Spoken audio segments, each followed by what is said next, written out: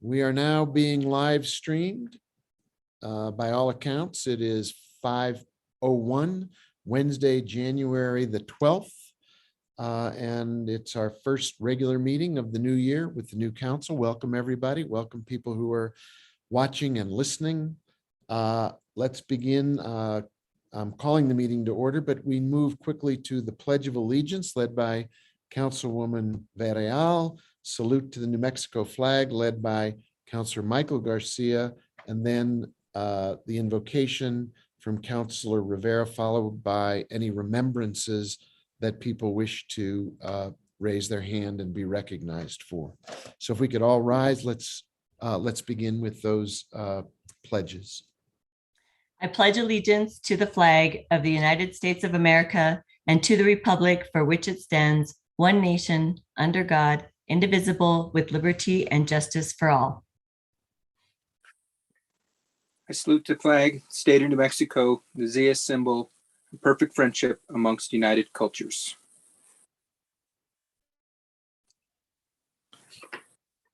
Thank you, Mayor. I'm going to read a passage from the Bible and change it around to be a prayer that I hope is for us as a governing body in 2022 and for our city and for our nation as we move through this year.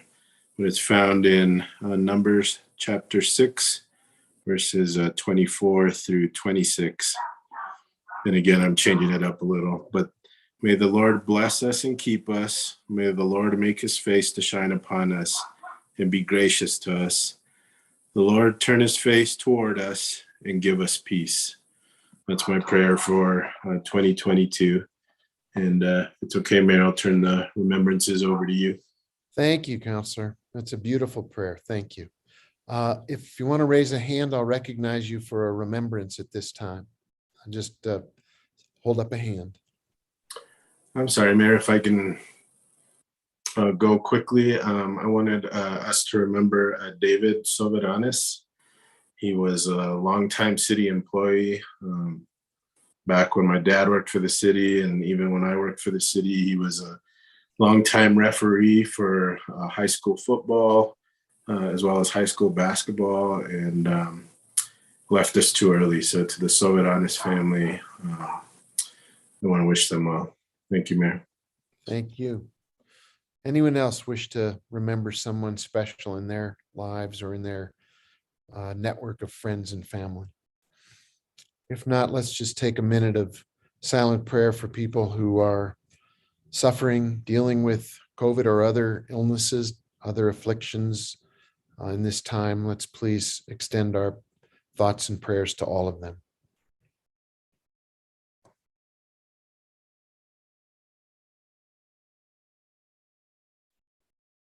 Thank you. With that, could the clerk please call the roll? Yes. Mayor Weber, Present. Councillor Casa, Here. Councillor Chavez, Here. Councillor Lee Garcia, Here. Councillor Michael Garcia, Present. Councillor Lindell, Here. Councillor Rivera, Here. Councillor Romero Worth, Here. Councilwoman Villarreal. Present. You have a quorum, Mayor. Thank you. Before we move to approving the agenda, I have one change. There may be others that folks would like to notice. We are removing item 11A from the agenda. You may have gotten an email from our Human Resources Director that in light of changes at the state level and in other jurisdictions regarding the way in which COVID cases are being handled now, she would like more time to review the way our policy works and how it lines up with those other changes. So we'll take that off of the agenda and it will no longer be heard. Are there other changes to the agenda before we move to approve the agenda as amended? If not, can I get a motion to approve the agenda as amended? Move to approve. Second. I heard a, Amended. as amended. Yep. Thank you, Councilwoman. I heard a motion to approve as amended from Councilwoman Villarreal and a second from Councilor Lindell. Madam Clerk, if you can call the roll. Yes. Counselor Cassett, Yes. Counselor Chavez, Yes. Counselor Lee Garcia, Yes. Counselor Michael Garcia, Yes. Counselor Lindell, Yes. Counselor Rivera, Yes. Counselor Romero Worth, Yes. Councilwoman Villarreal, Yes. Mayor Weber. Yes. Motion has been approved. Thank you. Are there items? Let me see some hands if there are things to be taken off of the consent calendar, and I'll mark them. If anyone has something they would like to take off of consent, just please raise a hand and I'll recognize you. If not, can we get a motion to approve the consent calendar? Move for Move. approval. Approve. I heard a Councilor Rivera moving to approve it. Is there a second? Councilor Lindell has seconded it. Could we get a call to the roll, please? Yes. Counselor Chavez, Yes. Counselor Lee Garcia, Yes. Counselor Michael Garcia, Yes. Counselor Lindell, Yes. Counselor Rivera, Yes. Counselor Romero Worth, Yes. Councilwoman Villarreal, Yes. Counselor Cassett, Yes. Mayor Weber. Yes. The consent calendar has been approved. Thank you. That takes us, we have two separate minutes to approve. One is 8A. It's the regular governing body meeting. I believe it's from December the 8th. Can we get a motion to approve those minutes unless there are amendments people would like to make? Move to approve. Second. I heard a motion to approve from Councilor Lindell. The second came from Councilor Romero Worth, was it? Counselor Cassett, Councilor Here. Cass. Okay, thank you.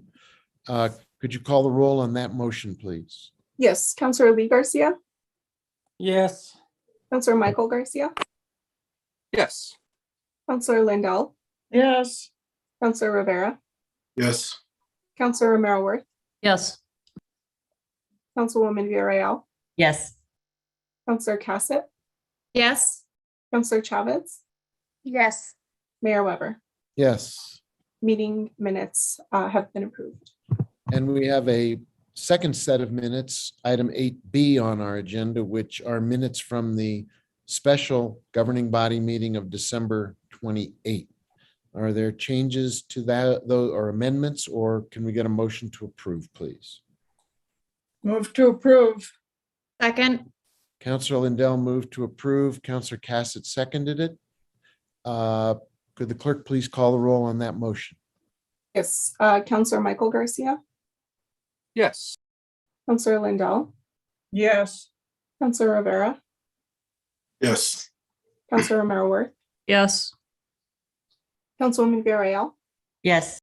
Counselor Cassett, Yes. Counselor Chavez, Yes. Counselor Lee Garcia, Yes. Mayor Weber. Yes. Minutes have been approved. Thank you. With that, Madam Clerk, can you take us to there are no presentations tonight that I see on our agenda. So if you would take us to our first discussion and action item. Yes, Mayor. You are correct. No presentations this evening. The first item that we have under our discussion calendar is 11B. It is consideration of a resolution that is sponsored by Councilor Rivera and Councilwoman Villarreal. It's a resolution supporting the application and response to the request for proposals issued by the North Central New Mexico Economic Development District, Non-Metro New Mexico Area Agency on Aging for continuation of services for the senior citizens of the city of Santa Fe. And I believe Anya Alred, Mr. Rinaldi is available for this item. Okay. I would entertain a motion and then we'll have discussion. Move for approval. Second. We have a motion to approve and a second. Mr. Rinaldi, do you want to give us an overview of this item? Mr. Mayor, councilors, thank you. We're in the process of doing our application for our grant. It's a 4-year area plan. And the resolution is showing that the city's commitment to our seniors and to the program. And it's pretty much a standard thing that we do, but I'll stand for any questions. Thank you. Are there questions? Any discussion? Madam Clerk, can you call the roll? Yes. Counselor Lindell, Yes. Counselor Rivera, Yes. Counselor Romero Ward, Yes. Councilwoman Villarreal, Yes. Counselor Cassett, Yes. Counselor Chavez, Yes. Counselor Lee Garcia, Yes. Counselor Michael Garcia, Yes. Mayor Weber. Yes, Motion has been approved. thank you. Thanks, Gino. Thank you, sir. Madam Clerk, what's next on our agenda? The next item is item C, request to publish notice of public hearing on February 9th, 2022. This is consideration of a bill. It's bill number 2022-1, an ordinance amending Exhibit B of Section 21-7 to increase residential and commercial rates for services provided by the Environmental Services Division. And so this is simply a request to publish the notice of the hearing. Correct. Is there a motion? Move to approve. Is there a second? Second. I wonder if Ms. Sitton wants to say a few words about this before we entertain questions.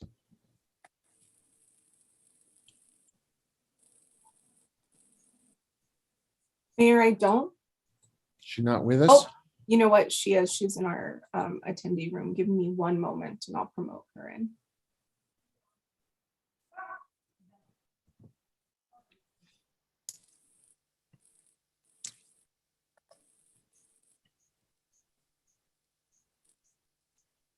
There she is.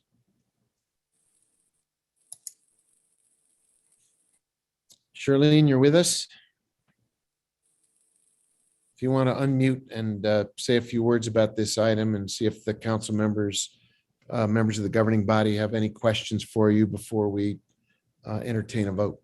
My apologies. I'm sorry. Hopefully you can see me now and hear me now.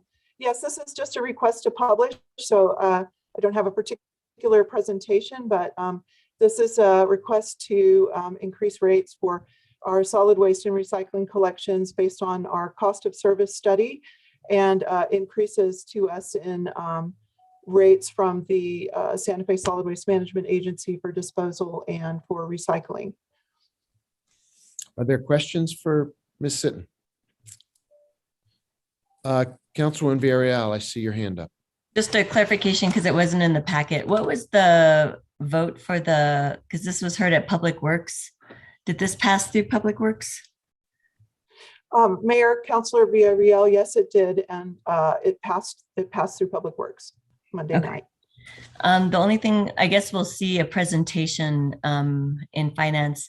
And I think the one information I'm curious of having for that presentation is the breakdown of what amount for this increase actually goes towards administration. And when I say administration, I'm also assuming that includes staff, possible increases to staff wages. And I don't know if that's I don't know if that's in the formula. So if that breakdown could be provided when we hear it in finance, that would be excellent. Thank you, Mayor, Councilor Villarreal. Increases to staff wages weren't a particular item, but we'll have a breakout slide with a few more specifics for the Finance Committee. Thank you. Thank you. Any other questions? Mr. Mayor, if I can, I know when some of the new counselors started 2 years ago, there was I don't think people really understood what the request of public to publish notice of the public hearing really was. So I don't know if Aaron or maybe our parliamentarian can give a brief explanation. That's a very good suggestion, Counselor. Maybe the city attorney could give us a quick description of what this type of item is. Sure, and this will become relevant probably during our procedural conversation later as well. What's interesting is we have a practice of doing a vote on the request to publish after something is typically passed at least one committee. That rule is actually not documented anywhere, but we have continued that practice because I think it's been established under the existing rules. The new rules do say that publication will be triggered after, I think it is after one committee passes. We'll double check on that and make sure that's part of what we present during the rules this afternoon. But the idea is ordinances before they are adopted by the governing body need to be published at least 2 weeks in advance. So this is basically timing the public hearing. So it's establishing a record of when we intend to have the public hearing. And then the clerk will publish the notice and then we'll have the public hearing. And Madam City Attorney, if I can, Mr. Mayor. Yes, please. So this will continue to work its way through the regular committee process and be available for answers or question and answer sessions, right? So the notice to publish is just letting the public really know when they'll have an opportunity to speak on this. Mayor Weber, Councilor, that's correct, yes. Okay. This is not a vote on the substance of the matter. It's just a vote approving the timeline. Thank you. Thank you, Mayor.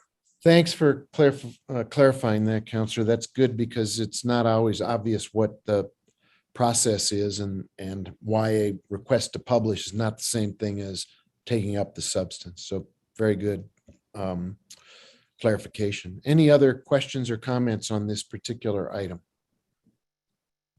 We have a motion and a second. No other comments. Could the clerk please call the roll? Yes. Counselor Rivera, Yes. Counselor O'Meara, Yes. Councilwoman Villarreal, Yes.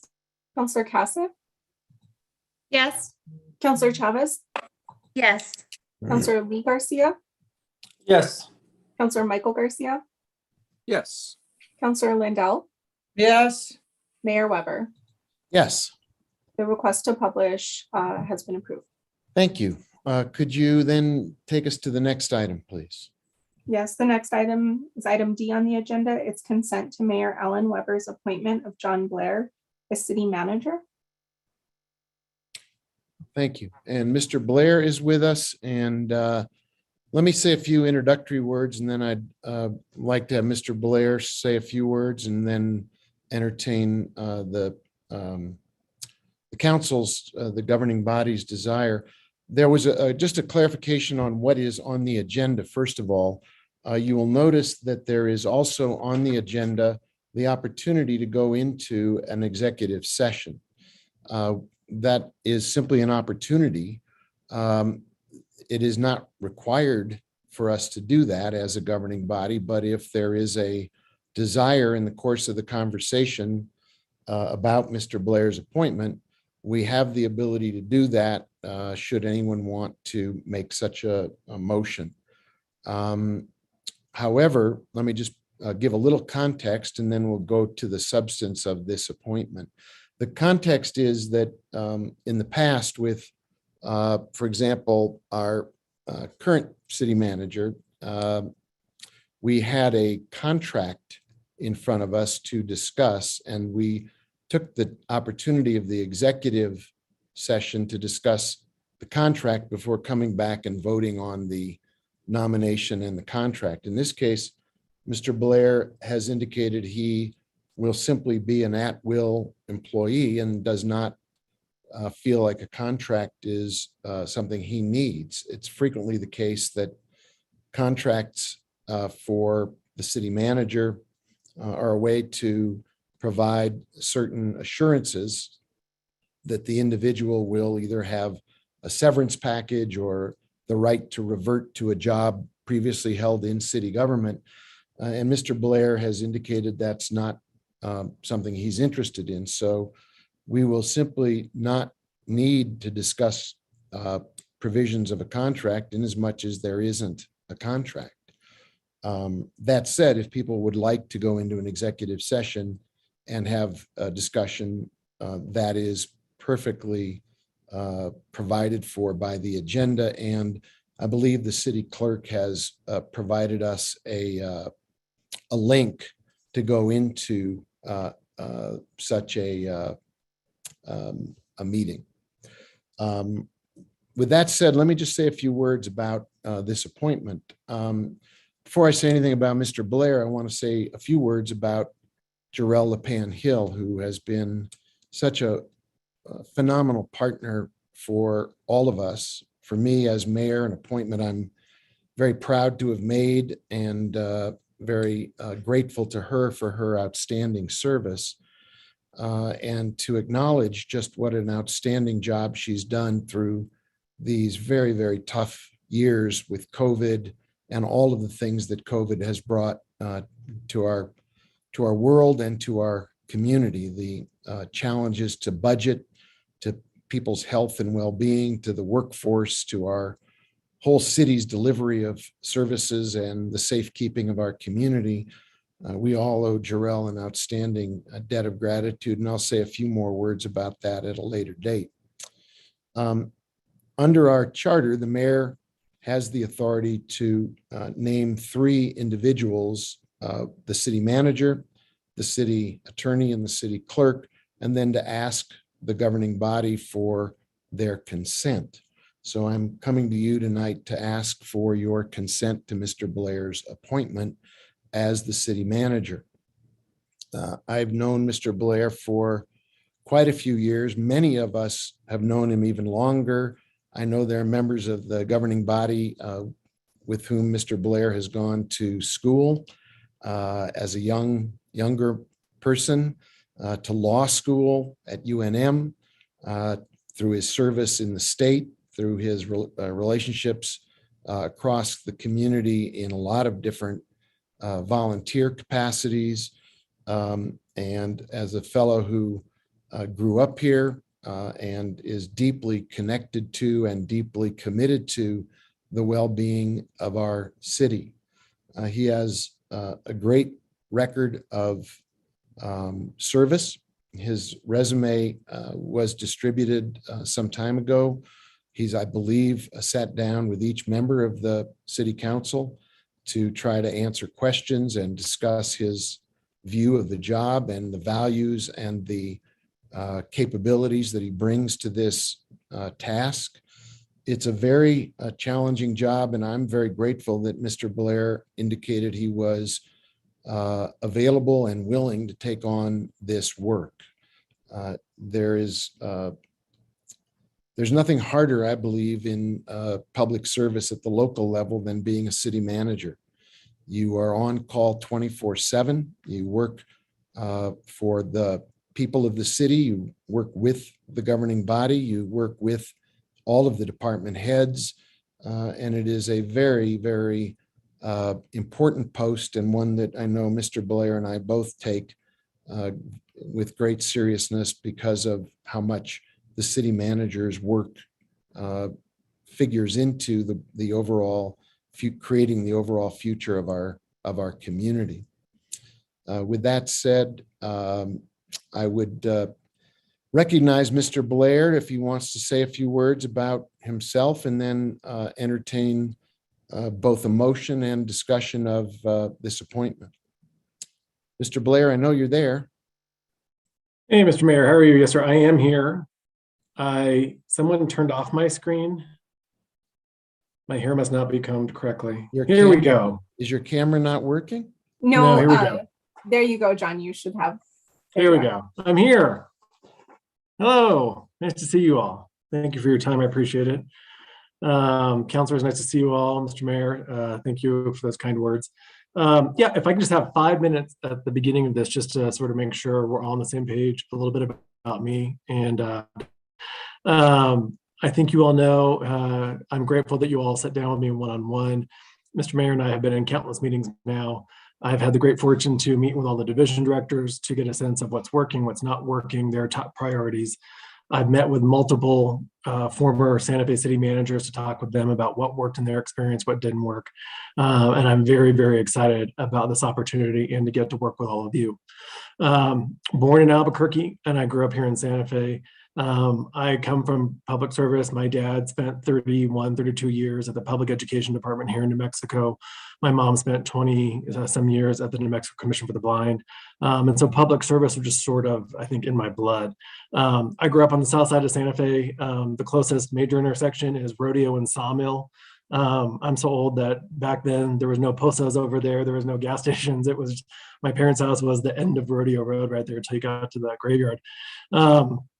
And I am so proud to be a product of the Santa Fe Public Schools. Went to Chaparral Elementary School with one particular counselor here on this call. Went to DeVargas Junior High and went to Santa Fe High. And I was your stereotypical nerd. You know, I was a big swimmer, spent countless hours at Tino Griego Pool and Salvador Perez, a couple outdoor swim meets at Bicentennial when I was a little kid. I was a huge band geek. I remember spending summers in the summer band doing concerts on the plaza. Lots of cold nights doing football games at Santa Fe High.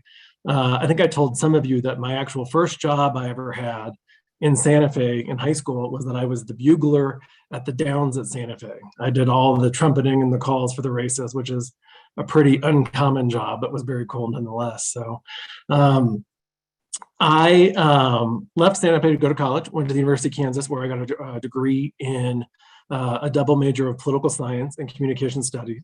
And I also have a law degree from UNM, where primarily my focus was in constitutional law. I've spent the better part of the last 25 years working in government, some political work as well. I've spent over 8 years working in the US Capitol, both in the House of Representatives and in the US Senate, for Martin Heinrich and Jeff Bingaman in particular. Spent 3 years working at the US Department of the Interior under US President Obama's administration. My role there actually was, I was the liaison for the Interior Secretary, Sally Jewell. I was her liaison to all of the local governments across the country, to mayors and governors, and to all of the third-party groups that care a lot about environmental issues, like the Wilderness Society, Sierra Club, groups like that. I also have tremendous experience working in state government. I've worked in every branch of the state government, including one stint at the New Mexico legislature, working in the New Mexico House of Representatives, the Democratic caucus. I was, after law school, a clerk at the New Mexico Supreme Court. I clerked for, he's now retired, but New Mexico Justice Edward L. Chavez, also a Santa Fe native and a Santa Fe high grad. And I've worked for 3 different executive officers. I was the chief of staff for the New Mexico State Auditor. I was primarily the Deputy Secretary of State and the chief of staff for the Secretary of State, and served most recently at the Regulation and Licensing Department, initially as the head of the Boards and Commissions division, then concurrently served as the Deputy Superintendent for the entire department, the Boards and Commissions Division Director, and while not an official title, significant time and energy spent in a third job standing up the adult use cannabis industry that I spoke with you all about months ago. And so while I have not served as a city manager, I am very proud of what I consider to be direct and relevant experience position of Santa Fe City Manager and the work that needs to be done to move our city forward.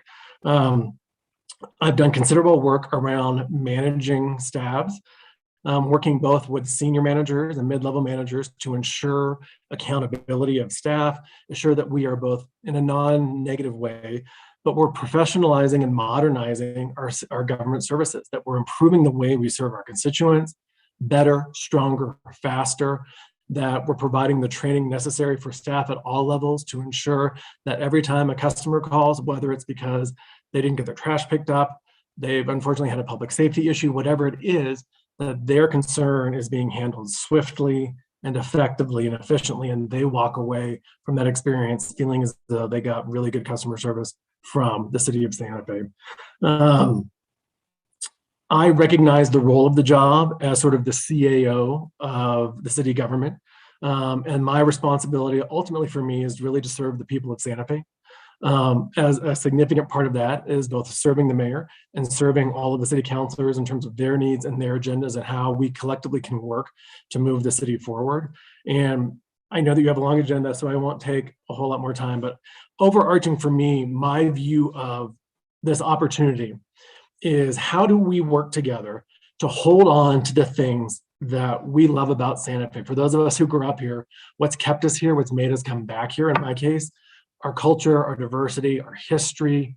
How do we do that while at the same time make Santa Fe a 21st century fully functioning city government that serves everyone in this city, regardless of the street or the corner of the city that they live in? And so that's the approach that I'm looking at as I take on this opportunity. And with that, I'll keep it short. Again, I'm grateful for all of you and your time. And clearly, I'm happy to take any questions that you have as you consider the consent of my nomination. And I hope to earn your support. Thank you very much. Thank you, Mr. Blair. I would entertain a motion and then we can have discussion. Move to approve. Second. I heard I heard a motion from Counselor Rendell, a second from Counselor Chavez. Mr. Blair is available for questions. I'll just recognize anyone whose hand goes up and we can discuss any items people want to take up. Counselor Rivera, you have the floor. Thank you, Mr. Mayor. Thank you, John.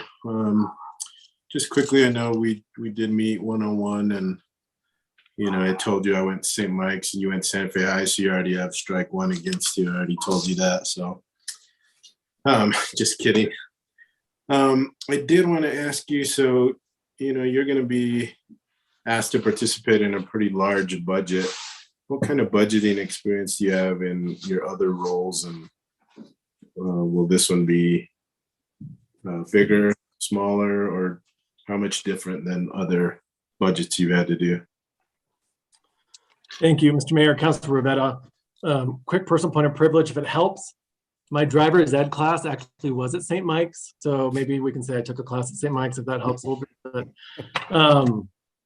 I have done budgeting in a number of the areas that I've worked in, both for a agency-wide budgeting and also for a certain division within. And that goes to managing staff budget, travel, et cetera, things like that. I think most relevant to your question, sir, is most recently at the Regulation and Licensing Department. My time serving as deputy superintendent was working directly with Superintendent Linda Trujillo, her staff, the ASD director, CFO, and others to ensure that all the budgetary needs are being met. And I would add, for me, a budget also is beyond the numbers that we're crunching and what we're doing. It's also ultimately really a list of our priorities. I mean, we are speaking to the community about what we find to be most valuable and what we do through our budget. That was a quick tangent. I will add that I had budgetary work at the Secretary of State's office as her chief of staff, working to run that office as well. Some work at the state auditor's office as well. And clearly on Capitol Hill, those offices are smaller, but budgetary work around how the offices are run. All right. And what was the largest budget that you probably worked with? It would have been the Regulation and Licensing Department, sir, but I don't know that I have a hard number to give you. Okay. I think your communication background, I think will serve us well, and I appreciate that. Have you had any in your work, I guess, federal government? You said you worked with local governments a little bit with communication and liaison. Any other small government work or local government work? Nothing directly or specific to local government, sir, but I have one of the common threads throughout my work in the 25 years I've been working in government is around both internal and external communications. And I do think there's an opportunity here at the city to focus on ensuring really strong communication, both from City Hall to the public, City Hall, both internally from my office to city councilors, my office with the mayor, my office with division directors. And I think there's an opportunity here as we move forward in the policy decisions that you all are making, in doing a greater work about communicating with communities that might be harder to reach, we can't just rely on Facebook and assume that we've hit all the relevant communities in Santa Fe, but do better work about being inclusive and ensuring that we're communicating. I don't know if you have a specific question about communications that you're wanting to ask me about, but one of the common threads of my work has been being at the expert level of interpersonal, intergovernmental communications. In your previous experiences, have you had to do any audits? And I'm sure you know the history of our audit, and I think we all want to take a little more proactive approach to that, and we spoke about that. So will you share with the public really what your experience is with audits and how you plan on kind of handling the Santa Fe audit? Sure. Well, first of all, sir, I would remind you that I spent a year as the chief of staff for the New Mexico State Auditor working in his office. That was when Hector Valderas was the chief of staff. So that was a few years ago, or I'm sorry, when Hector was the state auditor. I was involved in the auditing process, both at the Secretary of State's office and at the Regulation and Licensing Department. I think the approach for me is going to be respecting and understanding the frustration of the community and of you all and the mayor that the audits have been late. I know there's been some discussion around that. And for me, it's fundamentally important that our audit be on time. This is one of the easy things that helps the public understand or believe that their government is doing what it's supposed to be doing, and it's being accountable and it's checking all the right boxes. I have been fortunate enough now to sit down with the mayor and the finance director. I am planning to meet with the finance director, assuming you all consent, tomorrow on my first day, and to begin a really sort of heavy is not the right word, direct and transparent process around the audit that is still yet to be turned in and the next fiscal year audit. And so what I'd like to see, pardon me, and I believe, I would defer to Councilor Romero Worth, I believe discussions are already in place about having an audit report at every finance committee meeting. I'd like to see there be an update at every governing body meeting. I think we need to shine a light on this and make sure that this is an all of government effort. I take the stand, Councilor Rivera, that what my job here is to look at who are the parties that are involved internally within city government right now. How is it working in terms of getting the audit information done across the finish line, get it done on time? Clearly, there's some room for improvement for that. But bringing people together and getting past any internal drama, any hiccups, any frustrations, all of that. We're going to be grown-ups. We're going to sit at the table. What does the finance director need from the division directors? What do the division directors need from the finance director? What do we need to be giving you so that you're in the loop and pulling all the pieces together? And one of the common threads through my government experience is that I often talk too fast. And so as I'm talking, I can tell that I'm speeding up. So if I go too fast, tell me to slow down. That won't offend me. But B, and more relevant, is that there really here is, I'm the city manager, but that doesn't mean that I stand up in an ivory tower and bellow down at the people working on the audit. I roll up my sleeves. I do what I have to do. I'm going to make sure that I do, and everyone who's involved is doing everything they can to make sure that all the information is turned in, that we hopefully have zero audit findings or close to zero audit findings, and it's turned in. Councilor Rivera, if I can give you one example. When I worked for the Secretary of State, I think you all are quite aware that they run the elections division. That's what they're primarily known for. But they also run the business services division. So almost every business in New Mexico has to register with the Secretary of State's office. And at one point during my time working at the Secretary of State's office, the business service director let me know that they were unfortunately weeks behind in processing these business licenses. So we had a conversation about notification, internal notification. I would have liked to have known when we're 1 week behind, don't wait until we're in crisis. But we talked about the solutions, how to help the existing staff do a better job to get those done. But I made every exempt employee in the office, the people that often get berated in government for being the people that show up late and leave early. But everybody who was an exempt employee, including myself, spent an hour a day until we were caught up, helping get the job done. And for me, that's the same approach that I will take about getting the Santa Fe audits in. Right, appreciate that. So you talk too fast, and I'm often told I talk too slow and get slower the more I go. So we're gonna have a interesting set of conversations. I think my last question maybe, I don't know if it's for the mayor or maybe for Bernadette. I don't know if Bernadette's here from HR, but one of the benefits of a contract, I guess, is that there are ways to get increases, and those increases usually were supported by an evaluation that they asked about, they asked the counselors about the evaluation. So would any increase, how would increases take place, and would they need to be approved by the governing body?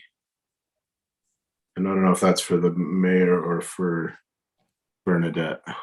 Or for the city attorney, perhaps. Yeah. Mayor Weber, Counselor, I'm happy to answer at least part of it. I mean, part of it's personal to the relationship between city manager and the mayor, but in terms of the technical answer, if the money is in the budget, the mayor could work with the city manager on an appropriate salary.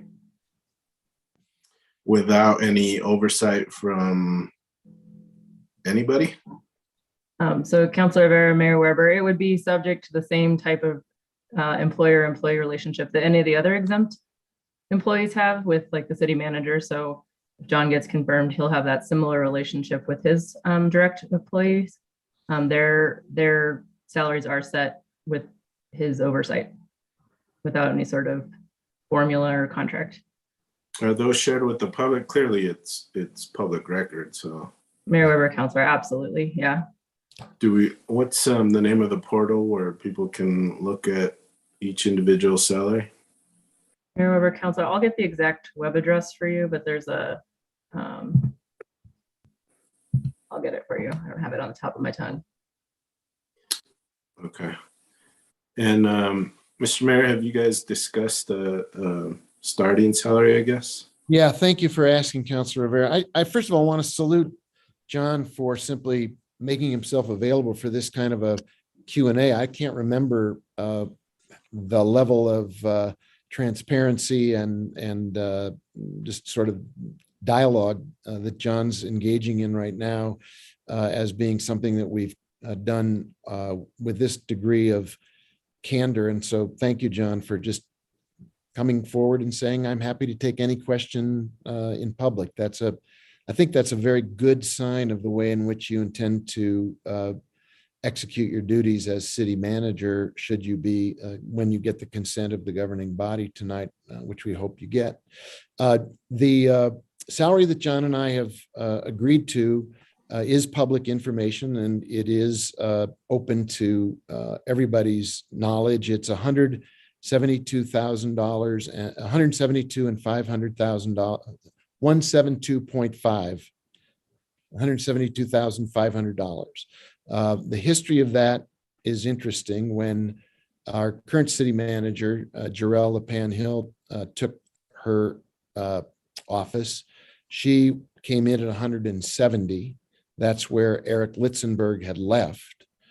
Over the last period of time when she has been city manager during this COVID period, she got raises that brought her up to 175. And John is going to come in less than 175 and more than 170 at 172.5. If you look at the chart of, and I think many of you have seen a chart of city and county managers around the state of New Mexico and how much they make, I think the 172.5 number is pretty much in the middle of the pack. There are people in smaller entities making more money. There are some towns and communities where they are lower than 172.5, but for the most part, that is about a median number for what city and county managers make. The high end is over 200. The low end is somewhere around 165.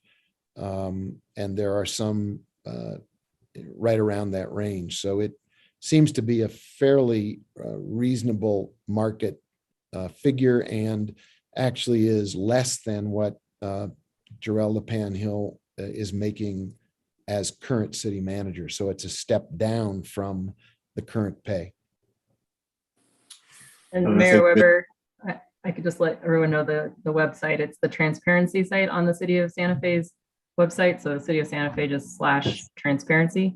And that's where you can see posted contracts as well as employee salaries. Thank you, Ms. McSherry. And I think that's all I have, Mr. Mayor. Thank you, Mr. Blair, for allowing me to ask you those questions. And with that, I'll step aside and let someone else. Thank you, Mayor. Thank you, Counselor. Much obliged. Counselor Lee Garcia, your hand was up next.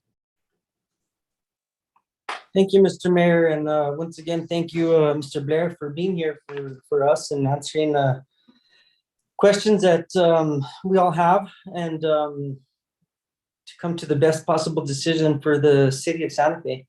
And I guess I just first want to start off with asking a couple of quick questions. And what is your vision in terms of some of the top issues that are happening in the city in regards to public safety, water, and then we already discussed audit, and so I think that's top on a lot of people's mind and questioning from city citizens. And so public safety, where do you stand there, and water to the city? Thank you, Mr. Mayor. Councilor Garcia, thank you for the questions. Thank you also for introducing me to my new favorite bakery in Santa Fe on Saturday. Good stuff. So to some extent, and not to sound trite or like I'm dodging the question, to some extent, really, you as the legislative body are the ones to tell me where we're going. I'm to be implementing what it is you want to see done from a policy perspective. That said, right out of the gate, I think there are a number of issues, some of which you mentioned, that demand immediate attention. First and foremost of those, sir, is facilitating the search for the new police chief. I know that the staff have begun working. I believe they reached out to many counselors, or all counselors rather, to get some feedback from you about a community survey. That will be the first step in that process. Moving swiftly to do that. I think there's a real necessity to work with our HR director and her team about trying to ensure we have full police force and that the people of Santa Fe feel safe and protected living here. Another priority beyond that clearly is the capital project around the construction and completion of the fire station on the south side of town. Those are the initial big things around public safety that I think are really will be at the top of my priority list. If there's something more specific, I'm not sure if you're asking a policy question or something else, but I'm happy to follow up around that. And water is the underlying question of everything that we do here at the city. It was the underlying question of everything that happened at regulation licensing. Most of these government entities, that is the defining issue. I saw a meme on social media a few days ago that said, the vast majority of us are much closer to being climate refugees than we are to being billionaires. And, we're beginning to see the implications and the negative effects of that climate change. And for us in the Southwest, I remember as a child, it seemed like it snowed all the time. I don't remember ever going weeks and weeks and weeks or winters at a time without snow and without that water. And so I think the thing that will be the mission of this governing body, of the mayor's office and of City Hall, will be how do we tackle some of the issues that require and are attended to with a growing city. Santa Fe is going to grow. There is no way to stop it. I don't know that we would want to stop it.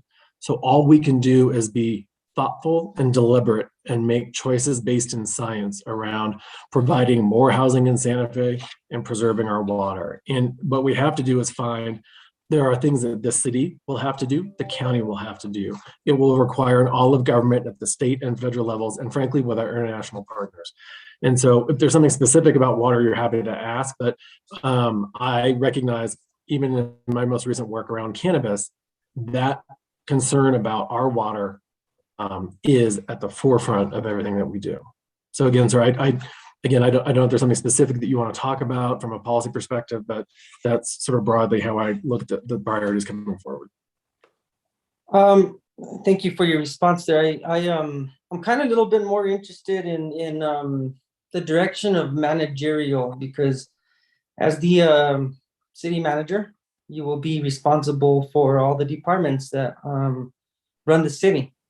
And from the top executive, from the top managers down to the middle managers, all the way down to the city, the entry-level city employee. And so, when we're talking about managerial experience, it comes to mind sometimes that we have to make sometimes hard decisions as managers, and these are the type of things that I believe the citizens of Santa Fe want to hear. That we are going to approve a city manager tonight that is going to be able to be tough, yet compassionate. However, is able to make the hard decisions, because we as the governing body, we are policymakers, and you understand the policies, and you will obviously bring forth a lot of policies that you would need to help you in your administration of the city. However, I really am more interested in how you plan to manage the city, and when, just to say, for example, something is not right in a department, how will you address correcting those issues, and being that manager that we all want for the city of Santa Fe. Thank you, Mr. Mayor, Councilor Garcia. If I understand your question correctly, I have hired many employees. I have fired employees. I have held employees accountable. My managerial approach with all employees that report to me is a direct communication. It is fundamental that the staff who report to me, and that we train all the way down, the staff that report to them, the staff that report to them, that we provide clear guidance of expectation of what their responsibilities are. There are regular check-ins to see if they are meeting those goals. If they are not meeting the goals, there are conversations around, is there a need for additional training? Is there a need for additional support? Are there, I don't know how to describe it. Are there attitude problems? Are there interpersonal issues that are at play?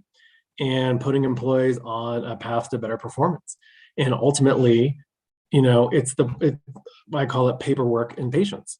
You have to notify employees. You are not doing what needs to get done. If you don't meet it by this point, here's what happens. And, I think there's really, as part of, I've with some of you, sir, I think even you, Councilor Garcia, I talked about, we're in the middle of this transition of how the city government works that started many years ago. And I describe it as we're sort of in the awkward teenage phase where we've got some muscle, but our arms are too long, and our voice is in the middle of changing. And so it's this awkward change of where we're headed.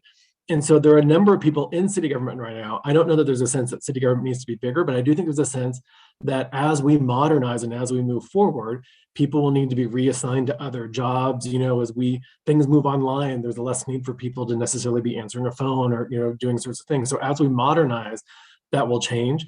But the fundamental core that will be placed throughout that transition is that staff will be expected to be at work on time, to work their very hardest, and to be honest and truthful in the work that they do. And so I think in the end, you're asking me if I will fire people, and I will.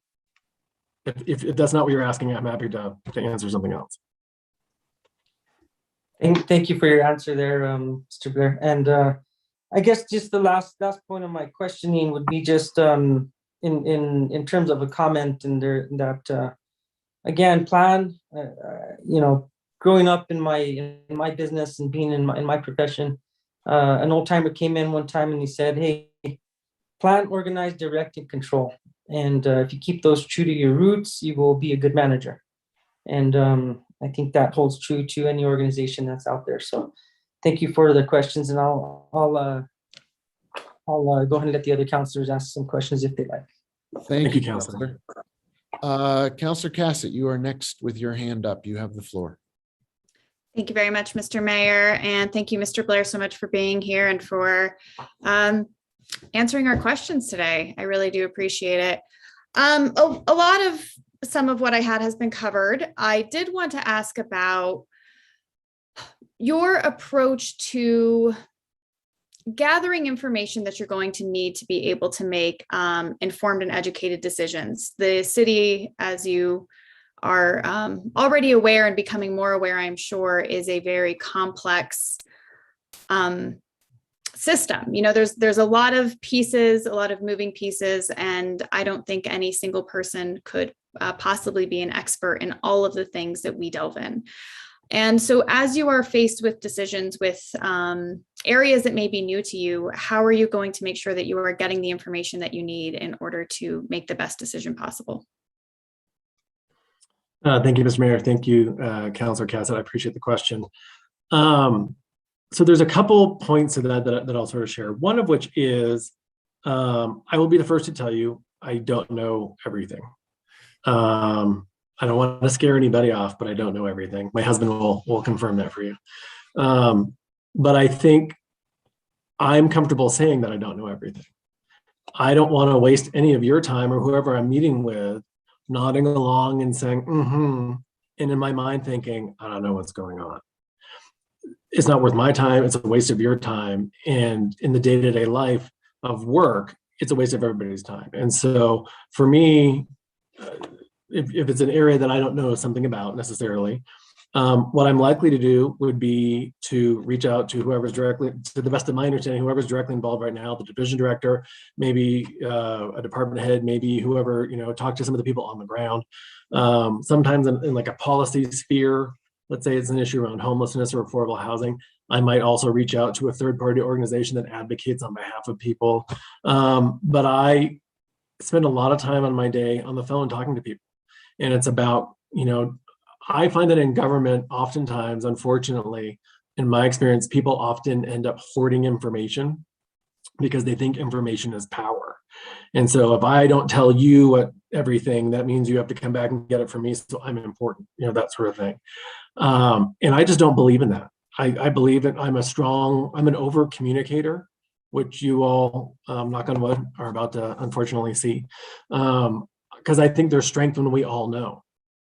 And for me, in the work moving forward is, for example, let me throw out the audit. An easy, quick glance would say, well, you want to talk to the finance director and that's it. That's not who I'm going to talk to. I want to talk to everybody who touches the audit. And so for me, I think the other component beyond information sharing is siloing. And I think oftentimes people, when they feel public pressure or the need to act quickly, will often ask whoever's closest or just make the easy ask. And I think you have to carve out the time to bring together all of the people who have an impact on that decision before you make that decision.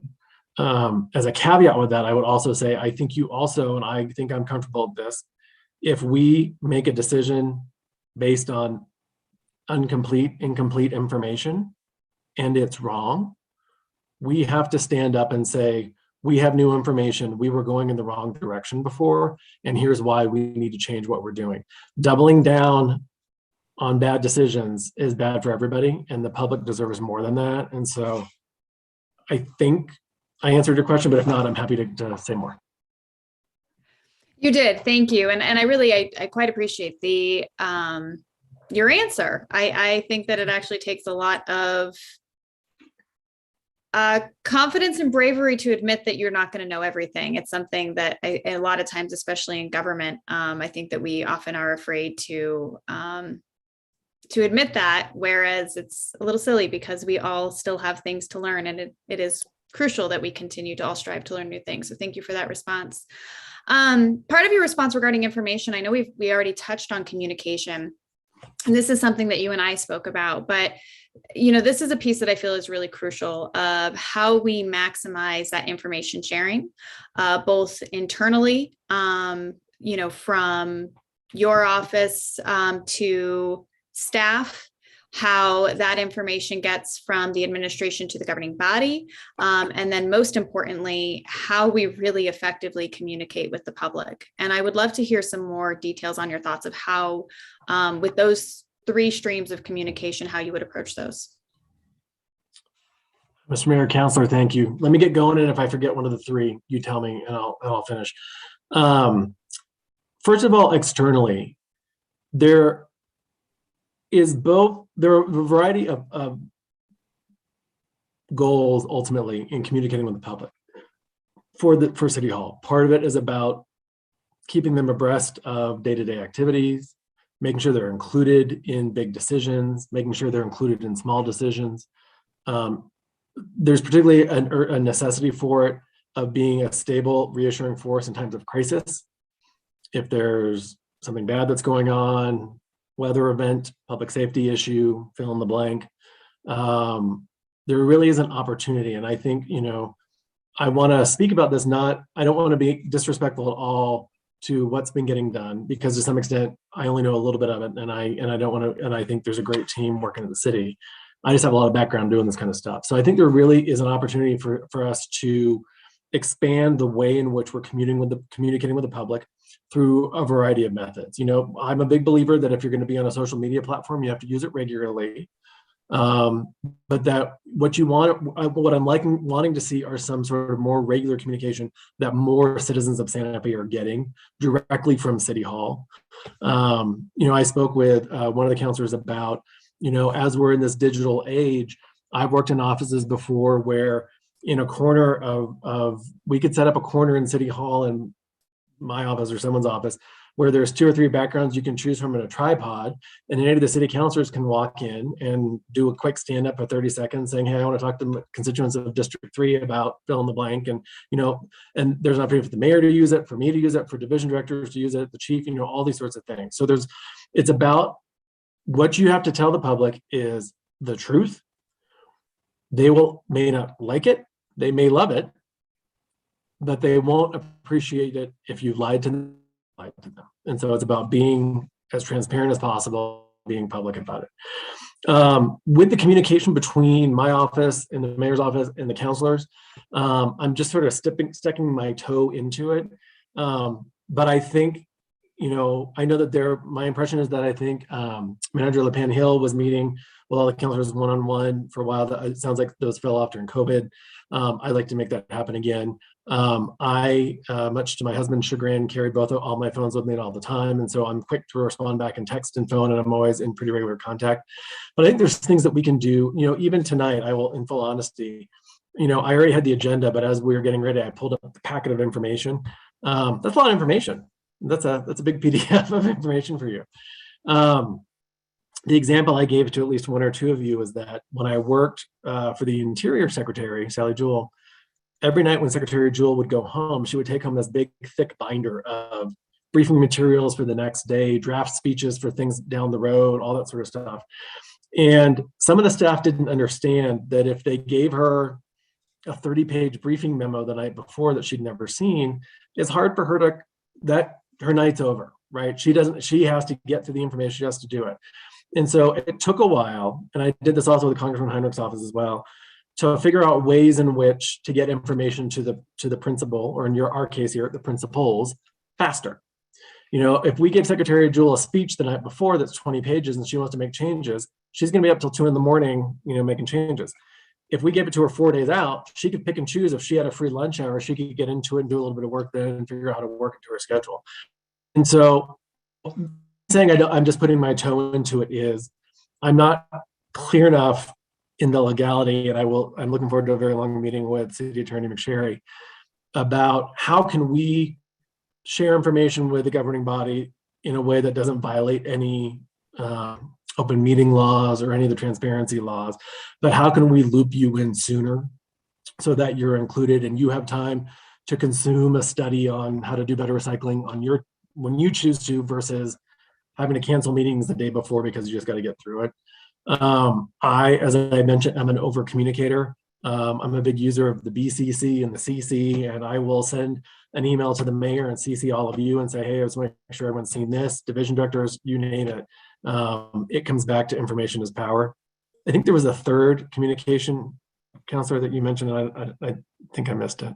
Yes, communication from the city manager's office down into the departments. And I would say, beyond just the department directors, but really to all members of city staff. Yeah, awesome. Thank you for that. I'm sorry, I missed it. So there's clearly email, which I hate, but that often serves a purpose of getting as many people together at once. I would like to schedule, I want to meet everybody. I want to know everybody who works for Santa Fe and is on the team. I view what we're doing, we are a team. In emails that you see from me, you will see me refer to Team Santa Fe. we're not Team Weber, we're not Team Villarreal, we're not Team Rivetta, we're Team Santa Fe, right? And we are busting our ass and working long hours, taking a lot of incoming to try to serve the city. And so for me, everyone on the team has to feel like they're part of it. And so I recognize the volume of emails to respond to and text messages and things like that. But I'm hopeful to have regularly scheduled meetings where I am meeting directly staff at every level. One of the former city councilors I met with recommended that I go out and spend a day in the field, doing everything. I should go pick up trash. I should go cut medians. I should do everything. I think that's a great idea. I'm going to go do that. But I know from the work that I've done is that complaints come in about staff at every level.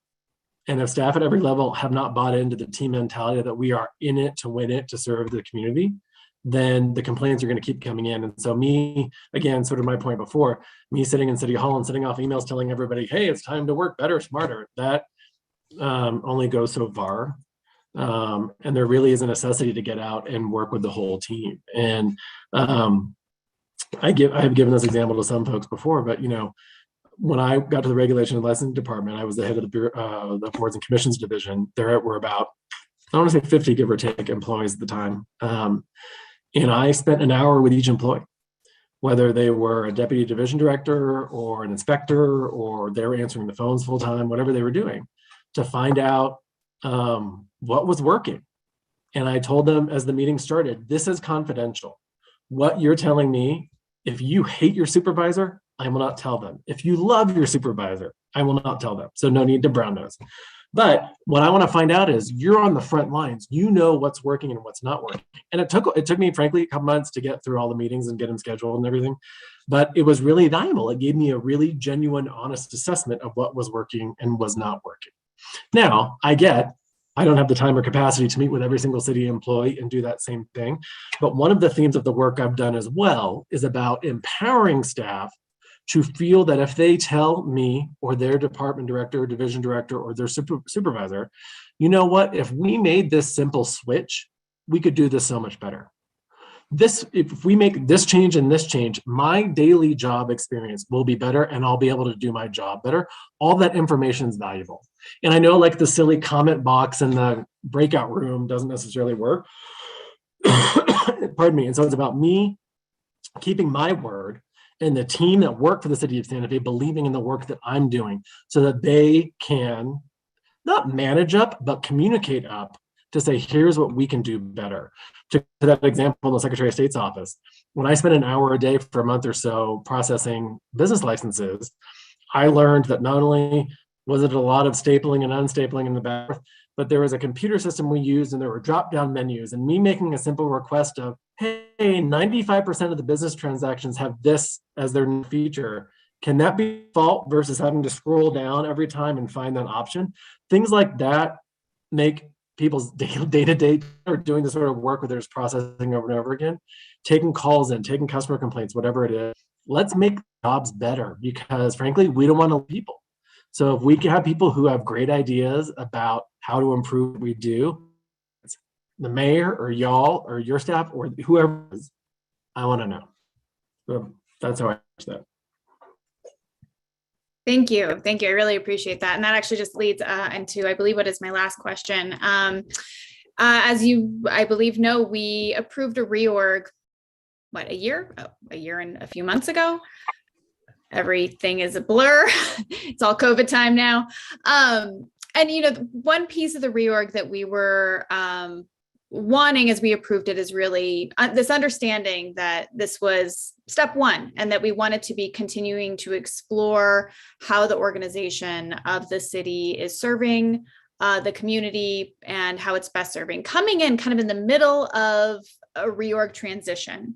I'm curious how you're going to be able to look at that and assess what's working and where potentially there's still some room for adjustment and improvement. Great, Mr. Mayor, Councilor, I appreciate that, Councilor Cassett. I haven't focused on this yet. I haven't had the capacity to do that yet, and I think I frankly will want to get in and spend some time seeing how it works. I think there's a real, again, we're transitioning as a city government. We're getting to where we want to be. I think I'm serving as city manager. most every day, I will say some sort of praise to City Manager LaPan Hill for really doing the heavy lift of, I think, the majority of the work around the reorg. I don't know that it's perfect. I don't know that it's great. I don't know what changes need to be made. I mean, I think it's proven so far to be heading in the right direction. If nothing else, I think it's been a strong step in the right direction. Are there tweaks? Absolutely. My general philosophy in government is that one of the worst things someone can say to me is, well, that's the way we've always done it. And so let's just keep doing it. That's not directly applicable here since we just did a reorg a few years ago. But I think we'll go back to that same sort of information the information gathering and the communication around talking with the division directors, talking with you all, talking with constituents, seeing what's working and what's not working. And one of the things that I've always sort of been a real proponent of, which sort of goes through communications and other things, is about communicating in a way that the public understands. And so does the reorg, is it working in a way that makes sense to the public? Are they able to get to the city services they need without great difficulty of calling the wrong place and getting sent, this is the 5th time I've been transferred and I don't know where to go, that sort of stuff. And so for me, it will be, I think, again, Manager LaPan Hill did an awesome job with the reorganization and her team and all the people that were involved. But I don't feel compelled to say, this is it, we're done reorganizing. But I do think it's a little premature for me to say, here's where I think the changes are that we need to go. But I'm open to any conversations about what we can do to make city government work better. Wonderful. Thank you so much. I don't have any other questions except for you or Councillor Lee Garcia. If somebody can let me know the name of the bakery, I would greatly appreciate that. So if one of you could send that over, thanks. And thank you again so much. Thank you, Councillor. The chocolate croissant and the raspberry croissant that my husband and I had for dessert that night were delicious. I look forward to it. Thank you so much. Thanks, Counselor. I believe Counselor Michael Garcia, you have your hand up. You have the floor. Thank you, Mr. Mayor. Thank you, John, for joining us tonight. Do want to thank you for taking time to meet with me. As other councilors have mentioned, a lot of my questions have been answered. But I do want to reiterate, in regards to you had spoken about the audit. And as I mentioned to you in our meeting, I think that's one of the most pressing issues that this city is facing currently. And I'm really, it's music to my ears to hear you say that you're open to briefing the governing body every governing body meeting. I've been calling for updates to the governing body for nearly a year, and there has been no updates to the governing body. There's been updates during committees, but nothing to the governing body as a whole. And I think that's not only disservice to the governing body, but it's disservice to the broader public. So thank you for being open to that. You also spoke tonight about communication and teamwork. And I completely agree with you. We are a team, and we cannot effectively win and ultimately lead us down to that path of victory if we're not hand in hand as a team. And there hasn't been that effective communication from the city manager's office in the past. More times than not, we've been alerted information by press release. And I think that's not an example of teamwork. And you spoke tonight about how you're going to ultimately work with the governing body or the constituency or employees in regards to the right approach. I think it's not a one size fits all. And thank you for communicating that earlier. I think, different situations are going to require different responses. But I guess in that vein, with that being said, if there are critical instances, what is your take? Let's give a real life example right now with the audit. How much are you going to not involve the governing body in this process? And when I mean governing body, I'm speaking as a whole, not as a committee. I'm talking about all 9 of us. Mr. Mayor, Councilor Garcia, thank you for that question. I don't know that I have a set answer yet about how to do that. As I mentioned earlier, I would like to, I think Councilmember Worth is planning on having an update at every council meeting or finance committee meeting. I'd like to see something happen at the every governing body meeting, but I don't know. I would want to sit down. I'm planning to meet with, assuming I get consented to, planning to sit down with the finance director tomorrow and the mayor to talk about sort of where the audit now, and some next steps about where we're headed.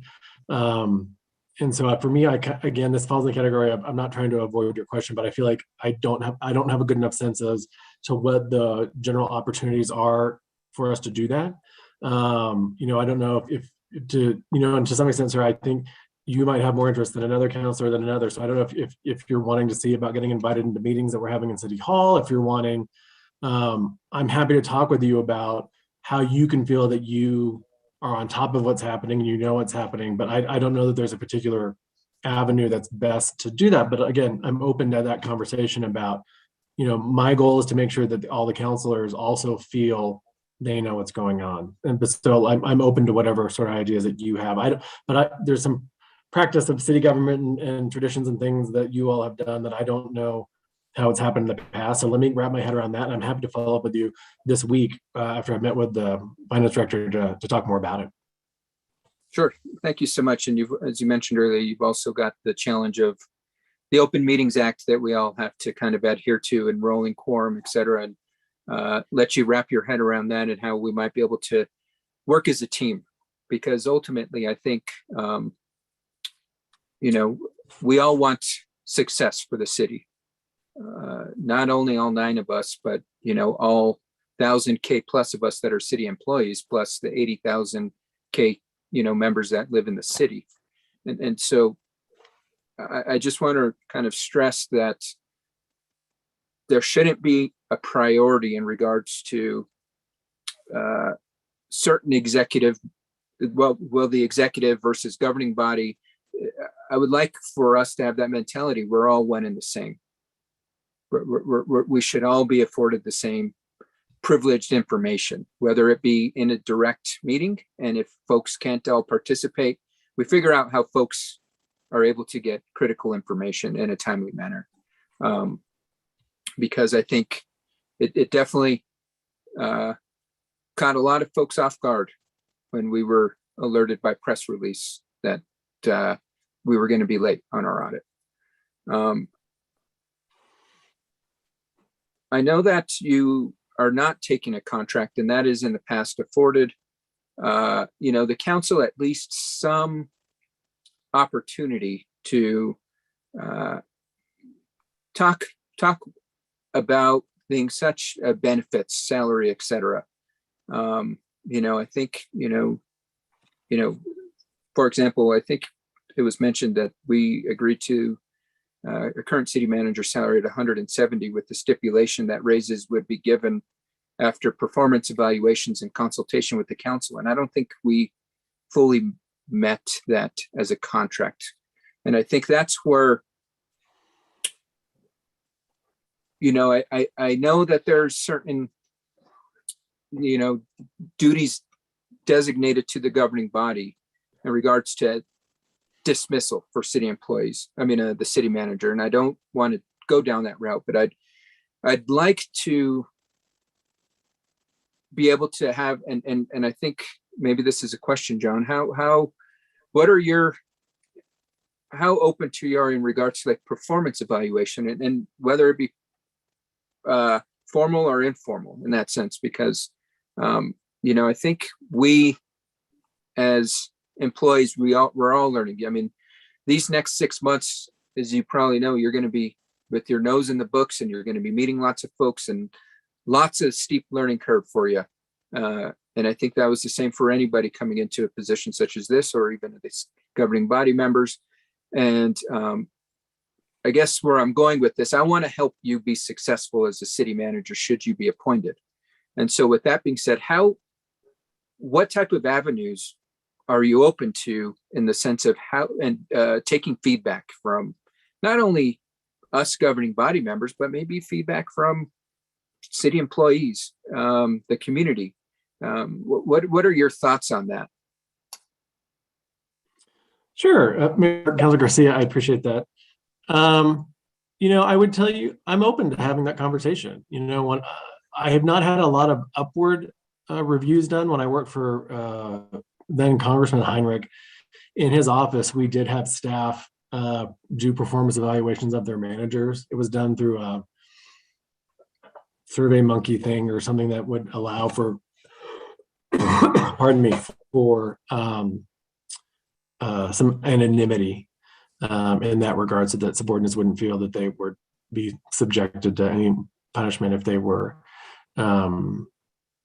had suggestions for improvement, if we'll call it that. And I found it to be a useful exercise, in part because, frankly, most of what they had to say, I wasn't really surprised about. And so it afforded me an opportunity both to reaffirm my understanding of how I was being perceived with the reality of how I was being perceived by my team. I would want to avoid some sort of we've sent a survey to every citizen of Santa Fe to tell us what they think of John. That makes me a little uncomfortable because I think it opens it up to, that would be awkward, I think. And I'm not sure how valuable to you all or to the mayor. But just to summarize, the me not wanting to put forward a contract is different. Over the last weeks, my understanding has been contracts have been something that have been getting done for the last 20 or 30 years, give or take, always, but in the and come from the place where for me, it was sort of twofold, sir. One of it was, I just want to be treated like everybody else. And all of my government jobs have been at will. If my supervisor says, hit the road, Jack, I go. And so I don't want to request, that I get to be something else if, you all decide I'm not doing a job that I'd like to bonuses or anything to disparage anyone who's had those in the past. I'm things, but A, I don't want them. And B, frankly, based on what I view as the way you all heard about these contracts and the way the public about the contracts, it felt to me really asking to be slapped around for no good reason. I'm a believer in flogging and, don't give anybody a reason to question your intent or you're doing what you're doing. Pardon me. So, me putting a contract might seem different, but to me, it's a cleaner, more transparent way to move forward. And I am open to having conversations about getting feedback from you all, from the mayor, and let's have a conversation about that. But that, again, to what I said to Councilor, everything. My job isn't to everything; it's to help facilitate the who are expert in their area jobs they can for all of us. But I'm a firm believer that every day I can learn, I can grow, and I can do better. So I'm happy to keep doing that. Great. Thank you for that. Since we're on the topic of contract, I recall correctly in the last contract, city manager contract, there was a stipulation to be certified, that there would be some certification that the appointee had to get. So is that in your plan? And maybe the city attorney can help clarify what the actual certification was, but Mayor Weber, Councilor Garcia, it wasn't a requirement. It was a requirement to report if the certification was received. Okay, thank you so much, city attorney, for clarifying that. With that being said, are you open to getting certain type of certifications for, that typical city managers get? Whether it be, educational credit certificates, et cetera. I'm happy to look into it, Councilor Mayor Weber, Councilor Garcia, pardon me. I'm happy to look into it. The one thing I would push back on, sir, is the term typical city manager. In the last month, in my brief research of looking at city managers across New Mexico, there does typical city manager. Some have advanced degrees, some don't. Some have worked in city government, some haven't. Some have been city manager before, some haven't. And so I don't know the typical path into this at all. Being said, I would want to your point of the tasks that terms of serving the city well, I would want to look to see sort of what time and energy it would take for me to get and how to work that into a schedule in a way that would allow me doing work necessary to run the city, but still get that. So I'm happy to look into, and frankly, I still have my law license. I have to get legal career. And one of my calls tomorrow, assuming I'm consented to, is going to be to AJ Fort with the municipal, find out sort of what options are out there, make sure I'm looped in with the other managers for best practices and that happen across New Mexico to make sure I can find out about that. So I'm happy to look into that, sir. Okay, thank you so much, John. I appreciate it. With that, should you be appointed tonight, I just want to wish you the best. As always, as I mentioned earlier, we want to help each other succeed. So please see us all as the team and reach out to everybody as necessary. With that, no further questions or comments, Mr. Mayor. Thank you. Thank you. Councilor. Thank you for that. Just one footnote. I remember when Jarrell was consented to, and she looked into the process of becoming ICMA certified. It turned out, I think you had to have been in the job a certain amount of time in order to qualify to get your certification. So it's something you have to be in the office, have held the seat for a while, and then you're in a position to go after the certification. But it is and you can certainly take advantage of the ICMA network and ICMA resources without being a certified city manager through their process. But it's an interesting certification to have too. Councilwoman Villarreal, you have your hand up and you have the floor. Thank you, Mr. Mayor. And thank you, John, for your candidness and fielding all our questions. Thank you to my colleagues. You asked excellent questions, many of the questions that I actually had as well. So thank you for that. I don't have any more questions. I feel like I've covered a lot of my questions when I had a one-on-one with John. As he alluded to, I've known him a long time, probably, well, way more than, way before we got into politics. Maybe it was more playground politics, who got to be the kickball team captain and those sorts of politics and on the playground. I do have a lot of faith in John. I've told him he has his work cut out for him. I think we all want him to be successful. His experience managing individuals, staff levels, at all staff levels, and communication, I think, is crucial to what we need to do at the city. I've already expressed to him that the reason why I think it's challenging, not just because of COVID, but we do have, and whether we want to admit it or not, we do need to deal with internal strife that's occurring. We need to look at healthy internal ecosystems for our city, more efficiencies and accountability, and I would say less power plays.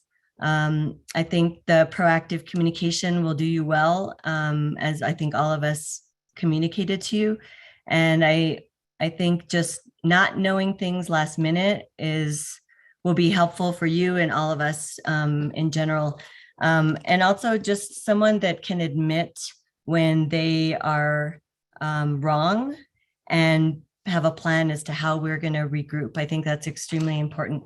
So I think John knows how I feel about all those factors that I think we need to consider. I also have asked him to meet with staff at all levels too, and not just directors, because I think we all know when you talk with frontline workers who have direct experience of what's happening in our city, they can really let you know what's happening on the ground. So I think that's crucial. I think he also is aware, just because I've known John a long time, that he also knows that I will let him know when I don't think something is going well, that I will let him know about my displeasures, but I also let him know about my praises. I think that we have that camaraderie to be able to communicate that way. So I look forward to that. I do think, with my colleague had mentioned, that the transparency and consistency of this process is flawed. To be able to hear about appointments through a press release or the paper doesn't work for me. I think that was a misstep. So I think we need to figure out how that can be ameliorated, because it doesn't work for me. It's really challenging to find out about important matters such as our new city manager, finding out about those things through those avenues that the general public does. I think we should have the opportunity to be able to find out about things and share our opinions about it. I also think it would be prudent, and this might be in your wheelhouse, John, that you'd be probably, I don't know if you'll be leading this process or if this will be through the attorney's office, but I think it's prudent that we have a charter commission begin to look at the current structure of our governance. I think it's somewhat flawed, and not because the charter commission in the past didn't do their job. I think when we moved into a full-time mayor, we didn't think about like looking at how all the pieces were going to work together, considering how the structure could be equitable, and including for counselors that are, quote, part-time, what that would look like to become full-time so that we have this more equal playing field. Also looking at the important positions of the positions that are at the pleasure of the mayor. In other structures, it doesn't work that way. City managers are really in tune and directly working for the council. I know it's a different structure, but I'm just throwing that out there because I think we haven't really thought about, I don't think we have the full picture about how we can look at the structure of governance in a better way. So I'm just putting that out there because this does have to do with like how a city manager gets consent, the consent happens. So I'm looking forward to that process. I want to be kept in the loop about that when we start moving forward with looking at the Charter Commission. So with that, I will just say good luck to John. I think that you have a lot of the skills that we need to do the hard work, and there's a lot to be done. So I look forward to working with you. Thank you.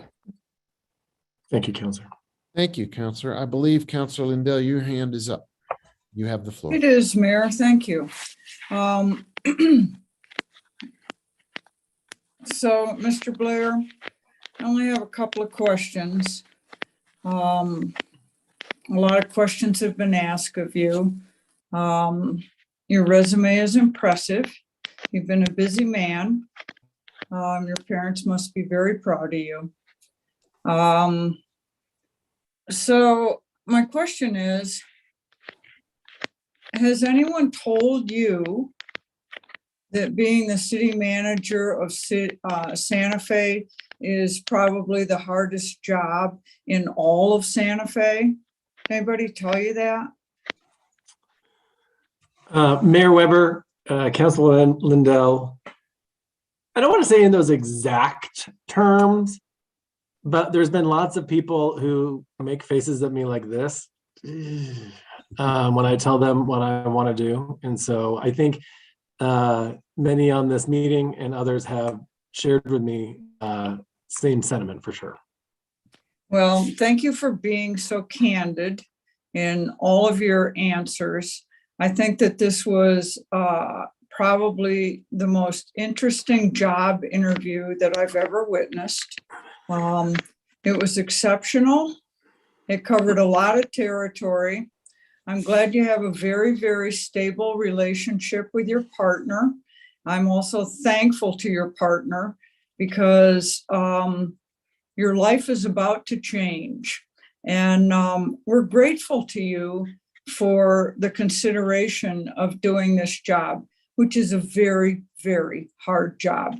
And I encourage the council and all of Santa Fe to help you through this, particularly in the early weeks of it. The learning curve is steep. I know that you've already started your homework on it. You've done a tremendous amount of work already. And please know, I can't speak for the council. I can speak for myself. I stand ready to be as helpful as I possibly can in this transition for you. So let's get to work. A lot to be done. And I'm very appreciative. You've been very, very candid in your answers, and I appreciate that. Thank you, Mayor. Thank you, Councilor Lindell. Councilor Romero Worth, you have the floor. Thank you, Mayor. And thank you, Mr. Blair. I know we've been at this quite a while, and I think a lot of questions have been asked to help talk about who you are and what your plans are and what skills you bring to this job. And I just couple of thoughts, maybe a couple questions. I encourage you to get into the field. I think that's an excellent idea. I always thought if I was, in a position like yours, that is something I certainly would want to do because of the information and the relationship building that you can do. So I'm thrilled to hear you're doing that. I admire your enthusiasm, your energy, and your willingness to look at how we're doing things. Maybe how we've done them well, and areas where we definitely have room for improvement.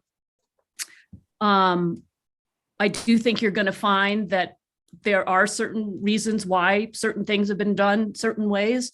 As you get into this, you're going to find you're constrained by law. You're going to find you're constrained by time. You're going to find you're constrained by the number of things that we deal with as a city, and so you'll learn that on the job, and that's good. But again, I think it's really important that you come in with a willingness to take a fresh look at things, and I think we'll all benefit from that fresh look. Especially since we have a number of things that are ongoing at the moment. I want to make a comment about you're not asking for a contract. I do think contracts typically protect the employee. And so, I think you're showing a lot of trust that you feel that you will be treated fairly as a city employee, and that you don't need a lot of contractual provisions to protect you from, the big bad council and the big bad mayor. So I hope that's true. I do have one question, and it may be for the city attorney, which is, you talked about wanting to be kind of a regular city employee. You didn't want to, that's why you don't want a contract. Does that mean then that you will, your raises will be subject to the increases that we give city employees, or will your raises, assuming there are future raises, be negotiations between you and the mayor, like your salary that was spoken of earlier tonight? Just curious how that works. I think you referenced the city attorney. Ms. McSherry, do you want to speak to the question of how that gets worked through? Sure, I can answer the legal aspect of it. Mayor Weber, Councilor Romero Worth. The mayor will have to be within the budget appropriated by the governing body. The governing body does sometimes specify a across the board increase. And so that across the board increase could include the city manager. It does not have to. I don't think you could exclude a particular employee in the budget, because you don't set particular salaries. Unlike you couldn't say that a particular director that the city manager manages can't get a certain increase or something like that. So similarly, I don't think you would be able to specify a particular amount of increase or decrease for the city manager. You could certainly budget for it, but I don't think you could govern an individual employee's salary. But you could certainly put in budget, the mayor could request a particular increase, or if he is able to find the money in his budget, in the city manager's budget, then he could do it. Similar to how the city manager would be able to negotiate a performance increase or not with any sort of manager in the city, any exempt manager. Okay. Yeah, and I'm glad you brought up our appropriating authority as a council, because I do think that is an important part of the important checks and balances of, government roles. You have an executive, you have a legislative, and those are appropriating power is certainly one important piece of the checks and balances of government. So I think that's an important thing for people to realize in this instance. John or Mr. Blair, I believe you served as a deputy in a number of positions, and it's been my experience in state government that the deputies are the ones, you have cabinet secretaries, they're really the policy makers, the policy thinkers. They set the direction or the course for a particular area of government, particular department. And it's really, in my experience, been the deputies that worry about the internal stuff and the managerial and the day-to-day. And I know you've held a couple of those positions, and just want to give you just a quick opportunity to highlight if that was your experience as a deputy and where you were a deputy. Absolutely. Mayor Weber, Councilor Romero, thank you for that.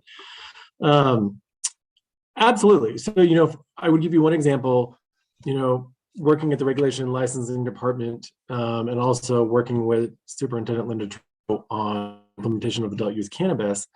A decision is made about where the team has to go. And my role as deputy in sort of implementation was gathering the relevant staff, working with our IT team to make sure that the websites were up and running functionally, making sure that the policy people were talking to the IT team to make sure the legal requirements were being implemented in the right place, working with the communications team to make sure that we were rolling it out in the right way, making sure that we, all those sorts of pieces come together. Having our budget director or our CFO in those meetings as well to make sure we had budget authority to be spending the money on the things people wanted to do. It's about bringing all those people together to the table. Same thing in the Secretary of State's office, same thing, frankly, even in Congress. When I worked for Congressman Heinrich, I did 2 jobs for him at the same time for 4 years. I was the legislative director and the communications director the 4 years that I worked for him. And it's even on a smaller scale about bringing those right people to the table and making sure everything's happening together. And for me, that's almost intuitive to me. And I don't know if it's intuitive to everybody. And I'm comfortable having really collaborative meetings with our team, finding out who doesn't know that expectation from me, that's how we're going to do this, and communicating that we're going to do it that way. They may already be doing it and crushing it, and I don't know it.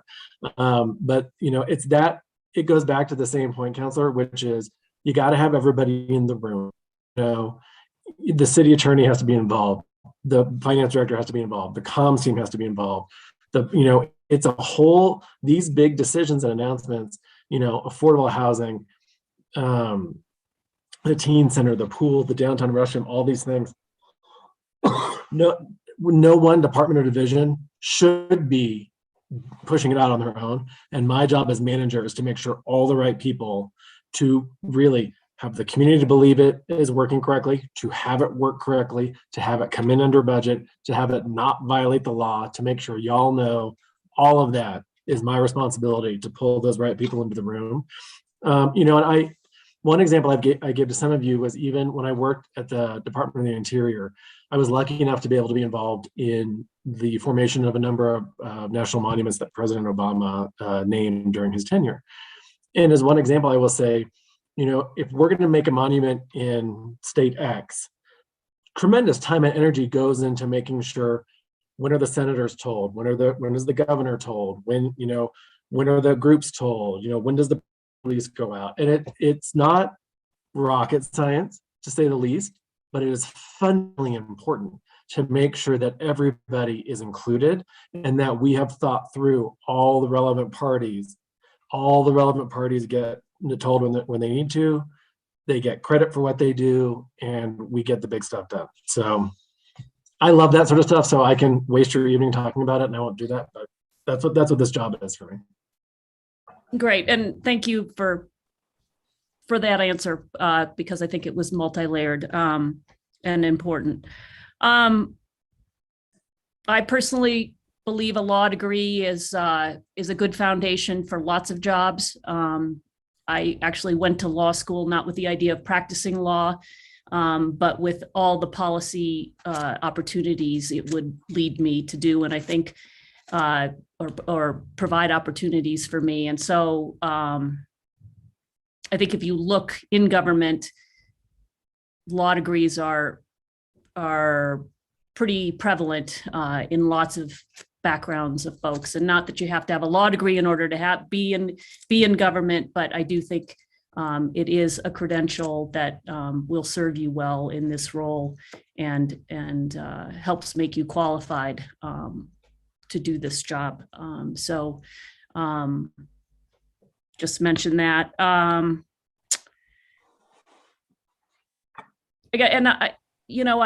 wish you luck. I look forward to working with you. I think there are a couple of things that have come up where I know I'll be working with you. The issue of water, something I am very interested in, and you and I spoke about that when we met.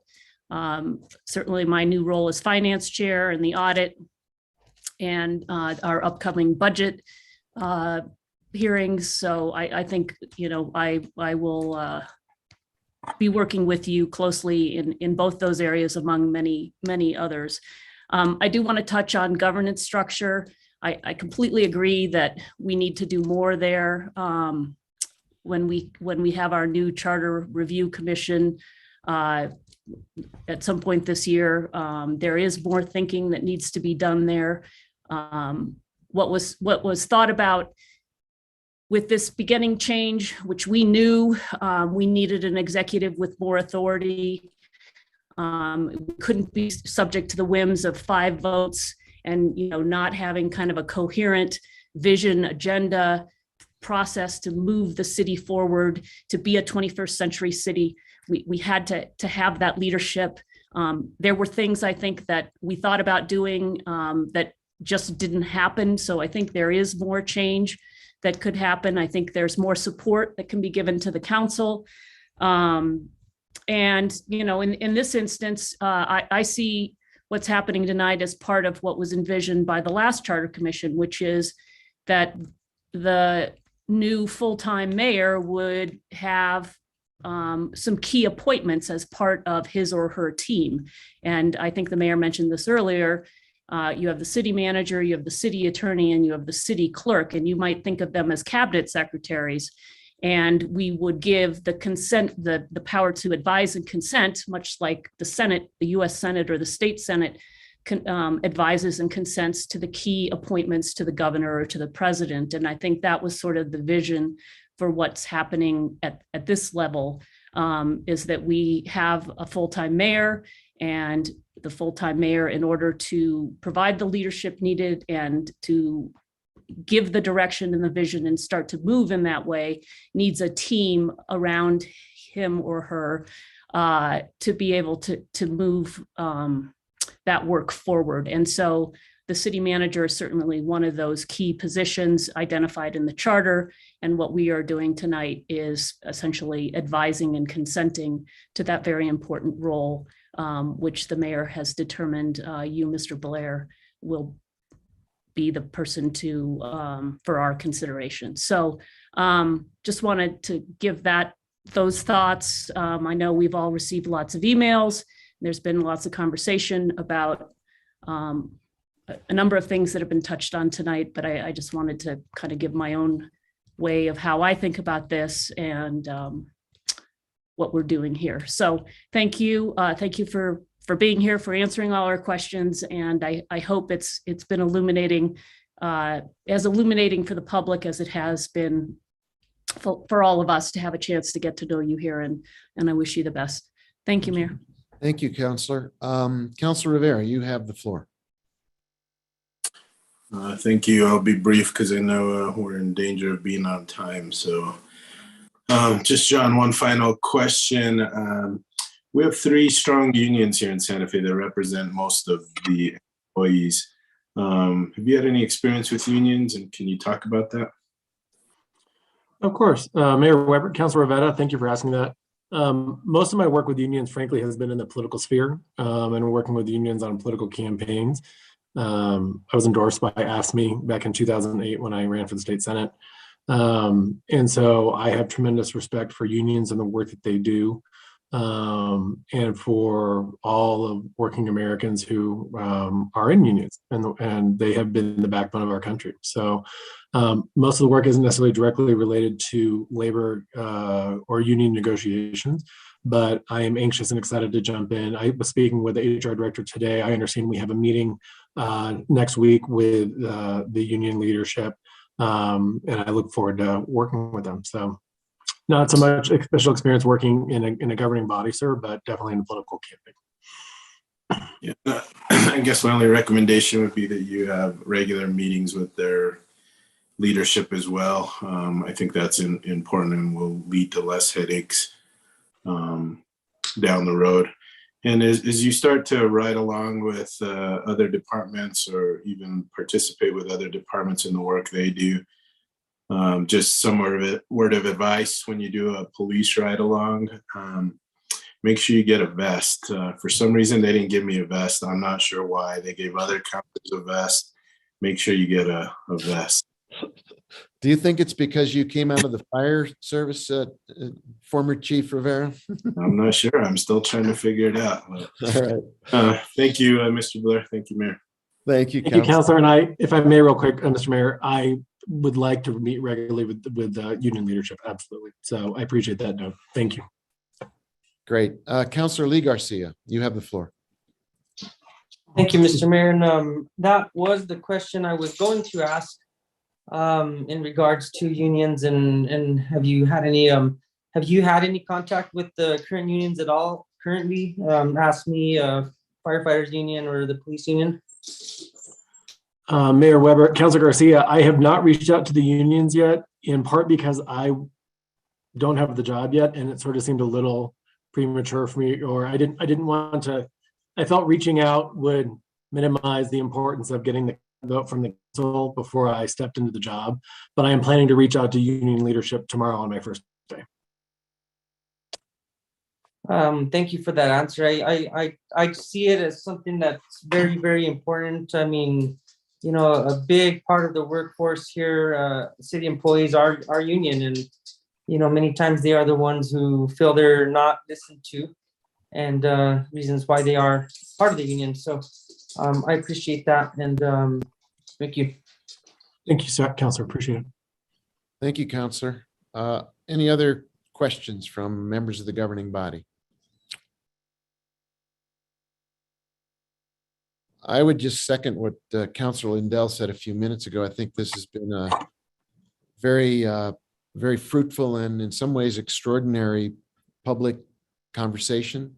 I really appreciate all the questions that have been raised, the very broad as well as very specific topics that have come up to try to flesh out Mr. Blair's point of view, his experience, his values, his roots in Santa Fe, and how he would approach the job of being city manager. I think it's been terrifically useful for people who have been listening, watching, participating. And I really am grateful to all of the questions, as well as to Mr. Blair's very open and candid responses. I think the people of Santa Fe should be well convinced and be able to sleep well tonight that a man of John Blair's capabilities and qualities of character stands to be our next city manager. If there are no further questions, I would ask the clerk to call the roll on the motion. Councilor Romero Worth, Yes. Councilwoman Villarreal, Yes. Councilor Cassett, Yes. Councilor Chavez, Yes. Councilor Lee Garcia, No, and I'd like to explain my vote.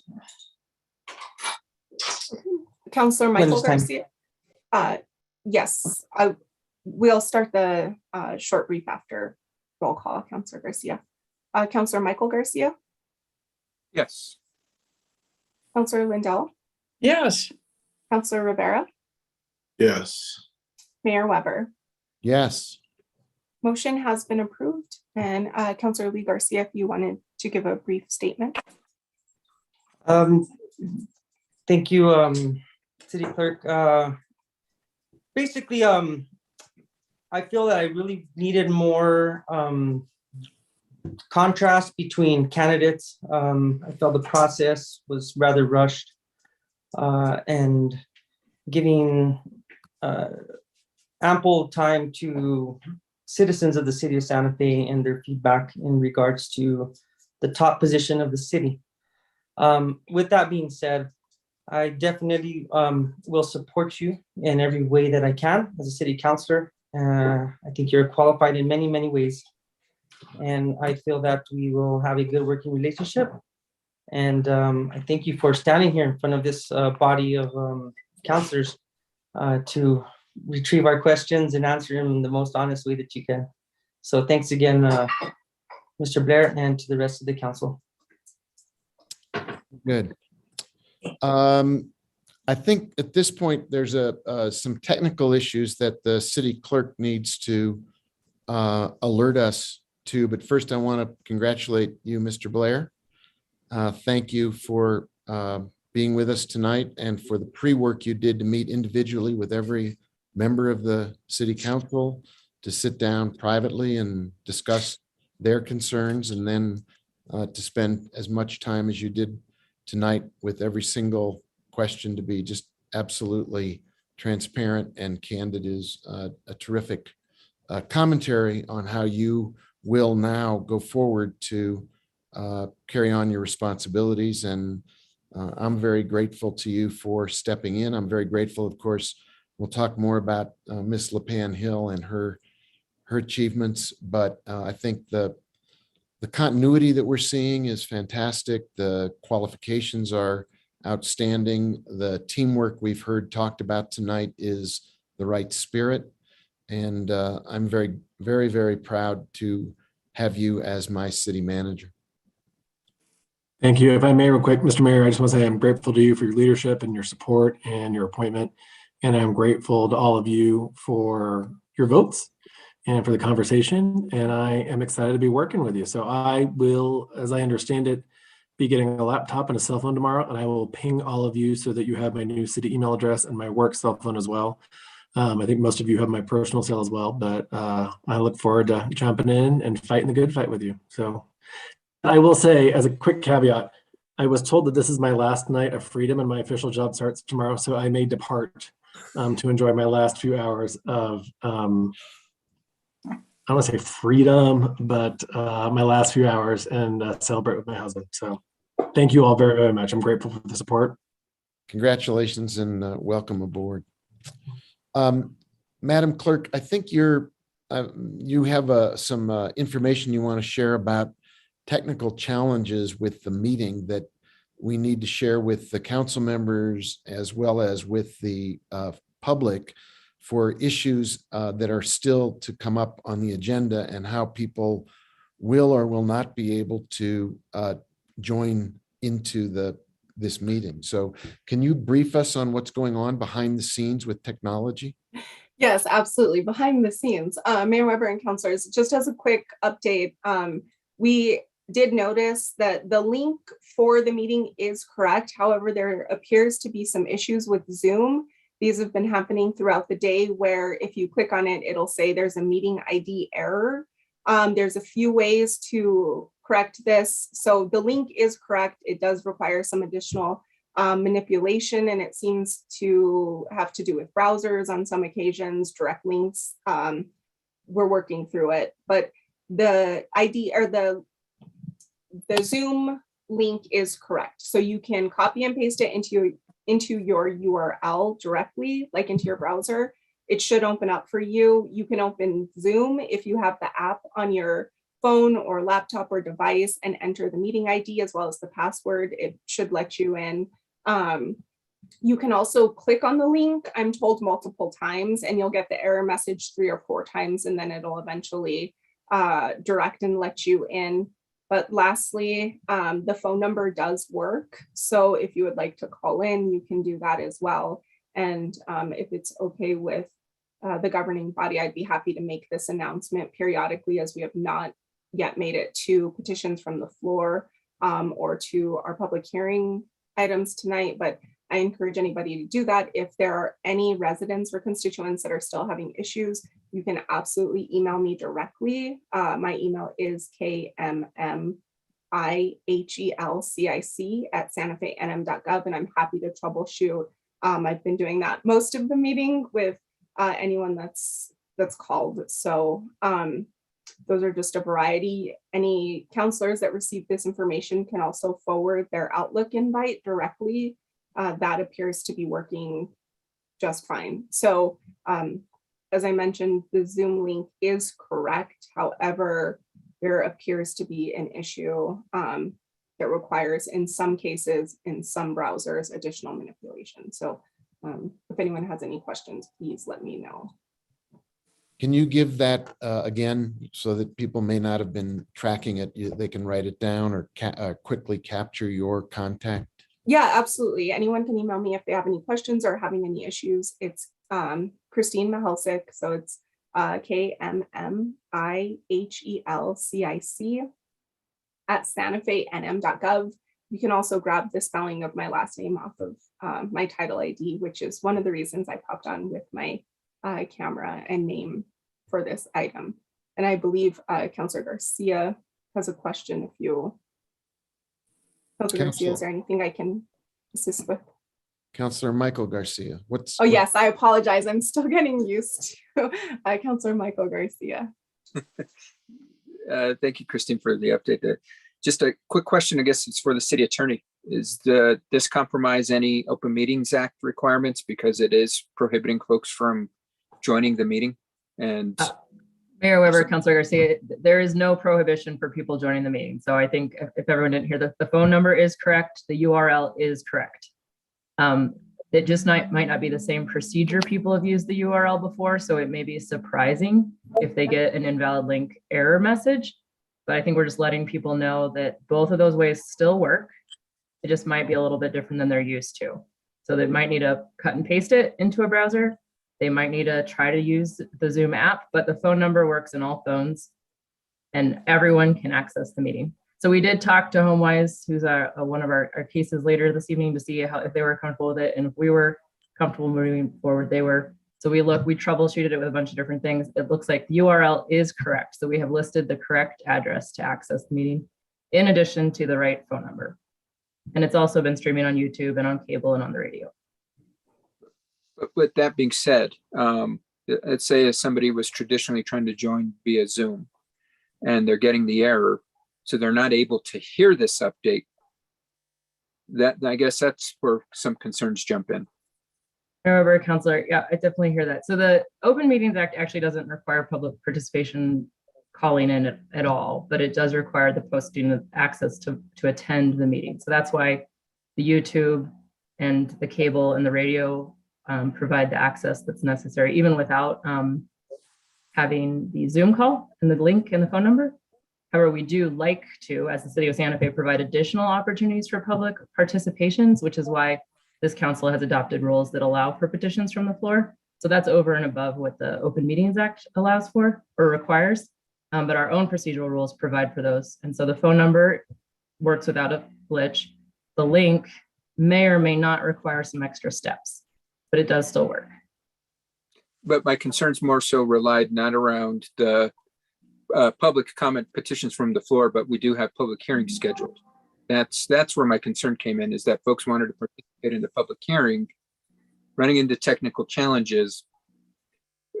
I don't want us to be in a position where somebody reaches out, say, I wanted to provide input, I couldn't. And I just wanted to check. Absolutely, yeah. And Mayor Weber, Councilor, if the council decides that we think that there are too many challenges, we can absolutely postpone to a date certain. And so if that is the preference, we could do that. I think the matter that has the most import around that would be the land use case in terms of required procedures. So we are required to have public comment for that type of a matter, or to allow for it. So certainly if the link did not work at all, and if the phone number was not accurate, I would absolutely recommend that we delay. I think we can legally continue, And so we could maybe assess where we're at that point, and the governing body could make a decision at that point. I think we can fulfill our legal obligations, but there might be concern just in terms of are the level of access people are comfortable with, and if that's the case, then we could postpone. Okay, thank you so much, City Attorney. I appreciate the clarification. No other comments or questions, Mr. Mayor. Thank you, Counselor Michael Garcia. Counselor Lee Garcia, you have your hand up.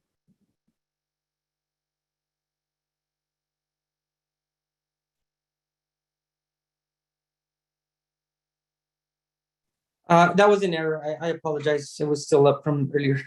No problem, no problem. Okay, I just wanted to make sure that we took a pause on the agenda to make sure that everybody understood this evolving question about the technology. It sounds as if we have multiple ways to provide access, but as the city attorney said, as we get to the land use case, if there is a challenge that either the applicant or the governing body thinks it would be a good idea to delay to a date certain, we can absolutely do that so that there's no question about the ability of people to participate or the applicant to get a fair hearing. That said, Madam Clerk, could you take us to the next item on the council agenda? Yes, Mayor. The next item on the agenda is matters from the city manager. Ms. LaPan Hill, you have the floor.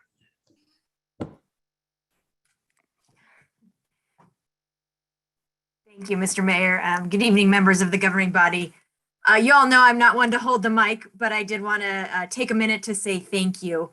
I'm so proud and humbled to have served as the city's longest serving female city manager. I want to start by acknowledging our city team. This team is nothing short of remarkable, led by the most committed group of directors who work as a team, making sure the city provides the best services to our residents. In the midst of navigating the COVID pandemic, we also undertook a reorg, taking this first major step in modernizing our city government and giving us a chance to solve problems holistically by breaking down the silos that tend to slow us down.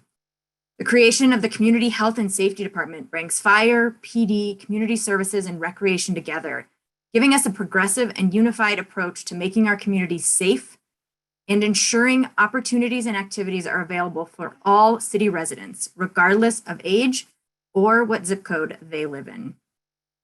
We haven't solved homelessness yet. There are no silver bullets, but we've created the structure and we have the pieces in place to address it as best as we can. Community development combines land use, housing, tourism, and arts and culture. Again, creating synergies within the city government so we're better able to tackle our development challenges. Change is never easy, and especially in the midst of this global pandemic, at times it felt like too much. But I truly believe we are on the path to solving some of our toughest issues as a city. I always talk about how committed our city staff is. Now it seems like every day they run up a mountain, blocking and tackling along the way. I like to think that we've laid the foundation for a road so they can keep doing their work with the same commitment and resolve, but without having to recreate that path every single day. As for me, I'm proud of my almost 4 years with the city, first as chief of staff and then as city manager, serving for about 2.5 years, a few months of which were serving as interim while we went through a national search to find the best person for the job. You all know this is a hard job on a good day. And in my case, COVID hit 6 weeks after I officially became city manager in January of 2020. We saw it coming, nobody knew what to expect, but we immediately sprung into action, getting all our employees transitioned safely, working from home, and making sure that our frontline staff had access to everything they needed to stay safe. Throughout these last 2 years, we've risen to every challenge that's come our way, kept building on what's worked, and tried to improve where we fell short. Leaving's bittersweet, but much of my sadness in seeing this chapter come to an end is knowing that the city and its staff is in good hands with John. He's going to build on the hard work we've done over these last 4 years, using the foundation we've laid and taking progress to this next level. Mr. Mayor, thank you for your guidance, support, and friendship along the way. Santa Fe is my home. I'm not going anywhere. So please make sure to say hello when you see me around town. probably at the park with my kids, or hopefully out walking my dogs in the middle of the day. Mr. Mayor, members of the governing body, thank you. Thank you for entrusting me with this position. And I hope that I feel very confident to say that I've left the city in a better place. And I look forward to seeing the progress that continues to be made. And with that, I'll yield the floor back. Thank you. Thank you, City Manager. Madam Clerk, what's the next item on the agenda? Mayor, the next item on the agenda is matters from our city attorney. Thank you, Mr. Mayor. Thank you, City Clerk. First, I want to say thank you very much to City Manager Jarrell Panhill. It's been wonderful working with her since I started at the city. So in July of 2018. I do hope I see you around town frequently, and I'm really, really excited to see what you do next. I think we're all excited to see what you decide to do next professionally, because it's going to be awesome, whatever it is. But I'm glad you get to take some time off. Really, really happy for you. So it's been a pleasure. Thank you very much. And then I want to welcome John Blair to the team. Very excited to work with John as well. Haven't worked directly with him before, but have been in the periphery for 15 or more years since I worked with the legislature before law school. So really happy to be on the same team with someone who I've known and respected for a long time. So both of those are really exciting things for our city, really. I'm glad that the Charter Commission came up earlier. We are going to be needing to pass a charter resolution sometime this year and appoint members to that commission sometime this year, because we are at the 10-year mark. The last commission was called in 2012. Is that right? Yes, 2012. So 10 years ago. And so every 10 years we need to do that. So that will be something coming down in our relatively recent future. And then for our next governing body meeting, I will be doing our quarterly litigation update. So there will be an executive session recommended for that meeting. I'm going to reach out to the two new counselors and to John to set up some time so you guys can get some briefings if you'd like beforehand. We do have a lot of cases that have been pending for a while that, like the Amit case is still on our list, which is from the 60s. So if you would like some background on some of those cases, I'd like to give you the opportunity to have that in advance. So if any of the counselors new or continuing have any specific cases you'd like highlighted, please let me know. We will be getting that list out to you the week before the council meeting with updates, and then we'll have the updates during the executive session. And that's all I've got. And I don't need to recommend an executive session because I think we've taken care of that business. Thank you, City Attorney. Matters from the City Clerk, I believe, is next. You are correct, Mayor. I also would just like to thank Ms. Jarrell Panhill for her contributions to the city of Santa Fe and the endless hours that I know you've spent working for our community. So I too look forward to seeing you at the park and probably at school pickup, maybe. But thank you and welcome to John. I also want to reiterate that we are working through Zoom link technical difficulties. The link does appear to be working, but Zoom is requiring additional manipulation tonight for whatever reason. So if anybody has any issues with that, please, again, I'm going to drop my email, which is kmmihelcic@santafenm.gov, and then also remind residents that you can also view the meeting live on YouTube on our Comcast channel, our Comcast HD channel, as well as the radio this evening.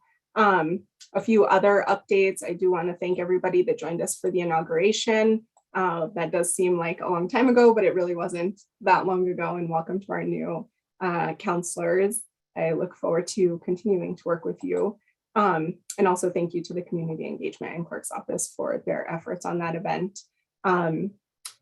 I do want to mention that the press release went out today requesting applicants for our Independent Citizens Redistricting Commission.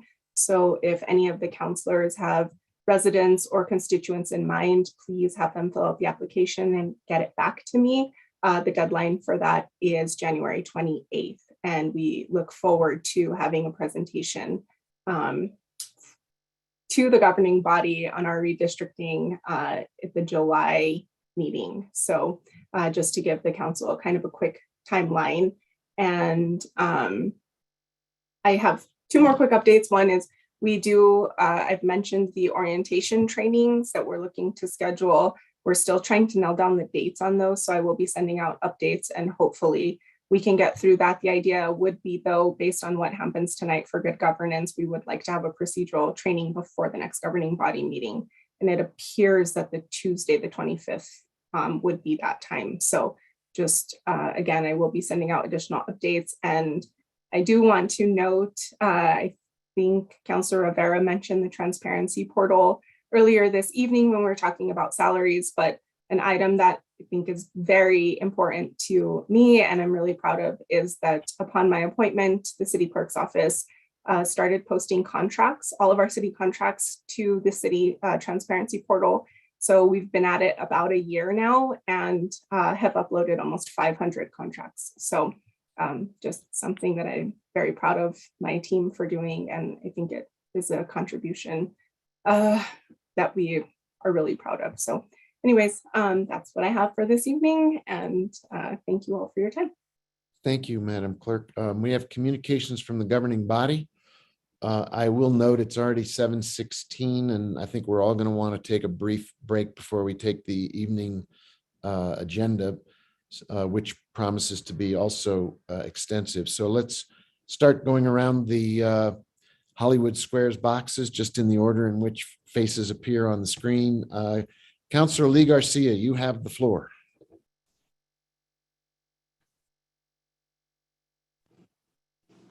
Thank you, Mr. Mayor. And really, I just want to say I'm happy to be here with all of you guys. I really don't have much to express right now other than I'm ready to go to work and listen to everybody's perspectives and always come up with possibly the best solution for our city. And once again, just I'm happy to be here and ready to go to work. Thank you, Mr. Mayor. Thank you. Councilwoman Villarreal, you are next on my Hollywood Squares screen. You have the floor. Did I win something? Yes, you look under your chair. You'll see a certificate for an automobile. All right.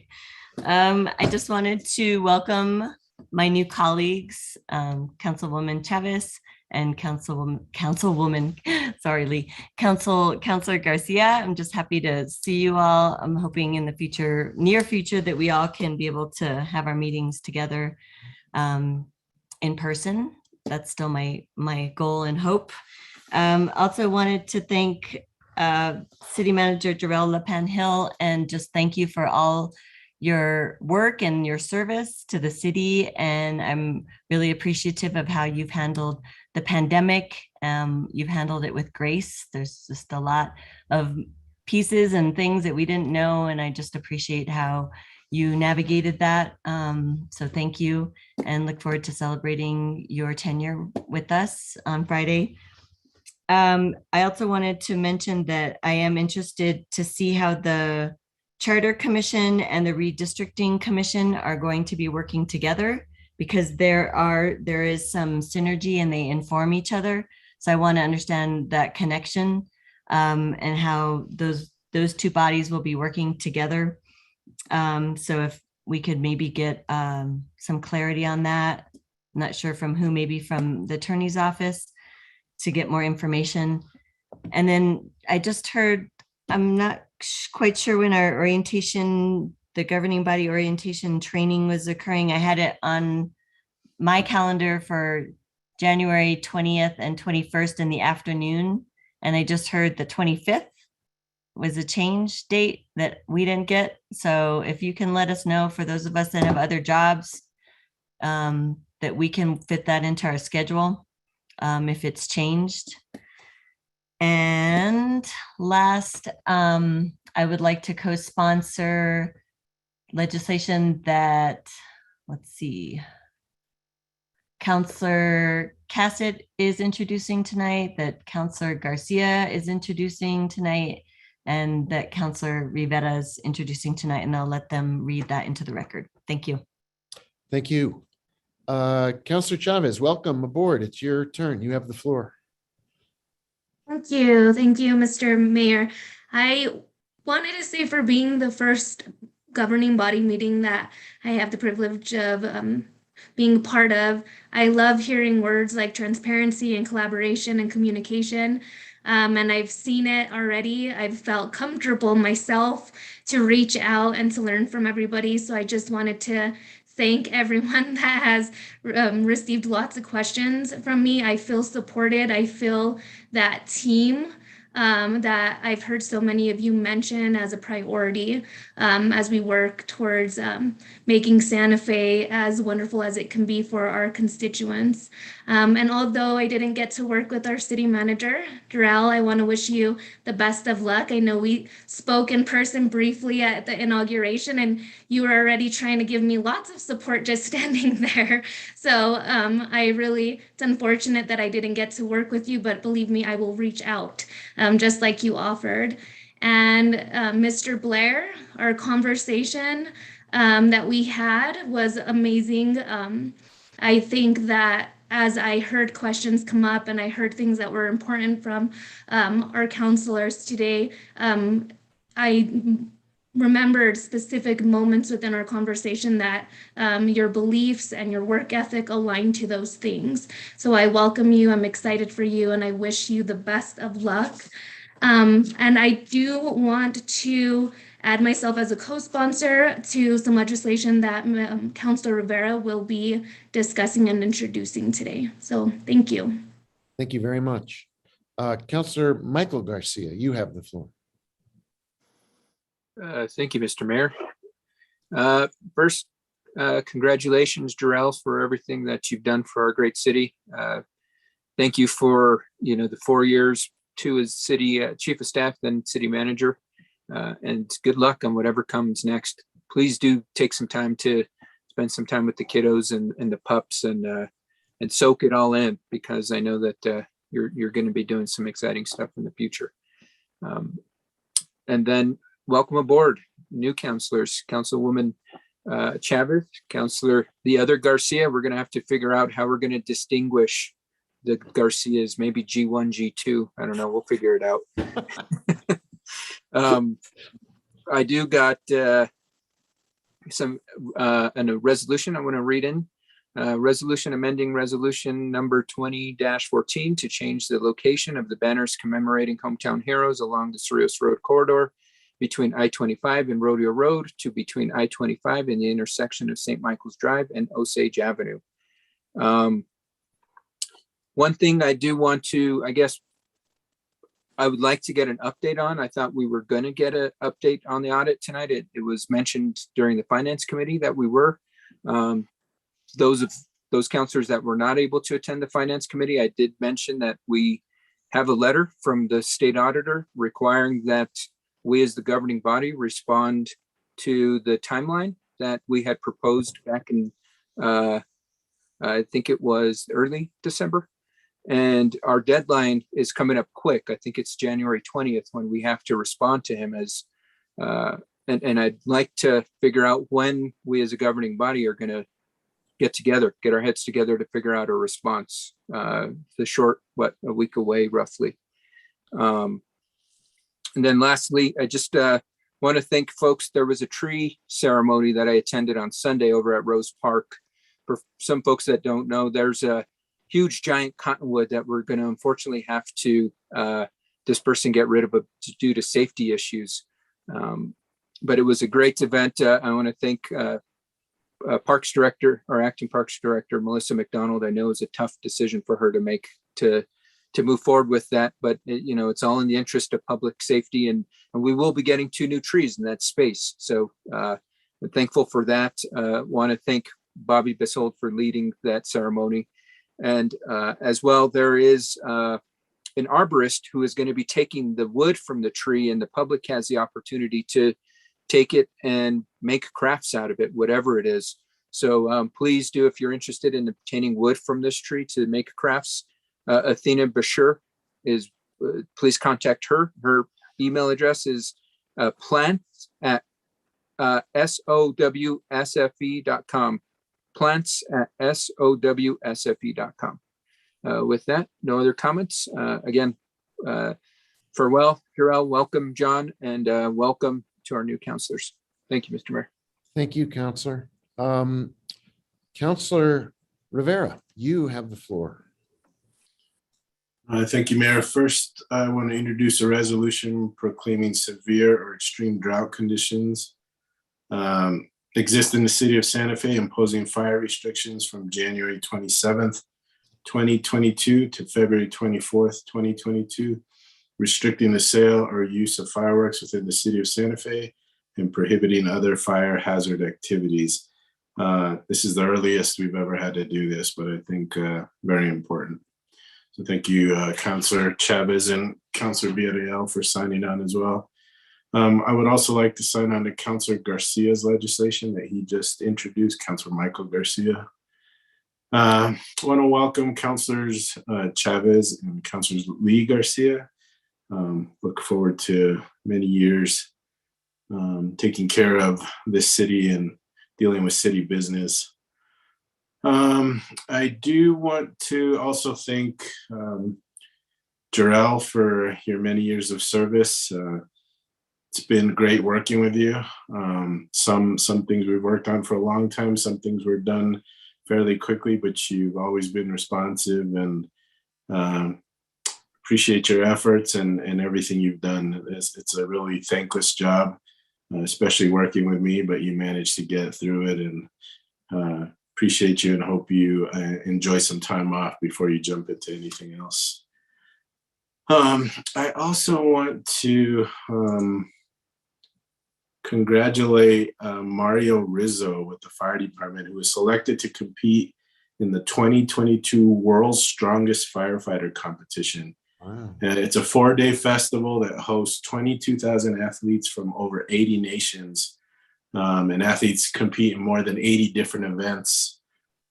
This event will take place on March 6th at the Arnold Schwarzenegger Sports Festival in Columbus, Ohio, and will benefit 3 major charity organizations across the U.S. Captain Rizzo is with the training division. He's a peer instructor and has been in the fire department for 15 years. He has an impressive history of placing top 3 locally and nationally in powerlifting competitions. And the fire department believes that this is one of the reasons that he was chosen from out of hundreds of applicants from around the country. So we want to wish him luck, and I hope he does great, and I hope he comes back with a great story, and he's able to represent the city, the fire department, our state, and our country in this great event. So wish well to Training Captain Mario Rizzo. That's all I have, Mayor. Thank you. Thank you, Counselor. Counselor Cassett, you are teed up next on my Hollywood Square board. You have the floor. Thank you so much, Mr. Mayor. I do want to start as well by thanking Jarrell for your service and for all your support and for helping steer us through COVID. What a time to take this on. I think that you and I had a couple of those conversations of, had we known what was coming, would we have chosen our current paths? But I am very glad that you were there and that you were able to, God, to help us through this crazy time, or to help us get to this point in this crazy time, because we are not through yet. So definitely take some time, relax, and I'll see you in the neighborhood. We're around. So thank you so much. I do also want to welcome our new counselors, Counselor Garcia and Councilwoman Chavez, my new co-counselor in District 4.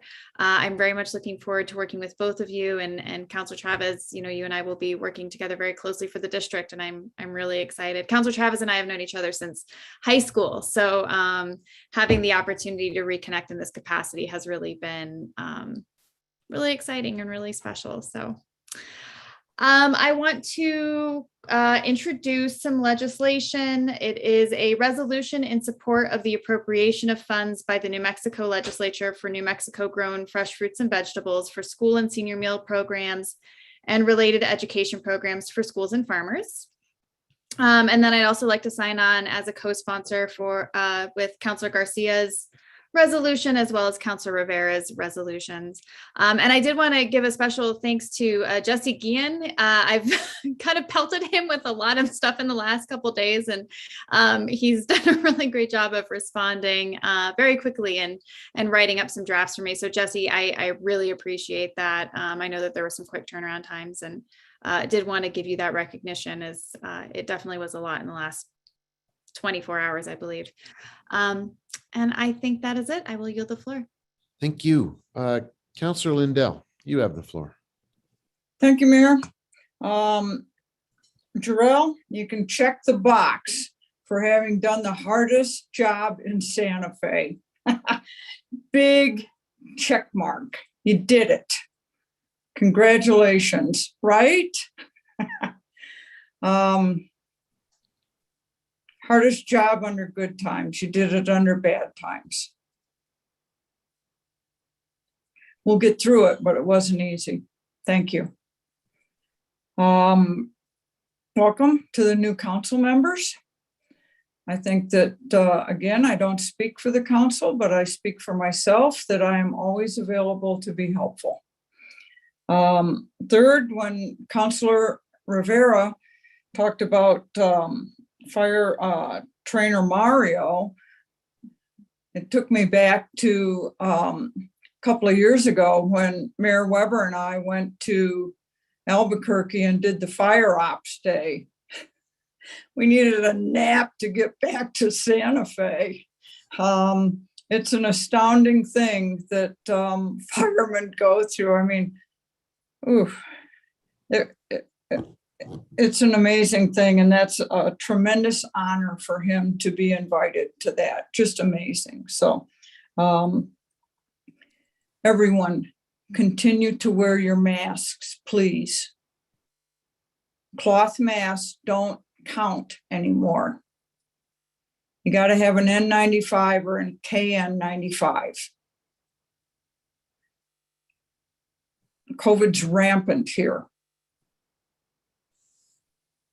I want all of you to stay well, and all of Santa Fe, to the best of our abilities, to stay well. Please wear a mask.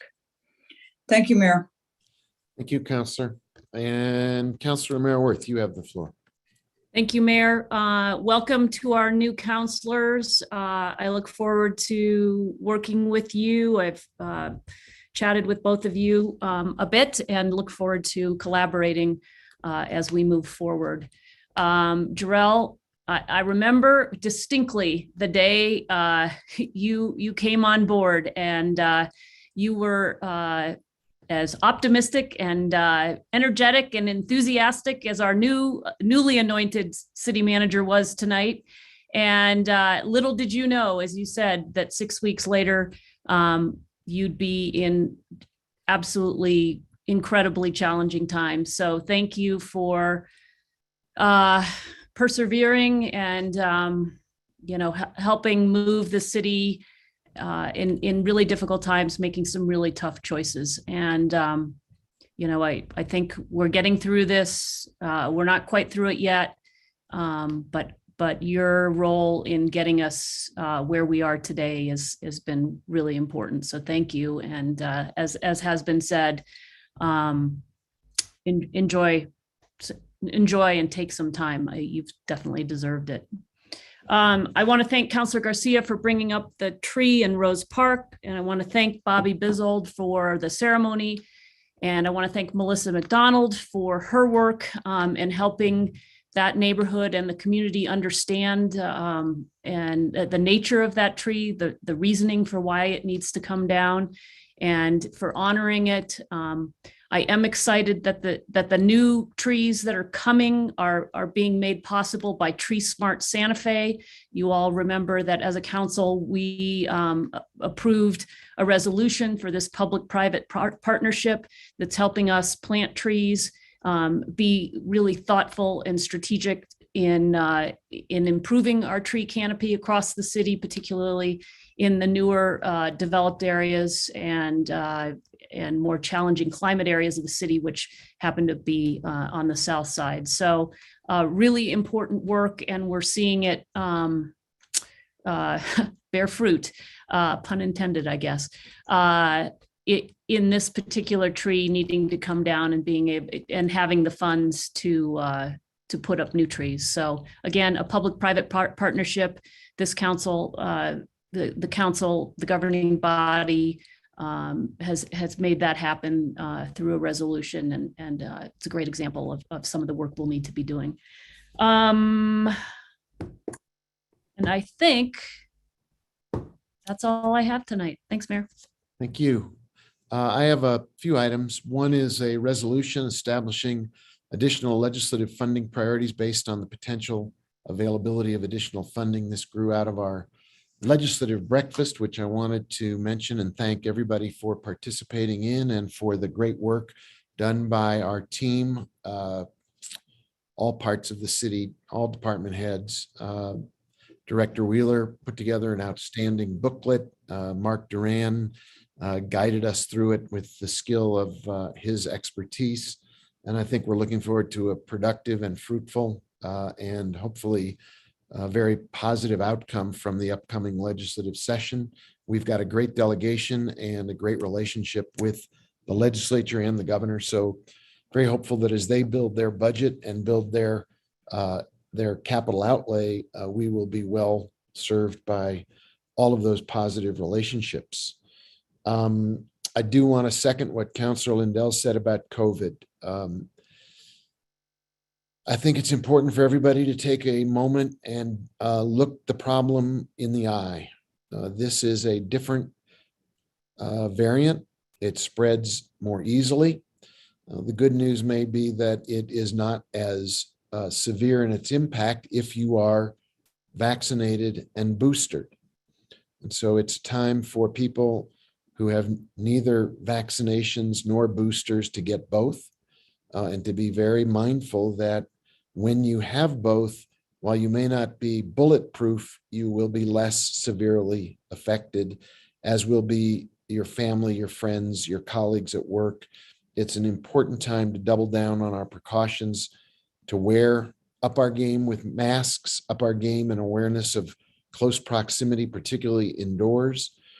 I'm very proud of the city employees who are keeping their masks on and being examples to the public of setting a standard for how careful we have to be. All of the indications suggest that we're in for a couple of weeks, if not a month, of very, very rough water, with even more people contracting this particular variant. And so it will take a lot of great patience and great empathy for all of us to continue to be in this together so we take care of each other. A quick shout out to our HR team. On Monday, 20 new people joined the city of Santa Fe as employees. Roughly half of them were a result of the fast, rapid hiring event at the GCCC. This is an outstanding way to demonstrate that we take seriously the opportunities here. We want to welcome those new employees. We want them to feel like they're incredibly important to the well-being of our community, and they are joining a team, as has been said tonight, where we are all supporting each other, helping each other, and serving the people of Santa Fe. It is not just a job, it's a mission. It is a gift to be able to have those kinds of opportunities. In that spirit, I also welcome our 2 new council members. It's a gift to have you on the council, and thank you for coming on board and joining in so quickly and with such enthusiasm. And to our departing city manager, you are amazing. Ernest Hemingway once wrote that courage is grace under pressure, and you have enormous courage. You have performed with grace and with confidence and with integrity and with enormous judgment under the most trying of times. And it's been my honor to have you as my city manager. I'll leave you with a quote. A leader is best when people barely know he, or in this case, she exists. Not so good when people obey and acclaim him, worse when they despise him. But of a good leader who talks little, when his work is done, his aim fulfilled, they will say, "We did it ourselves." You are a great leader, and I thank you. It is 7:40. I propose we take a 10-minute break. We're going to leave our 7 o'clock people a little stranded. Counselor Michael Garcia, your hand is up. Mr. Mayor, I think you might have a resolution to read into the record. The one up, I already read that, sir. Sorry. My apologies. My apologies. Usually I do skip that step. So you were correct in noting, but I was so conscious that I had other things that were going to choke me up that I got that done first.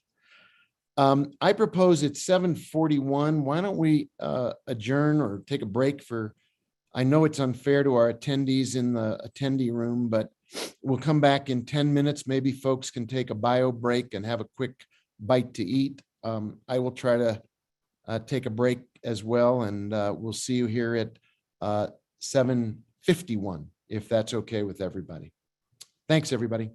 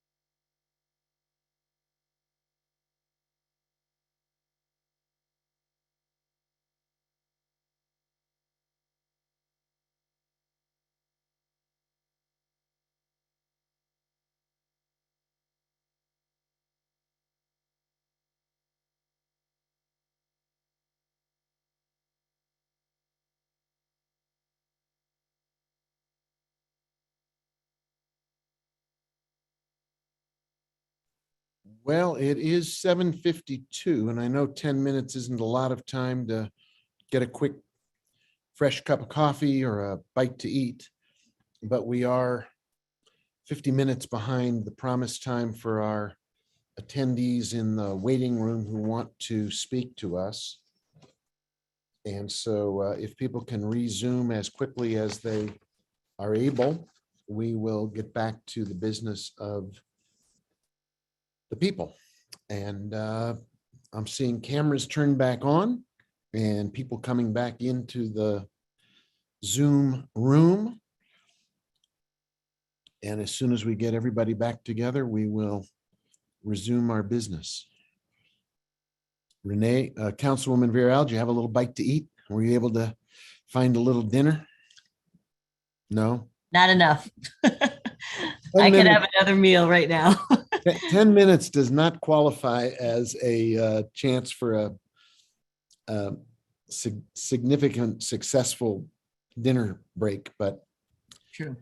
I don't know what y'all are doing. I just ate an entire bowl of pasta. So obviously you need to really work on your eating quickly game. I think it's the 3-year-old that really does it for me because I have like a certain amount of time before he's going to start running around the house. So if you need help with quick eating, Oh, I'm happy trust to give me. you some tips. I didn't say I didn't eat. I said it wasn't enough. All right, let's see who else is going to join back in. We've got 1, 2, 3, 4, 5, 6. Mr. Mayor, I am here. I just cannot turn on my camera. So I Okay. think City Clerk needs to just allow me to do so. Yes, Counselor Chavez, I apologize. It was the one left on when everyone got off. So sometimes I will do that. And I did just send you the request. So. You and no need to apologize. Thanks so much. Good, good, good, good. All right, I think we are back together again. We have our city attorney, city clerk, city manager, everybody present and accounted for. Madam Clerk, can you take us to the next item on the agenda? Wrong button. Yes. Don't normally pop on video for that. We are in the evening session. The first item is 19A. It's consideration of a resolution adopting a new version of the governing body procedural rules. Jesse Guillen, our legislative liaison, as well as Aaron McSherry, our city attorney, will be presenting this item. Didn't we skip Petitions from the floor? Oh my goodness, yes. See, I was still trying to make my cup of coffee. We did. We skipped petitions from the floor. I apologize. So let's yes. ask people who are in the attendee room, recognizing there will be public hearings coming up, and if you wish to address the items that are on the agenda as a public hearing, please wait for that. But if there is something that is a petition from the floor unrelated to those hearings, this would be the time. Madam City Attorney, your hand is up. Mayor Weber, Clerk Mihalcik, could we remind folks about potentially the additional ways to access petitions from the floor? Just to provide additional information in case they didn't hear it earlier. Yeah, in case you didn't hear it earlier, we have a little bit of a technology challenge. So City Clerk, do you want to explain one more time if folks are having they want to participate in petitions from the floor, but they're feeling frustrated, they're listening to us on radio or over the internet, how could they do a technology workaround to be heard during petitions from the floor? Also, Mr. Gonzalez, your hand is up for some IT help. Good evening, Mayor. So we put a link up on the City of Santa Fe homepage, and that appears to be working fine. So if you wish to participate, go to the City of Santa Fe homepage and then find the link to join the meeting that way. And Mayor Weber, councilors and public, I would say that the phone number is working fine as posted on all the notices as well. Okay, so there are multiple avenues to please participate. That said, Madam Clerk, if there are people in the attendee room who wish to have 2 minutes to speak on an item not related to the public hearings, now would be the time for you to bring them in and let them have their, and if you can be the timekeeper, city clerk, that'd be great too. A 2-minute opportunity for petitions from the floor for anyone whose hand is up. Yes, the first individual with their hand up is Bob White. So Bob, you have been unmuted and I will start the timer when you start speaking. Yes, thank you, Mr. Mayor. Thank you, councilors. I appreciate the opportunity to speak. I wish it had been a little bit earlier in the evening. What I wanted to speak about is the selection of the city manager.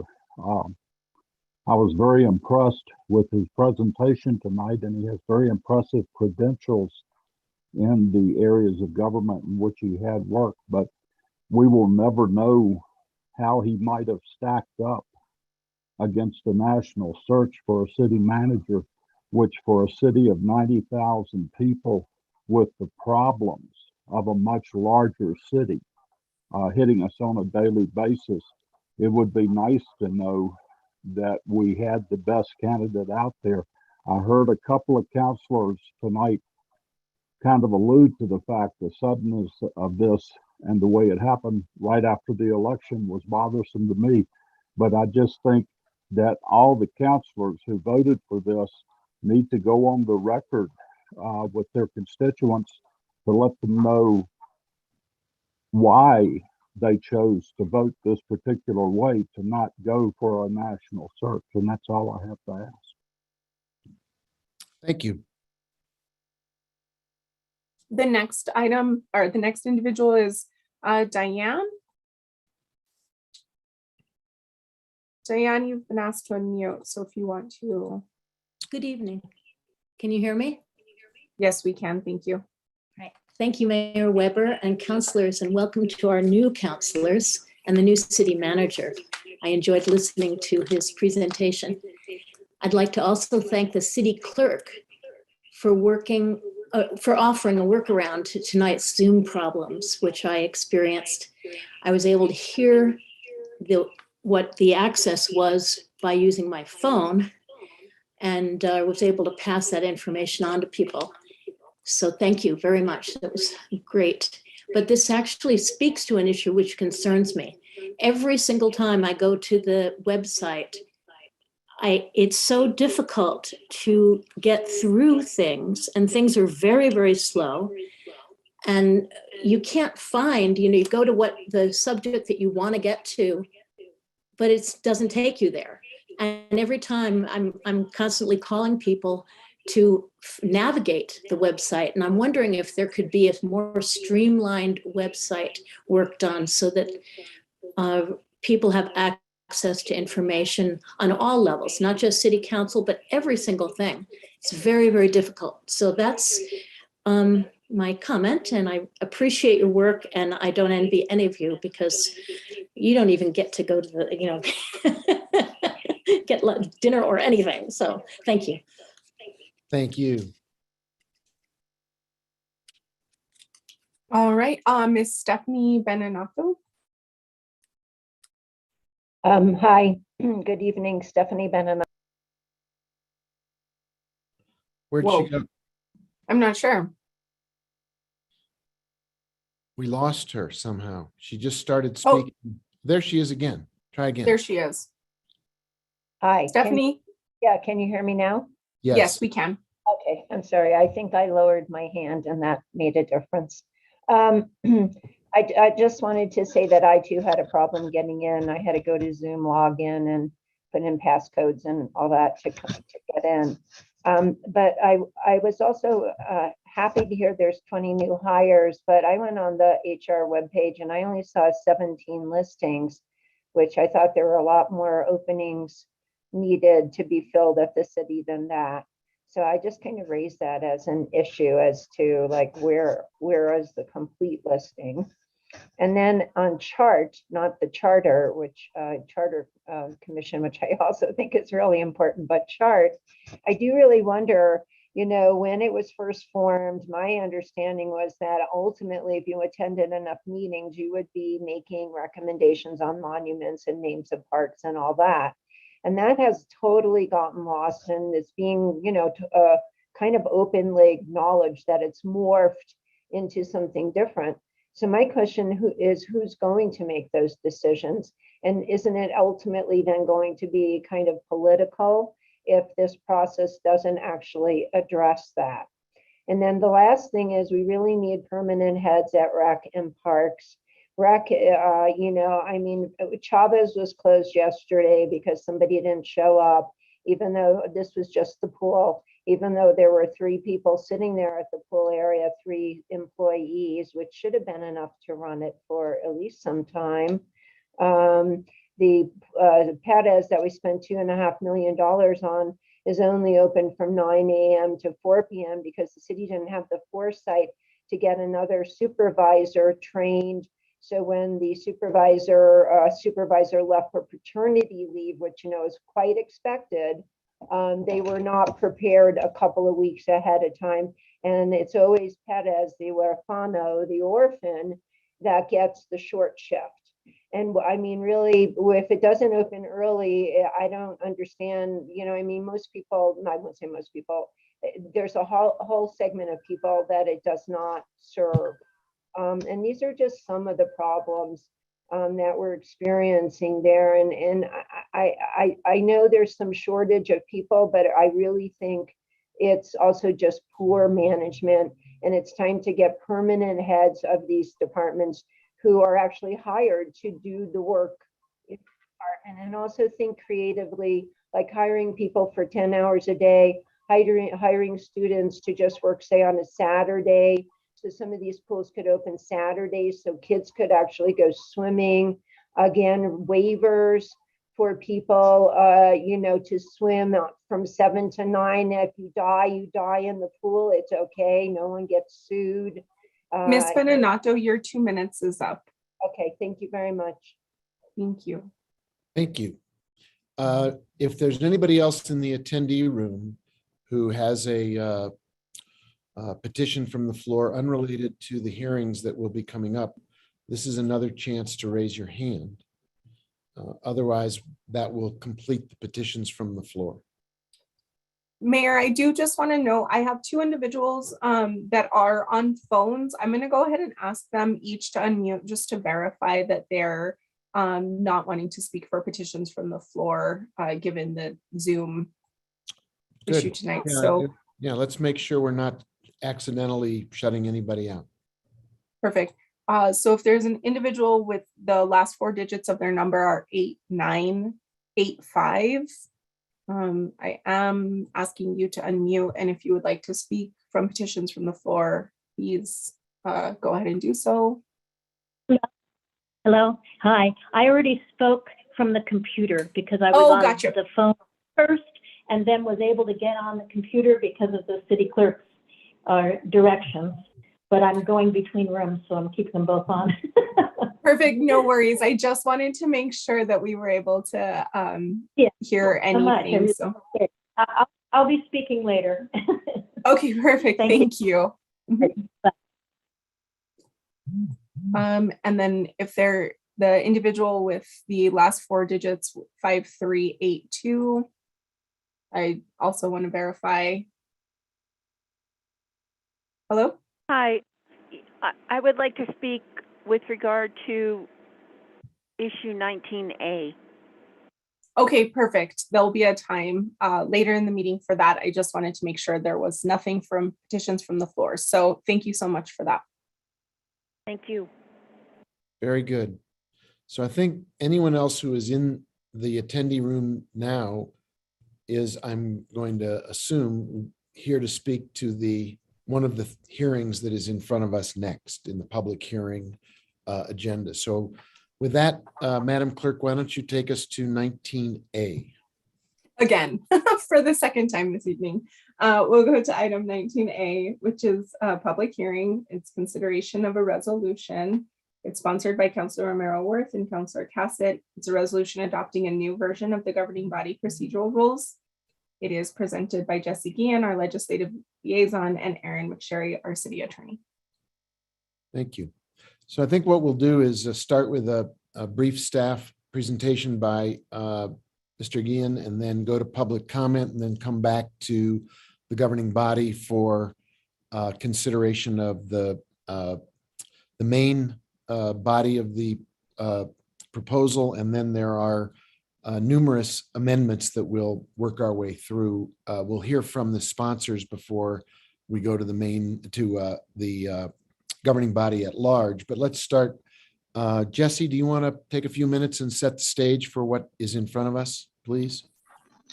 Thank you, Mr. Mayor. I'm going to do, if you don't mind, just a brief presentation, since we do have two new members of the council who have maybe not seen the previous presentations we've done.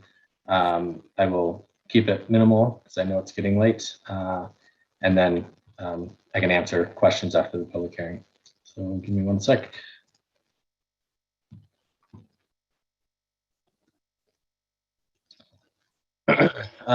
So the proposed document, the new rules, is a result of nearly 2 years of work that were somewhat delayed by the onset of the pandemic.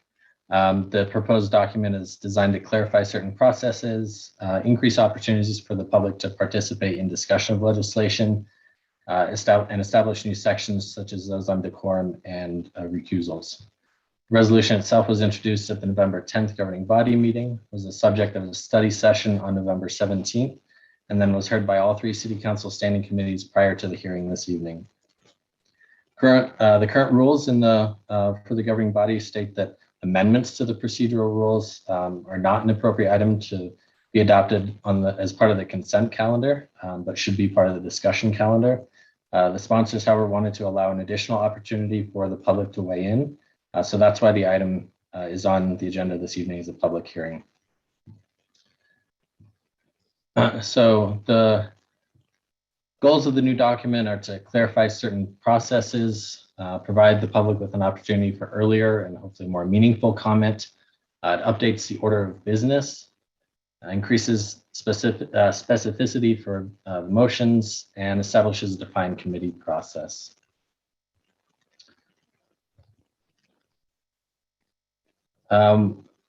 There had been discussion earlier about a possible red line of the document. This really wasn't possible given the substantial rearranging of the sections, reformatting of the document as a whole. But there is a document in the packet that provides an overview of the major changes. So in short, the changes included in this document, as I mentioned, they move existing material around to streamline the order. We establish definitions that we didn't have before. We create a more linear specified committee process. We added sections on decorum and recusals I mentioned earlier.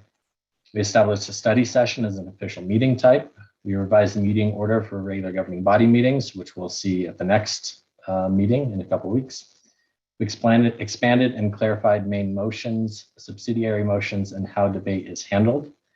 And we increased the number of votes needed to amend these rules from simple majority of the whole to a 2/3 majority of the whole. So for the agenda specifically, and you'll notice in the document compared to how the agenda is set up this evening, there are no afternoon and evening sessions. We combine those. Minutes are able to go on the consent agenda. Upcoming public hearings will go under communications from the city clerk as opposed to a section at the very end of the agenda. Introduction of legislation is its own section. Petitions from the floor will still be scheduled at 7 p.m. So for those people who might be concerned that they would have no idea when they would be able to provide their input, it is still scheduled for 7 p.m. and the governing body, if necessary, will maybe just need to amend the agenda to get to that at the appropriate time. So one of the main changes was to add this first public comment on bills as sort of the first step of the legislation in order to provide an earlier opportunity for the public to weigh in on the legislation as opposed to waiting, for example, tonight to provide their input. And we also delineated public hearings for legislation from other types of public hearings like land use cases. And then lastly, appointments were moved to the end of the agenda. One of the other major changes was the legislative process. So that includes introduction of legislation, which now will have to have a fully drafted and signed. It has to be fully drafted and signed before it's introduced, which will, I think, speed up the committee process when sometimes it gets waylaid because there's additional work that needs to be done after it's been introduced.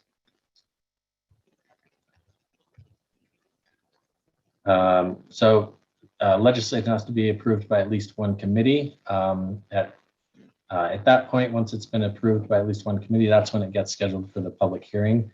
That's a change from now. As you saw earlier on the agenda, we had a number of items that you voted on to approve the notice of public hearing. That will now be triggered automatically once it's been approved by the first committee. If the item is approved by all the committees it's assigned to, it goes on the consent agenda. And to clarify, that's for resolutions, not for ordinances. And then the order of committees that they go to will be standing or special committees. So those are ones that are maybe all citizen committees, such as, BTAC isn't as a governing body member, but ones that are not fully composed of governing body members. And then it will go to the city council standing committees, quality of life and public works, and then finance if necessary, before finally going to governing body. And then the first public comment, as I mentioned earlier, is an opportunity for the public to weigh in at the beginning, maybe bring up some issues that the sponsors hadn't noticed and provide an earlier opportunity to potentially address those issues. There's no discussion or comment by the members of the governing body, but those comments will be taken into account.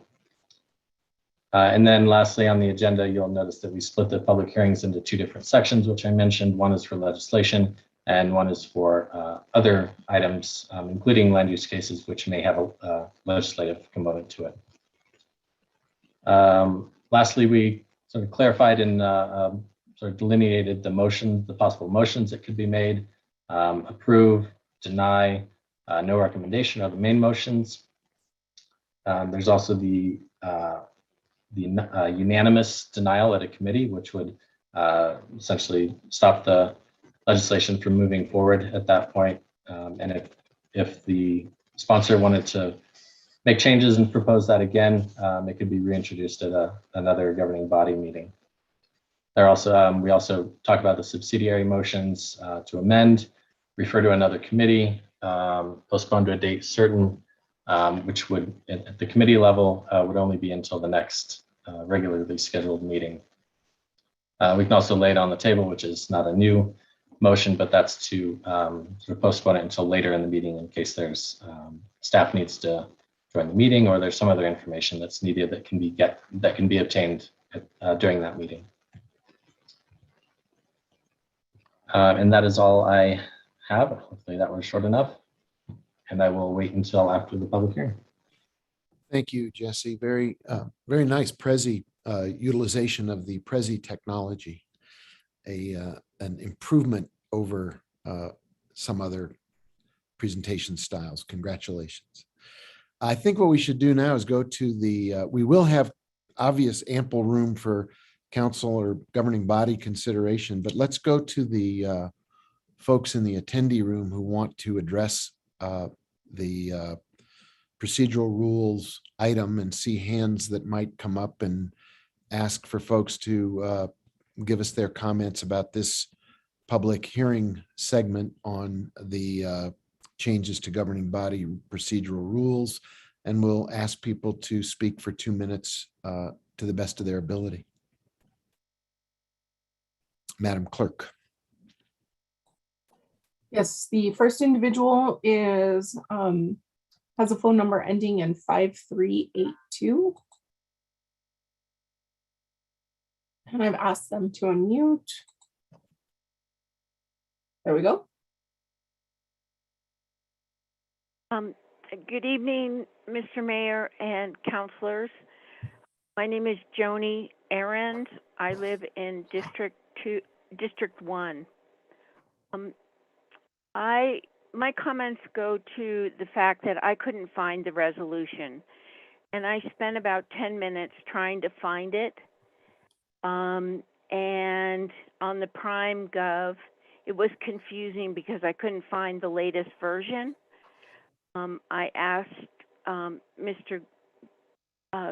Guin to email me the current version. He responded with a link that did not work.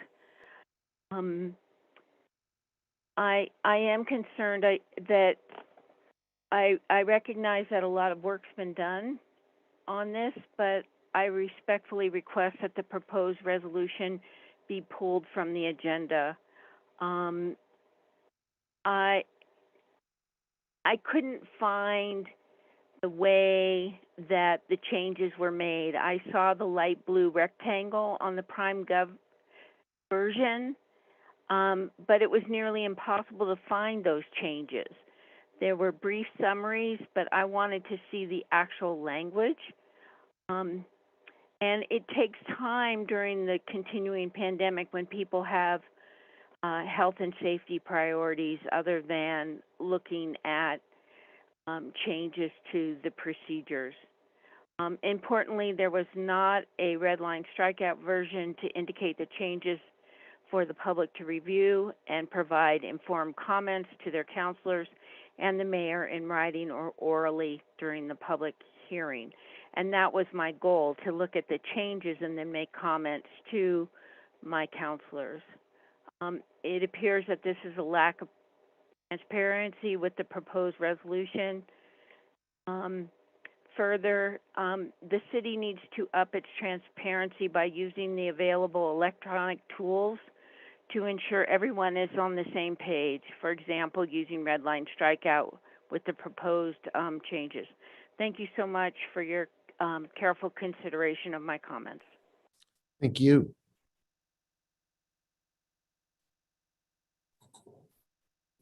Diane, if you. Yes, Diane McGinnis. I'm in District 2. And I'm want to address well, actually, this is another issue, is that looking at I downloaded the text and I'm really confused as to where things are because it doesn't seem to be numbered correctly. But the special rules for quasi-judicial proceedings I find that a real impediment because we cannot talk to our counselors about certain things, and therefore they don't have the information that we might be able to give them, and they don't have it's like being an uninformed voter. I like to find out as much as I can before I vote. I don't, I go to different sources. And I'm wondering why that's there, how it ever got into city code, and how we could get rid of it. And the other issue is the public not being able to cede their time to another person. I know for me, I always get really scared talking in front of people. I'd much rather somebody who was a friend who's a lawyer say, the things that I agree with. And I'd like to cede that to somebody else, my time to somebody else. And I don't like that we can't do that.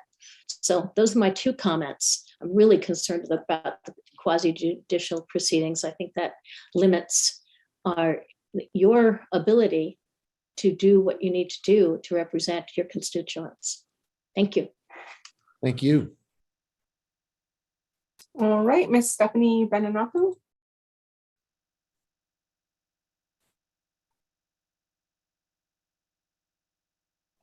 Hi, good evening. I too was really confused by what was just presented as being in this, procedural changes to what I saw on the webpage. And I'm happy to hear about this first public comment part, but I don't know where that happens in the process. I don't think it was very clearly explained. And some of my comments, which I did put in writing, from what I saw, I feel like that there is a lessening of time and participation as opposed to more. So again, the first public comment to me is kind of important to have that explained more fully. But on page 8 of the document I saw, maybe it has to do with legislation. I'm not I'm not really sure. I too find the way it's presented to be not as clear as it could be, but it says that amendments can be introduced at the meeting, even if they are in writing, the public cannot. And so my thing is that, okay, even if you introduce these amendments at the meeting, the public can't see the amendments. That's on page 8. And so I don't see how that increases transparency. On page 9, you say the police chief may, have somebody come and be the sergeant at arms. And I mean, it's permissive. And I just wonder if that's a form of security, and does the city council not feel you need that? Or why is it changed from mandatory to permissive? That's page 9. And then something about being able to call an immediate executive session on an item on the table. And that's on page 15, by the way.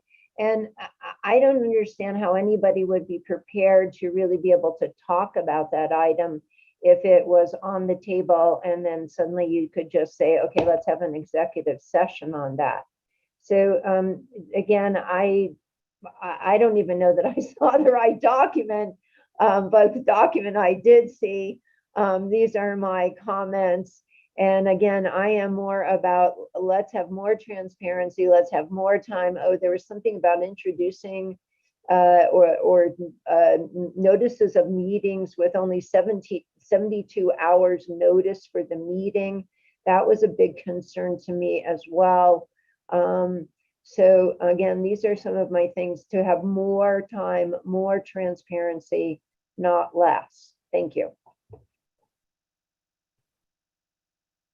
Thank you very much. And thank you also for the page references so we could follow. Is there anybody else in the attendee room who wants to comment as part of the public hearing? This would be the time to raise your hand and speak to the item in front of us. There's one more. Yes. Rick Martinez. Good evening, Mayor, councilors. I just kind of worried about what you've done with the public hearings and allowing shorter time from 3 minutes to 2 minutes.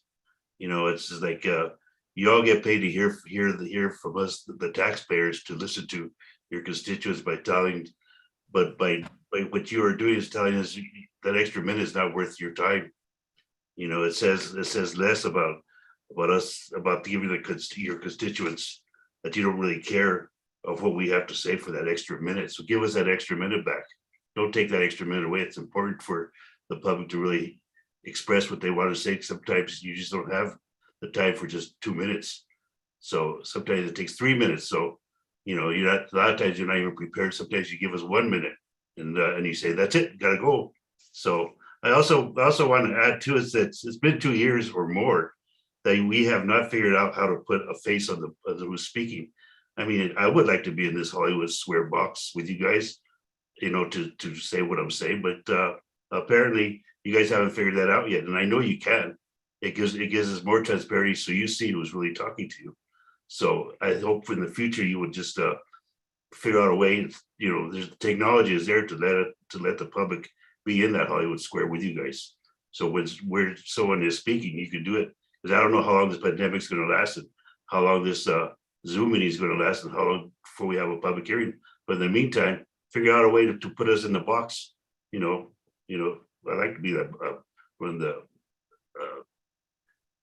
Hollywood squares. So thank you very much. Thank you.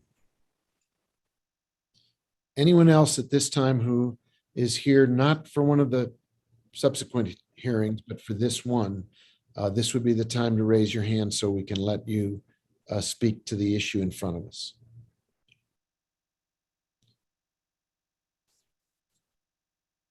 If there is no one else in the attendee room who wants to address this issue, I think we'll come back to the sponsors and ask for any preliminary comments from either or both Councilor Meyerwerth or Councilor Cassett. I defer to you, Councilor Cassett. I think that Jesse really covered a lot of it in the presentation. I would ask Attorney McSherry to speak to the quasi judicial, which we did not touch, which we did not change. And I believe that that is a completely different process that would not be addressed in this area. So if Attorney McSherry could speak to the constituents' concern on that, I would appreciate it. Sure, Mayor Weber, councilors, I think probably that's better after a motion's been made. And I'm absolutely happy to talk about that. Wonderful, thank you. I guess what I could say about this, there were a few pieces that we were trying to balance.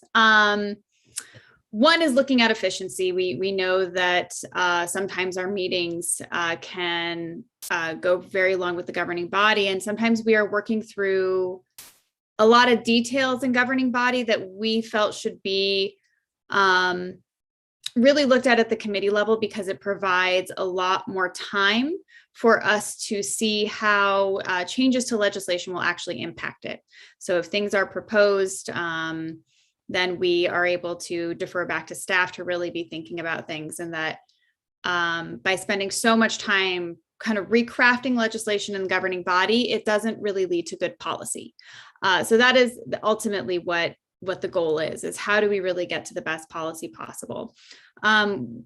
One piece that we did put in there, as was mentioned, is the public comment at the beginning. So there is a public comment before things start to move through the committee process. So while we are having this discussion, there is the opportunity to really integrate what the public is bringing us.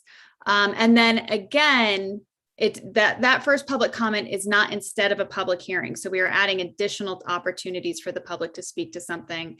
And then again, on the night that it is being considered for passage, there would be a public hearing, as we are doing right now.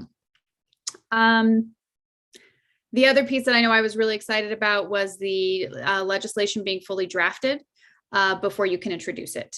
And so I know that we have all seen instances where something isn't uploaded because it is not ready, and we are supposed to be voting on it within a committee, and it gets uploaded that afternoon and nobody's had time to review it.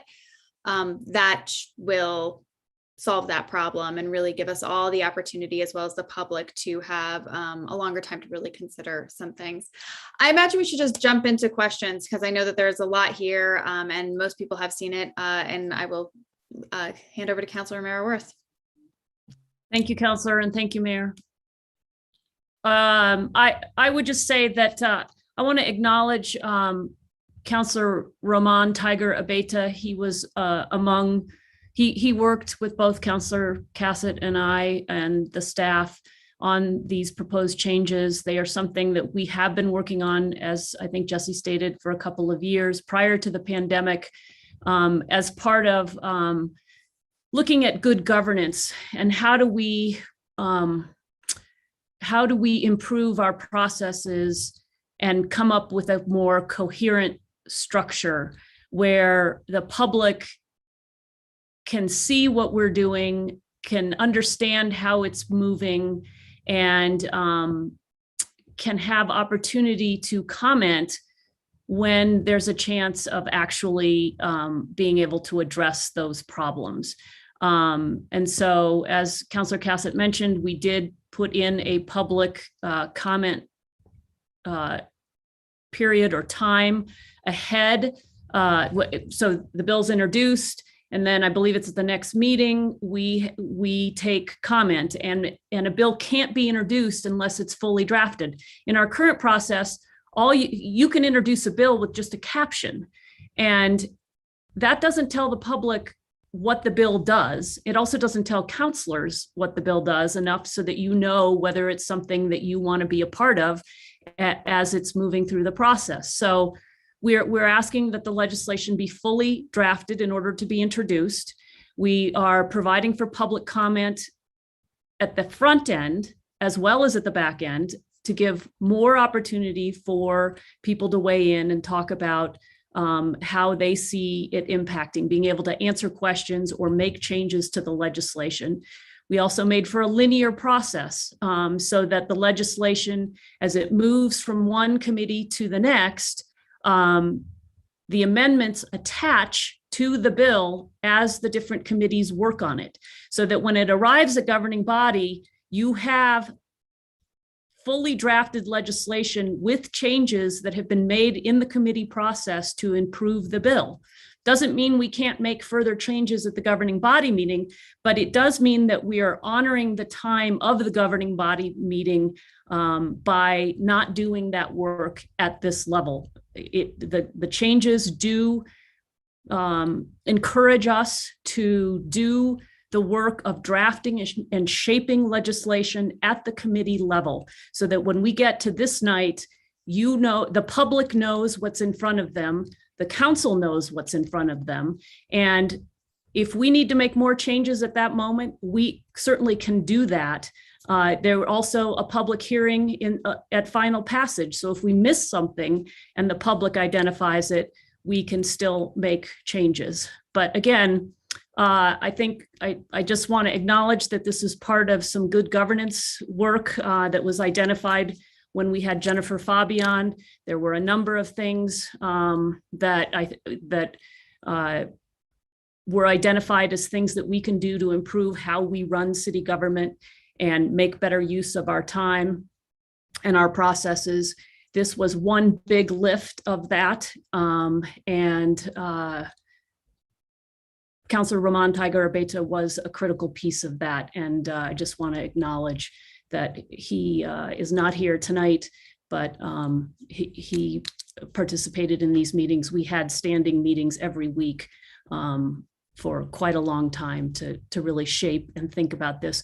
We also had the benefit of Jennifer, who helped us look at other governments, how other councils, local governments do their legislative processes. And I think that was very instructive to finding kind of best practices, and some we can cite to particular places in this body of rules where we found things that we thought we could benefit from. We also benefited from the real world experience of the council over that period of time, where issues would come up and we'd say, if we had a procedural rule that addressed that, could we have improved that? And also, maybe had a process that worked better for us so there wouldn't be hard feelings among the counselors. So I just want to say there's been a lot of work, a lot of thought. It has been through all three of the standing committees now.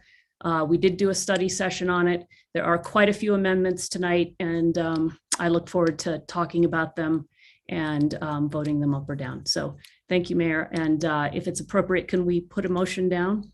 That's right, exactly right. Okay, so Councilor Cassett, I'd move approval of these procedural rules. And I will second.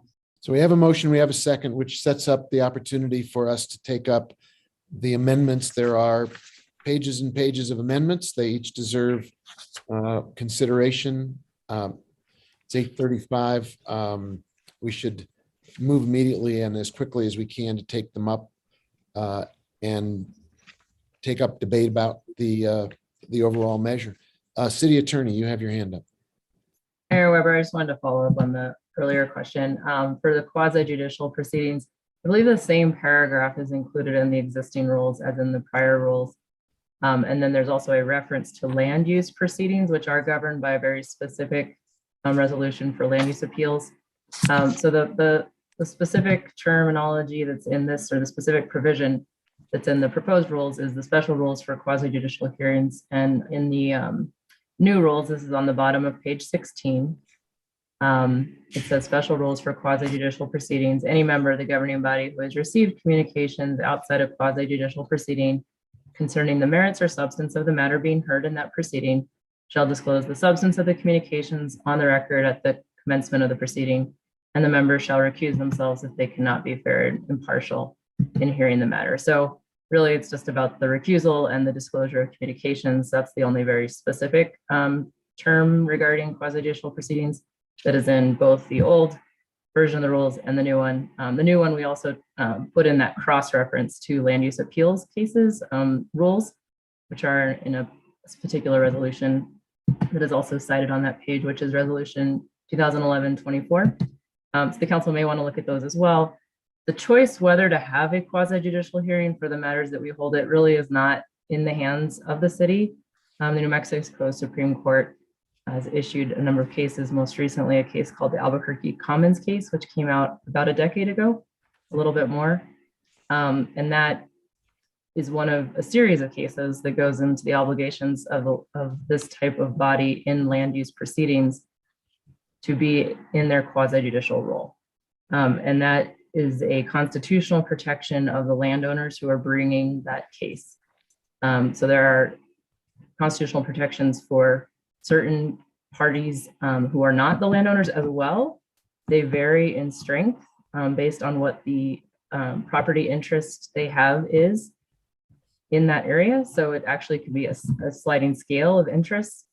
So our rules attempt to protect all of those interests, and similar to judges, the governing body has to protect themselves to be fair and impartial. And so one of the ways that that is accomplished is through requiring that they only review information that both parties have seen, similar to in front of a judge in a court of law. So you can't have what are called ex parte communications with a judge. So if you have a case in front of a judge, you can't call up that judge and lobby them for your side. So it's exactly the same as that process.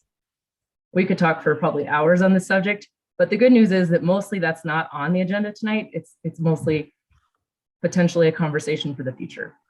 Yes, thank you. And I'm sure it'll come up when we do the training sessions in the near future.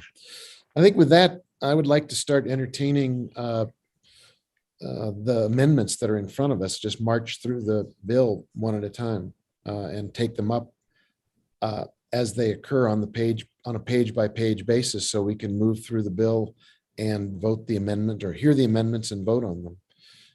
That would be my proposal for how to do this in an orderly way, rather than jump around the document. So with that in mind, there is an amendment at the bottom of page 5. Councilor Garcia Michael, do you want to speak to that? Your hand's up. Sure. I didn't know what process we were going to take. That's why I think we should just, I think if we walk through if we do it page by page, we'll take them up in a sequence that makes sense. And they may not be the way they were written by the sponsors, but it'll take us through the bill one page at a time. I like the process, Mayor. Thank you. And Mayor Weber, I just asked that we get a motion that's just very clear as to what is being amended, what's being proposed to be amended. Correct. So this first amendment that's in front of us is a proposed amendment between Councilwoman Villarreal and myself. And the amendment is on page 5 of the proposed rules, section 4A5, second line, strike up and insert in lieu thereof, final vote for adoption. It is recommended that co-sponsorship be provided to staff. And so our reasoning for this is we want to eliminate the proposal. You have to sign on for legislation 72 hours prior. We understand the justification given during the committee process that it does create sometimes a burdensome work on city staff, and that's where we have provided the language that it is recommended you provide your sponsorship 72 hours prior. But there are going to be instances, and I mean, there is even an instance, for example, tonight where dependent on what the final language looks like here, I would like to co-sponsor this language or this resolution and these proposed rules. But if it is adopted as is, I wouldn't have that opportunity. And I think we need to afford not only this current governing body, but future governing bodies the opportunity to co-sponsored legislation all the way up to final adoption. With that, I'll defer to my co-sponsor, Councilwoman Villarreal. Before you do that, Councilor, I have a quick request. Number one, could you please read the language as it would be the way the language would read if your amendment were adopted, and make a motion and get it seconded so we can debate it. Sure, absolutely. So the way the language would read if amended, it would be beginning with 5, governing body members may add themselves as co-sponsors of legislation until final vote for adoption. It is recommended that co-sponsorship notification be provided to staff 72 hours prior to the meeting when the relevant legislation is scheduled for adoption. The remainder of the language stays the same. So I make a motion to approve this amendment. And is there a second? Second. So we have a motion and a second, and we've heard the amendment read. Counselor Garcia, does that complete your comments at this time? It does, Mr. Mayor. Okay, in order that hands went up, I'm going to recognize Counselor Cassett and then Counselor Villarreal, and then a sequence of people whose hands are all up. Point of order, Mayor. Yeah. I think you should allow the other co-sponsor of the amendment to speak, which would be Councilwoman Villarreal, and then go to those of us who may want to rebut Okay. the amendment. Fair enough. Councilwoman Villarreal, you are the co-sponsor of this amendment. You have the floor. Thank you, Mr. Mayor. I think my colleague said what I was feeling the same way. I think you all knew this was a sticking point for me. I think, yes, we all strive to, we'll let staff know 72 hours prior to the meeting. But I think that there's times and circumstances where we would, up until the final vote of adoption at the governing body, that we would like to participate as a co-sponsor. So I think we know that it's important to let Jesse know and staff know that we're going to co-sponsor. It's just there's sometimes that we need that flexibility. So that's all I'll say. Thank you. Sorry, I didn't mean to jump over you. I was just going in sequence, but correction made. You had the floor. Counselor Cassett, you have the floor. Thank you very much, Mr. Mayor. I would let Jesse speak to the staff component and what that piece has and whether or not that actually is reflected in the record. But from the perspective, or from my perspective, I will let Councilwoman Romero-Worth speak for herself. I think that there is this factor with sponsorship that when you sponsor a bill, you are committing to moving it through the process. Now, I understand that because of how we have rules around open meetings, not everybody can jump on at the crafting. But there is a lot of work that still goes on in moving it through the committee level. And so if you are going to be a sponsor, I do think that it is important that you sign on early enough that you are really committed to moving that bill forward. And I understand, Councilor Garcia's point about, sometimes we don't know what the changes look like.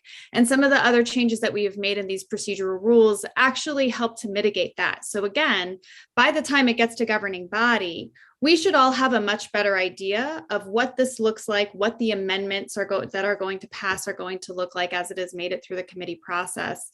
And there is still opportunity for counselors that want to, that really believe in the spirit of the bill, that really believe in the overall purpose and want to be a part of crafting it through that committee process. With how we have structured the committees as linear, with how we have given committees the option to hold the bill for one meeting so that those amendments can really be thought about and crafted and passed at that committee level before it moves on to the next step. It does give individuals the opportunity to be a part of the at that point, it's not quite crafting the bill, of the massaging of the bill, of the finalizing of the bill, as well as really supporting it and carrying it through. And so I think for us, for me, that was an important piece of, if you're going to sponsor, if you're going to get that credit for sponsorship, that really being part of that process is important.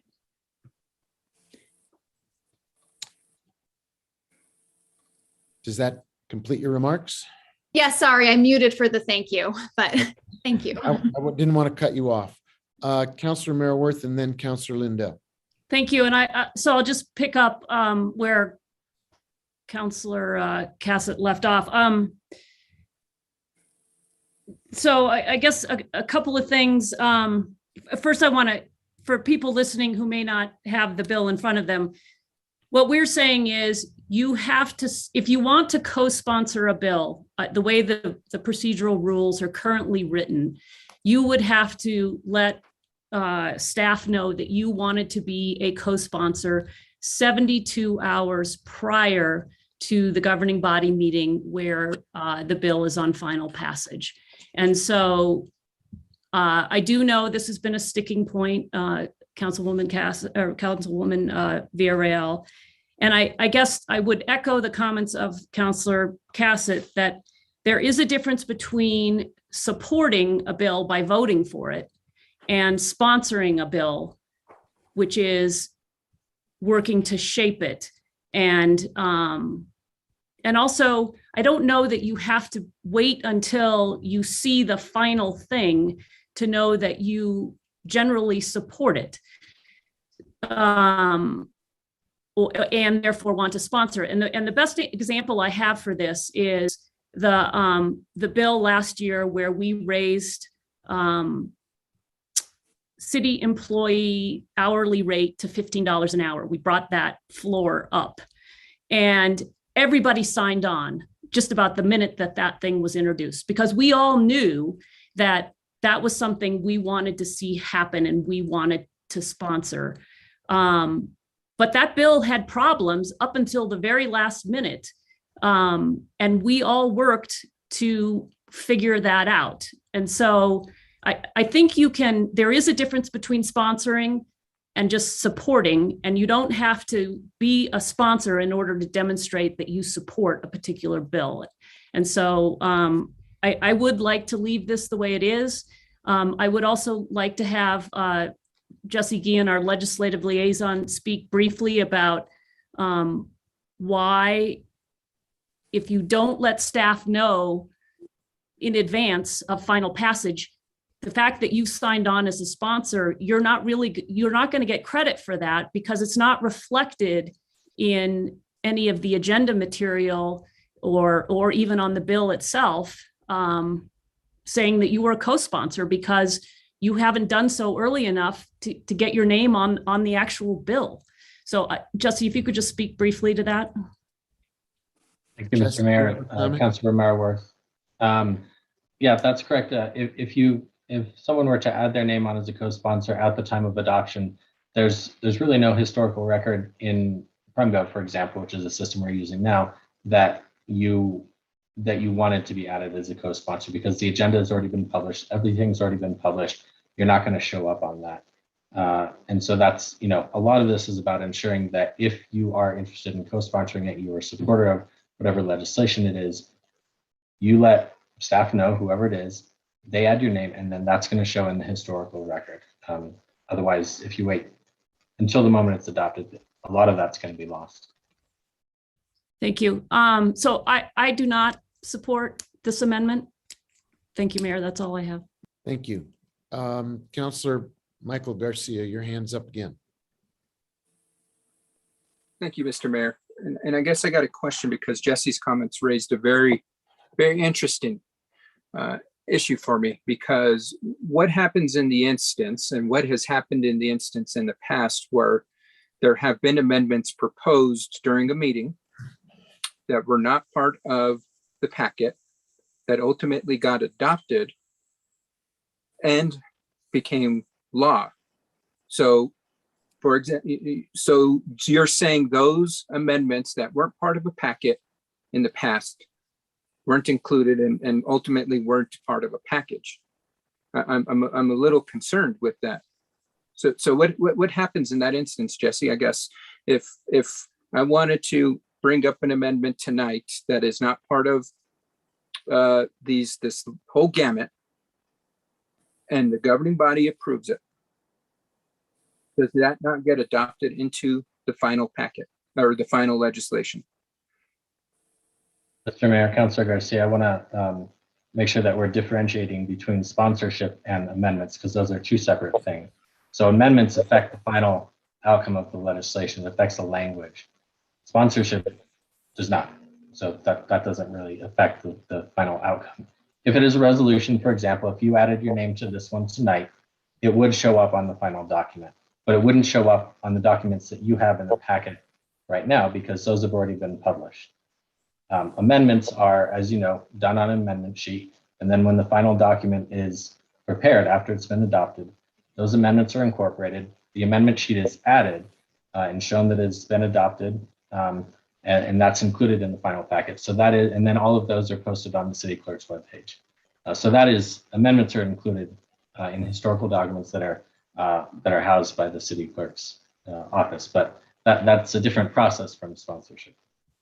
Okay, thank you for the clarification. And just so I'm Sure, I heard you correctly. You said if I wanted to sponsor the resolution tonight, it still would show up. Mr. Mayor, Councilor Garcia, on the final document, yes. However, it would not show up on the agenda for this evening because that has already been published. Right. So, but it's still ultimately the counselor would show up as a sponsor, which is, I think, contradictory to what was spoken earlier. Can I clarify, Mayor, Councilor? Yeah, if you could, because I'm a little confused. Okay, so I'm not talking about amendments. If you're the sponsor of an amendment, you're the sponsor of amendment. And if your amendment is adopted, it gets incorporated into either the resolution or the bill. So if you sign on, and I believe this is true, if you sign on to a resolution, Jesse, is it and you do it tonight, like if counselors wanted to add their names to this particular resolution, could you still add it? And would it be reflected when somebody went back to look at this resolution? Mr. Mayor, Councilor Merworth, let me. And then I want to talk about bills. So we're just talking about resolutions. So there are two different aspects of this. The first is PrimeGov, our agenda management system, which houses our agendas and packets like you're using this evening. So Councilor Garcia, if you were to add your name on as a sponsor this evening, that would not be reflected in PrimeGov. So if someone went back tomorrow and looked at tonight's agenda to see who sponsored this resolution, they would not see your name because it's already been published. If, however, you add your name, I finalize the resolution tomorrow, get it signed by everyone, and Christine puts it up on her website, which is a separate sort of database repository of legislation from PrimeGov, that's adopted legislation. Your name will show up on the resolution that's housed on her website. So there are two different sort of aspects of that. One is sort of the packet material, one is the final adopted product. But that's not true if it's a bill to change the law. So let's say it's short-term rentals and I want to make it so there's a cap of 1,500 short-term rentals in the city. And Councilor Cassett signs on the night of passage. She would not be reflected as a sponsor because we don't keep, she would have missed the opportunity to be listed as a sponsor on the agenda. And we don't archive the bills and they just get incorporated in as law and you don't know who sponsored, correct? Mayor, Councilor Merworth, clerk's website, clerk's office does have a repository for the bills. But one thing I would point out, which probably most of you may not know because you don't actually see the versions of the adopted ordinances, is that when we finalize the ordinances, we take out that language that says introduced by and all of the names. And the beginning of the legislation is moved up. So for ordinances, you don't have any of the sponsors on there. So resolutions are different. I know you guys don't see ordinances because you're looking at bills when you're in the packet and you're in meetings here. So you may not know that, but sponsors are not noted on ordinances. So for bills, like Councilor Merworth noted, if you wait until the last minute, that it's not going to show up because anywhere really, because the ordinances don't have the sponsors listed. Okay, and so that's interesting. I learned something there. So if I signed, so the fact that if I'm the sponsor of a bill, I'm not going to show up on a bill that changes an ordinance, even if I am a sponsor, even if I'm the introductory sponsor, right? Because you just delete all of that. But I will be reflected if somebody went back and looked at the agendas, I would be reflected as being a sponsor on the agendas. Mr. Mayor, Councilor Merworth, that is correct. Right. So it really, I don't know. It just seems to me that if you want credit for being a sponsor, the fact that we're saying you have to do it 72 hours prior to the meeting is one, not onerous, and two, if you sign up later, you're not going to be reflected as being a sponsor. That's all I have. Thank you. Councilor Lindell. Mr. Mayor, I still thought I Oh, still I'm had the. sorry. I didn't realize you weren't done. Sorry, Counselor Garcia, you still have the floor. Thank you. So with that being said, and using Jesse's clarification, I quickly looked at what's posted on the clerk's website. Full documentation of a bill is listed on the website, listing who it's introduced by. So I think I'm hearing a lot of inconsistency here. I was trying to quickly find the short-term rental one, because if I'm not mistaken, I think that is one where because based off of the amendments we made during the process, I wanted to see what the final product looked like before I signed on as a sponsor. And so I think, again, we're taking the opportunity away, not only from us. We've got to think that when we're creating rules, we're creating these long-term. Our intention should be long-lasting, outliving us on the council, and creating good rules for the folks that come fill the seats after us. And if we're not affording folks the opportunity to sign on as the whole process is making its way through all the way up into conclusion, we're not affording folks the full opportunity. There was language spoken earlier of helping shape the bill. Well, there's also language spoken earlier of what if we have the 4 folks who we meet that capacity where we can't talk to other folks, and the language doesn't change because it was a well-crafted bill, and somebody wants to wait till the end to sign on for whatever reason it is. I think we're limiting ourselves, and I think we shouldn't do that. We should provide the opportunity for the city councilor to shape the bill as we speak, all the way up to final adoption. And there's nothing that I heard that from city staff that prohibits that. There's nothing that through documentation records that wouldn't document that, where there are records that showed the final adopters or the final sponsors. And I think, again, we shouldn't be limiting ourselves. That's all I have, Mr. Mayor. Thank you. Counselor Lindell, you have the floor. Thank you, Mayor. I don't feel particularly specific about this. I just heard Counselor Garcia continue to use the word shaping the bill.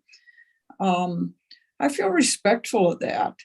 However, I don't think that when we're ready to take a vote and someone says, I want to be a co-sponsor of this, I don't really think that that's shaping the bill.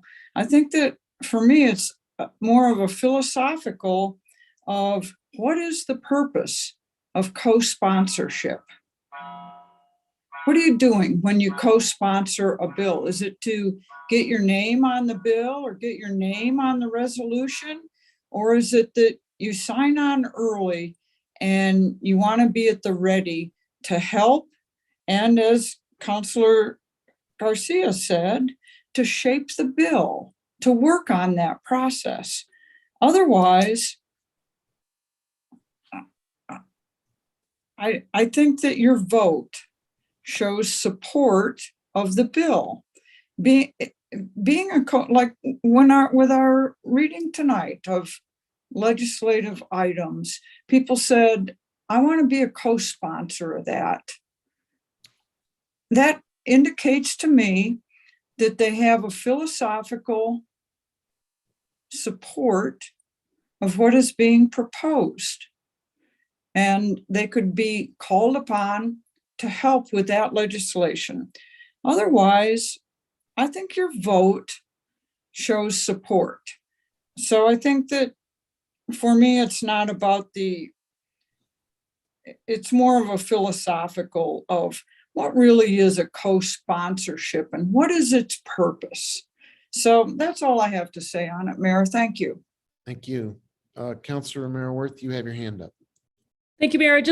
I know, I just want to take this opportunity to clarify something. So I know this has caused heartburn, where because of the rolling quorum situation, if counselors are working to draft legislation, we can have no more than 4 counselors working together outside of a public meeting.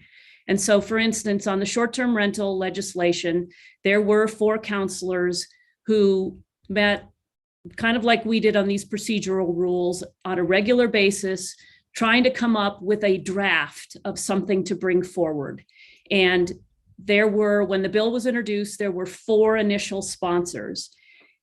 Now, that just because four counselors worked to put together a draft, it still has to go through our process, right? And the process that we're talking about tonight, which will include public opportunities for public hearing and public comment, and for amendments to be made or not as it moves through the committee process. I have no problem, and I think counselors should be able to sign on as co-sponsors after the bill is introduced and put their stamp on it and identify things. This is why we have a process, is because you can provide an initial draft of legislation, but it's all of us putting our heads together that helps, shape it and make it something that works for the whole community. And so I just want to say that, even if there were 4 counselors who initially introduced a bill and we make no changes, other counselors could sign on as co-sponsors. They just have to do it 72 hours prior to the final meeting. And there's no problem with that. And I know that this has caused some issue, but we can continue to work on the bill once it's introduced and there's a draft as it moves through the process, and you can be a co-sponsor even if you weren't part of an initial 4. And in the process of doing this procedural rules tonight, there was only 3 of us. But that doesn't mean that there can't be more co-sponsors that sign on. All we're saying is just do it 72 hours prior to the final meeting. And you would do that because you believe that changing our procedural rules or tightening up our short-term rentals, is a good thing. You may not completely agree with everything that's done, but on par, you believe that doing that work was important on the whole. That's all I have. Okay, Councilor Lindell, if you could take your hand down and after you've spoken, that'd be great, so I don't get confused. Councilwoman Villarreal, your hand is up.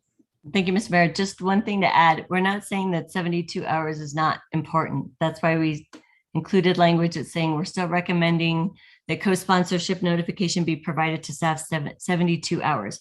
The one thing I do want to add that it's happened more times than I can count is that in committees, when we've actually stated that we want to be a co-sponsor, it does not translate down and does not get tracked. It's not blaming anybody. It just gets lost in the mix. Some staffers to some committees sometimes forget to put that on.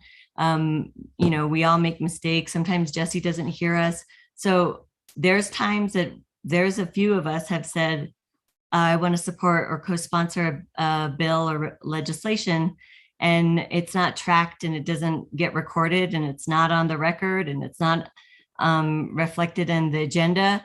And then by the time it gets to committee or the governing body for final vote, that's when we have to repeat it again. And so I'm just saying that there's an ability to make flexibility, and I will definitely strive to let staff know before, within 72 hours. I think all my colleagues will too. I just think it gives us flexibility in case some of these situations happen, or we're trying to work on legislation through committee and aren't quite sure. There's certain parts that we want to see amended before we want to co-sponsor something that's important to us. So that's all I'll say. Thank you. Thank you. I heard a word referenced and then it didn't get picked up, but I think it kind of is the question I have on my mind, and Councilor Lindell asked it very politely, which by using the word philosophy. I think somebody mentioned the word credit, and who gets credit for legislation? I'm wondering if we're not being completely transparent about what this is trying to speak to. Presumably when you add yourself, when any of us add ourselves as a co-sponsor on a piece of legislation, it's something we're proud of and we want to get credit for it. We want to go to the public. We want to go to our constituents and say, I was a co-sponsor of this measure and it is a good piece of legislation and I'm proud to have worked on it and I want to be associated with it as a co-sponsor. I may not have started it, but by George, I am a co-sponsor and I want a measure of credit. And so the question I have is, if that's really what we're talking about here, even though we haven't talked about it, what is truth in advertising? If we say we wait until the measure passes and then you say, I want to co-sponsor it, having voted for it, is that something that is creditworthy?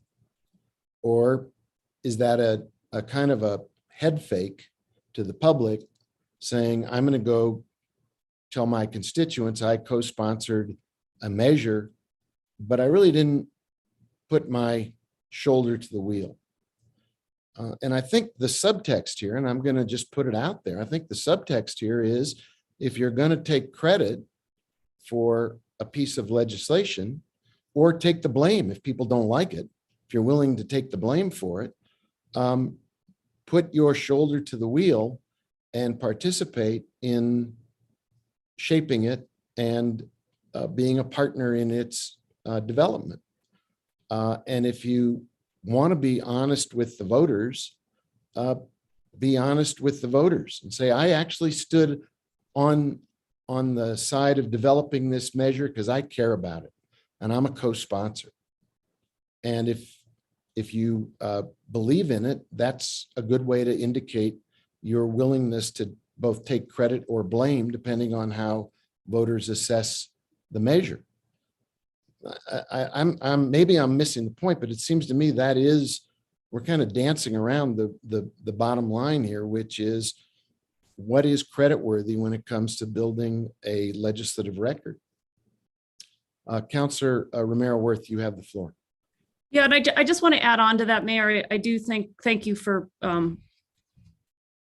those words. I do think that under the procedural rules that we've recommended here, by making our process linear and by making amendments attach as they move through the committees, by the time you get to governing body, you are going to have a much better sense of the condition of the bill. It won't be like tonight, where we have the procedural rules, they've been through all the committees, and we have hours worth of conversation and probably 10 different amendments on 22 pages worth of process to work through tonight, because the amendments didn't, we didn't have them and they didn't attach at the committee level. So I think legislation, by the time it gets to the governing body under these new rules, you will be in a better position to know, is this something I want to attach my name to and be able to proudly speak to voters and the public as having supported and worked on, and therefore you should be a sponsor. That's all I have. Councillor Chavez, you have the floor. Thank you, Mr. Mayor. So I'm new and I'm loving the discussion because I'm learning so much. But, being new, I wanted to just give my perspective and ask my questions, because I feel like I aligned a lot to what Councillor Lindell said, which is, what is the meaning of co-sponsorship? Because when I thought of that coming in, I was like, my hands are in it. I've learned about something I want to be involved with. I want to be called upon for. I want to collaborate. I want to be able to claim what the work that the bill or the legislation involves. Supporting something, I see that as when I, vote to approve. And so with the discussion now, I'm confused, or would want to hear from council members of, so what is the philosophy behind, or how do we understand it to be co-sponsorship? I feel like that is getting cloudy as we have this discussion, because what I came in with it defined as, in just my own philosophical understanding seems to not be aligned with all of us, which I feel is really important as we opened up our meeting today talking about transparency and collaboration and communication. I feel like that's a good topic of discussion, and really for us, especially Councillor Lee Garcia and I, to be able to vote.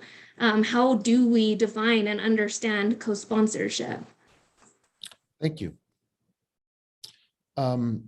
Did you want to address that question to somebody specifically, or just put it on the table for further discussion? Further discussion, I feel like I feel like I'm witnessing a difference of opinion, and that's just from observation. But I just want to, communicate that that's how I'm seeing it, and I would love to have clarification. I think it would help. And I don't mean to speak for you, Councillor Lee Garcia, but I think it would help for us in decision making as we continue this discussion. Thank you. Councillor Cassett.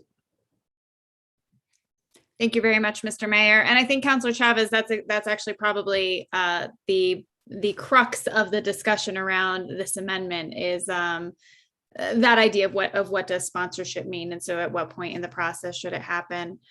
I of course my position has been stated that I do believe that to your point, Mr. Mayor, that you want to put your skin in the game early. Another one that I would really bring up that I think is a very prime example of what I feel matters for whether or not you get the credit to co-sponsor would be CHART. We all signed on to CHART the moment that was introduced. The moment that it hit, we all signed on to CHART. And my goodness, did that thing have problems? I mean, just tons of problems. Like I don't know how many amendments when we eventually removed it. We spent 2.5 hours in finance going through and creating a version of it in finance that we liked. But we all believed in the philosophy. We were all willing to put ourselves behind it. We were all willing to work towards passage of this thing that was getting to this idea that we all truly believed in. Now, I have seen instances where councillors have brought forth amendments that did not pass, and they therefore then voted against the bill. And so I think there's a really big difference of I'll sponsor this bill if my amendment passes. Because that's, to me, it's not really as much of like, here's the philosophy of what of what I want to see. I mean, at that point, of course, if it is to a place where you feel the amendment makes it palatable enough for you that you can vote for approval of it. But I think that it's a very different piece that when you sign on and you're really saying, I will carry this, I'm going to carry this, I'm going to support it, I'm really going to work towards it. And I believe in this concept. Now, you can also remove yourself as a sponsor. So say you pop it on into a committee, you don't like what happens in the amendment process, you can pull yourself off. Again, we start to have this discussion of how is this reflected in the record, but that's always a possibility. If we get to what it looks like and you're reviewing your packet for governing body and my goodness, you're not happy with all of a sudden what this thing is, you do have the option to pull this off. But again, I believe that if you're sponsoring something, you're ready to carry that water, and that is where the credit should lie. So thank you. Thank you. Councillor Michael Garcia. Thank you, Mr. Mayor. And thank you, Councilwoman Chavez, for your question. I think I'll take the opportunity to answer your question. And I don't see it so much as a straightforward answer, in the sense I see it, and there's mostly two paths of sponsorship. Those folks that introduce the legislation, work on it and introduce it, or have their skin in the game, so to speak, as has been said tonight, or those folks that didn't necessarily have a hand in crafting it, but they support it and they will sign on. So that's kind of path one.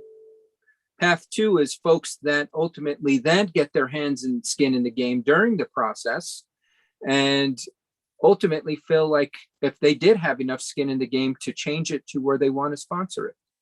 And I think it's not a straightforward answer in that sense. It's up to ultimately the individual, the counselor, to feel where they stand in that spectrum. there's been instances where, when it was introduced that night, I signed on. There's been instances where I got my hands in the mud and tried to make fixes through amendments, and those amendments allowed me to sponsor it. That didn't, because an amendment didn't pass, didn't mean I wasn't going to ultimately vote for the measure, but it meant that I, quote unquote, had my hand in the game and ultimately shaping what I felt was better policy. And I think with the proposal in front of us, there still, no matter one way or another, there still is going to be the opportunity for amendments to be spoken, new amendments that weren't spoken of during the committee process the night of potential adoption. And we've got to make that clear that there are going to be opportunities where there are amendments that could sway somebody's vote the night of adoption. And I think by not affording folks that opportunity to work on something all the way until we adopt it, we're taking away our rights. And I'll echo what Councilwoman Villarreal said. We are strongly encouraging folks, and we can even change the language to say we strongly encourage 72 hours prior. I think that is the practice. That is what we should all strive for. But we should not take that ace in our pocket to afford folks the opportunity to sponsor something that they helped shape, potentially all the way up to the night of adoption with a potential amendment. And they feel like they have their skin in the game then because it was adopted or not adopted, and they feel they have their right. Again, that's up to the counselor. It's up to where they feel.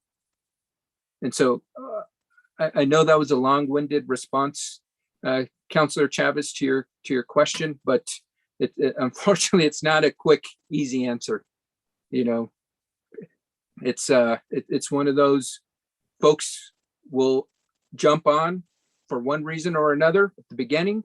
Folks will have the opportunity to jump on one reason or the other all the way up into the end. And that should be our right as counselors. No other comments, Mr. Mayor. Thank you. Any other people want to speak to this amendment? If not, I think we've had a pretty robust discussion. Can the clerk please call the roll on the amendment?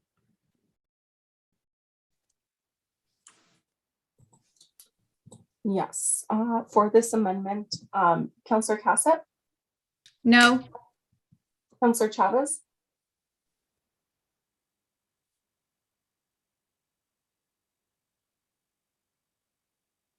No. Counselor Lee Garcia, I'm gonna vote yes. Counselor Michael Garcia, Yes. Counselor Lindell, No. Counselor Rivera, Yes. Counselor Merrill-Worth, No. Councilwoman Villarreal, Yes. Mayor Weber. No.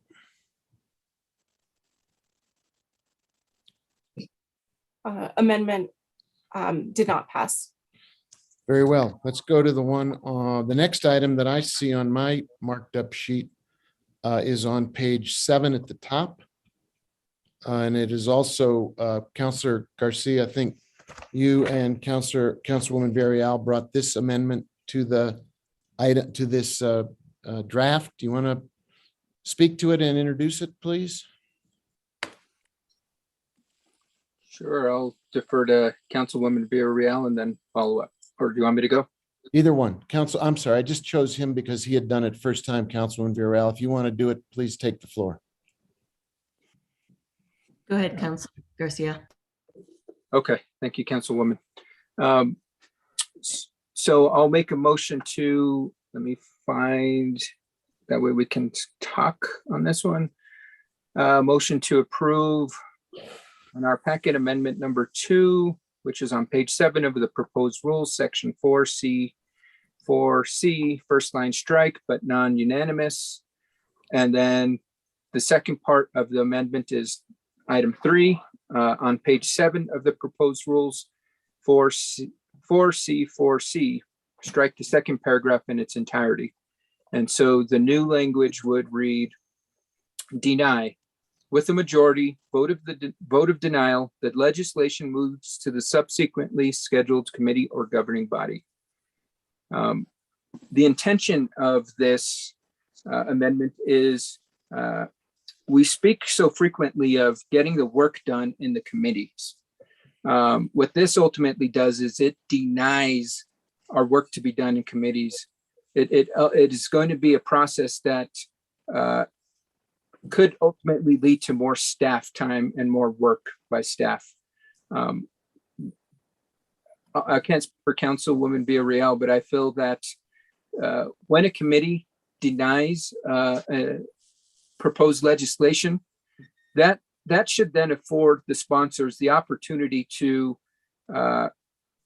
potentially adjust and pivot their legislation accordingly to when it hits the next committee, make the necessary changes and potentially pass that committee instead of having to start from square one again.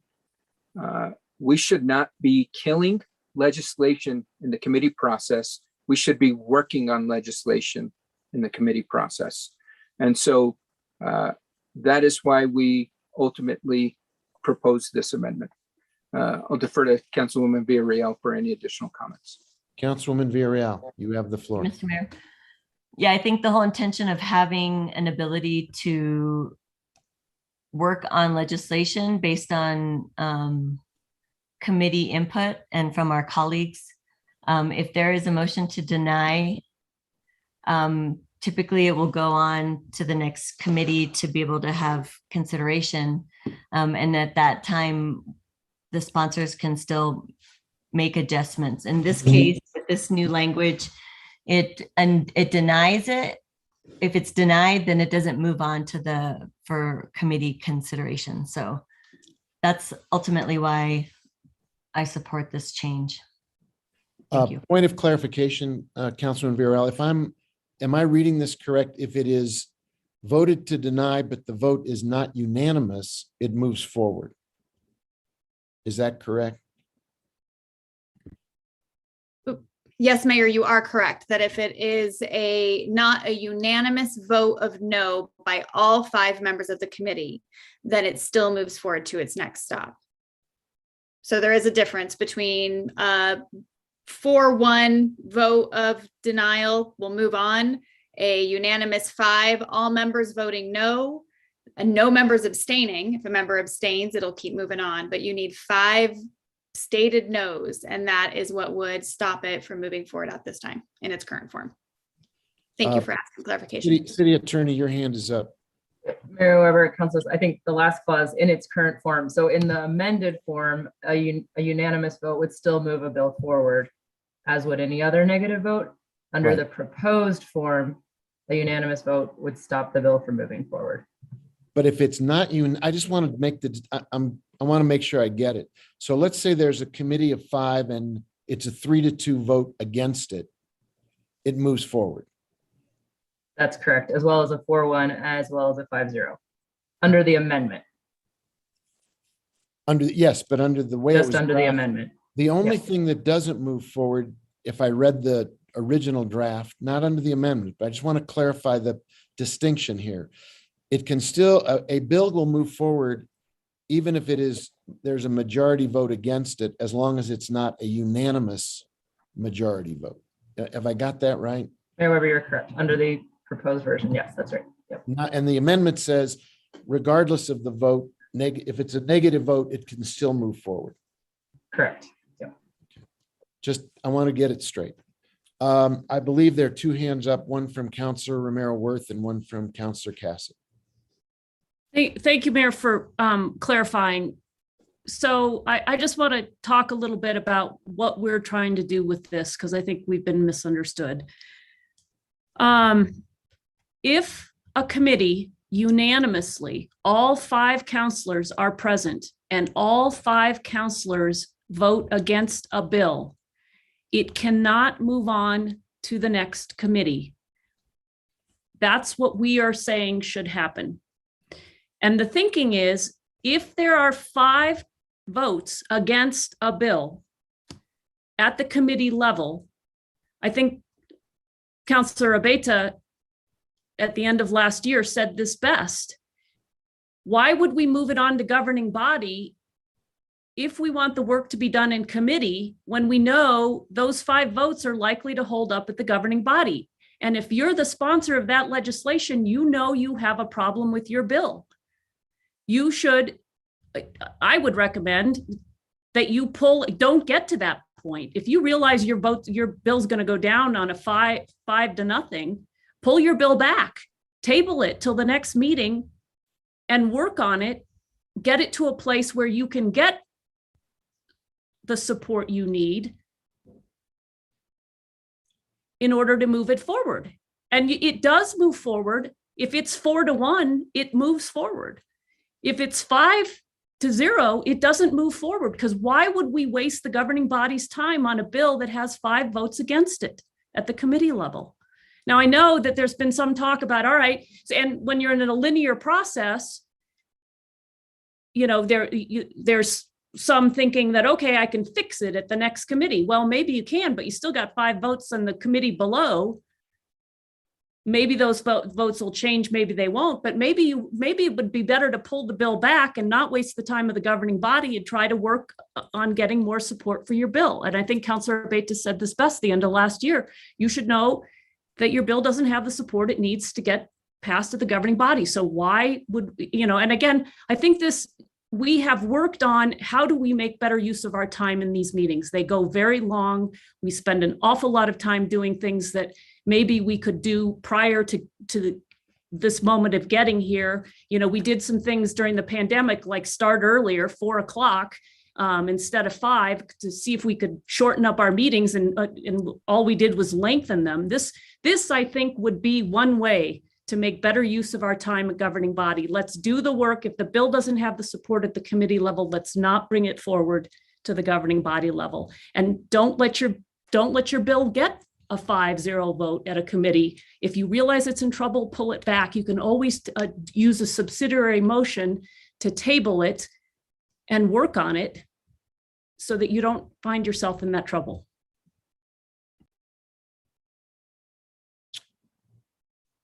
Councillor Cassett, then Councillor Michael Garcia. Thank you very much, Mr. Mayor. Just to piggyback off of what Councillor Maraworth was saying, is that I think that we, in previous discussions about this, we have not been explaining it as clearly, that it's not that you can never bring the concept back. So it's not like if you are proposing, I don't know, let's play the short-term rental game again, since we've already done that one. But say you're proposing something with short-term rentals and you know that it's about to go down. I mean, in fact, the sponsors for short-term rentals did this with Planning Commission, that they saw a lot of problems with Planning Commission, realized that all of these problems probably meant that it wasn't going to get passed, and they pulled the bill back to work on it. And what I really like to say about this one is that this is about how do we create good policy and stop focusing so much on the politics. Because a lot of times when we're trying to ram a bill through that we know isn't going somewhere, it's a political move. But really what we should be doing is like, okay, we're hearing the discussion. There are 5 members, there's a majority of the governing body that are saying that they will not support this. I know as a sponsor that if I really want to get good policy passed, I need to pull this back and work on it. If there's the ability, if you don't already have 4 people working on it, maybe pull in some of the individuals from the committee who had issues with it that you think could be really helpful in moving this forward. The committee does have some options. So say that the bill is something, again, they really approve of in concept, they would like to see it move forward.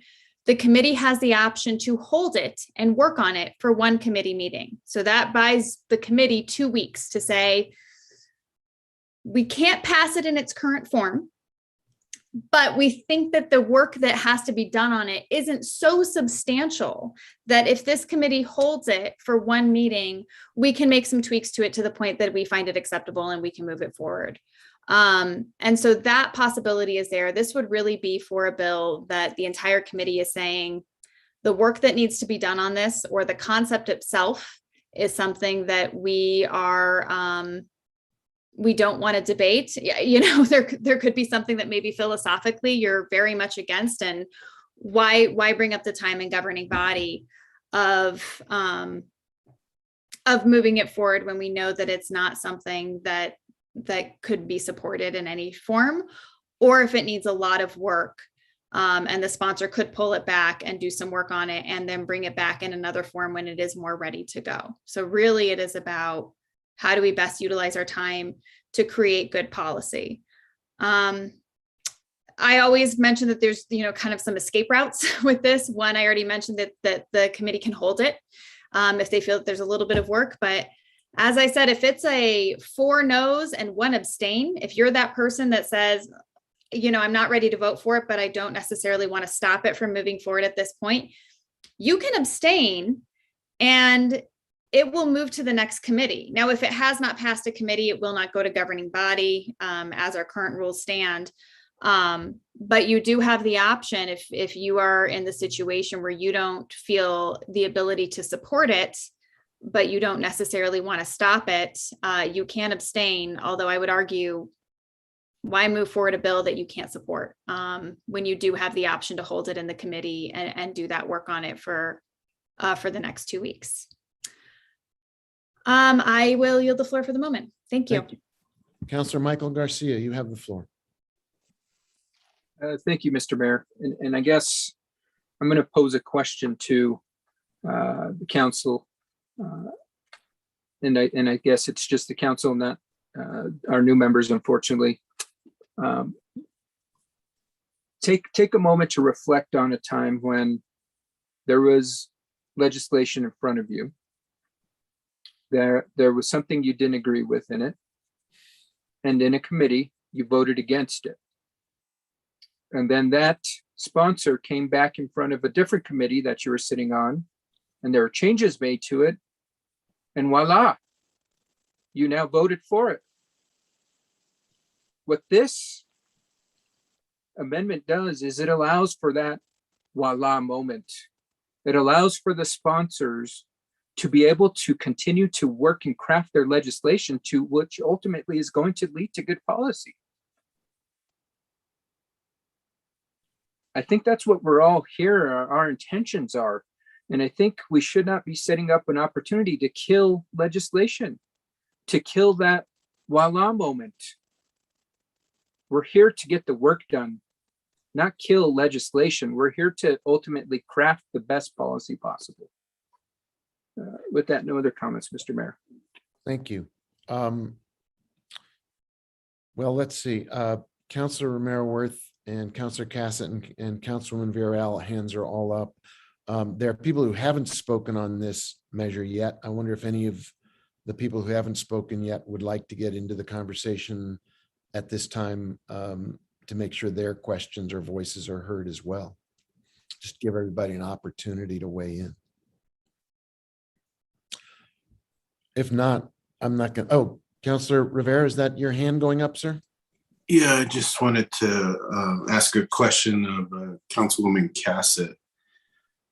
You talked about if one person abstains, then the legislation would move on. Yet, in the definition of an abstention on page 21,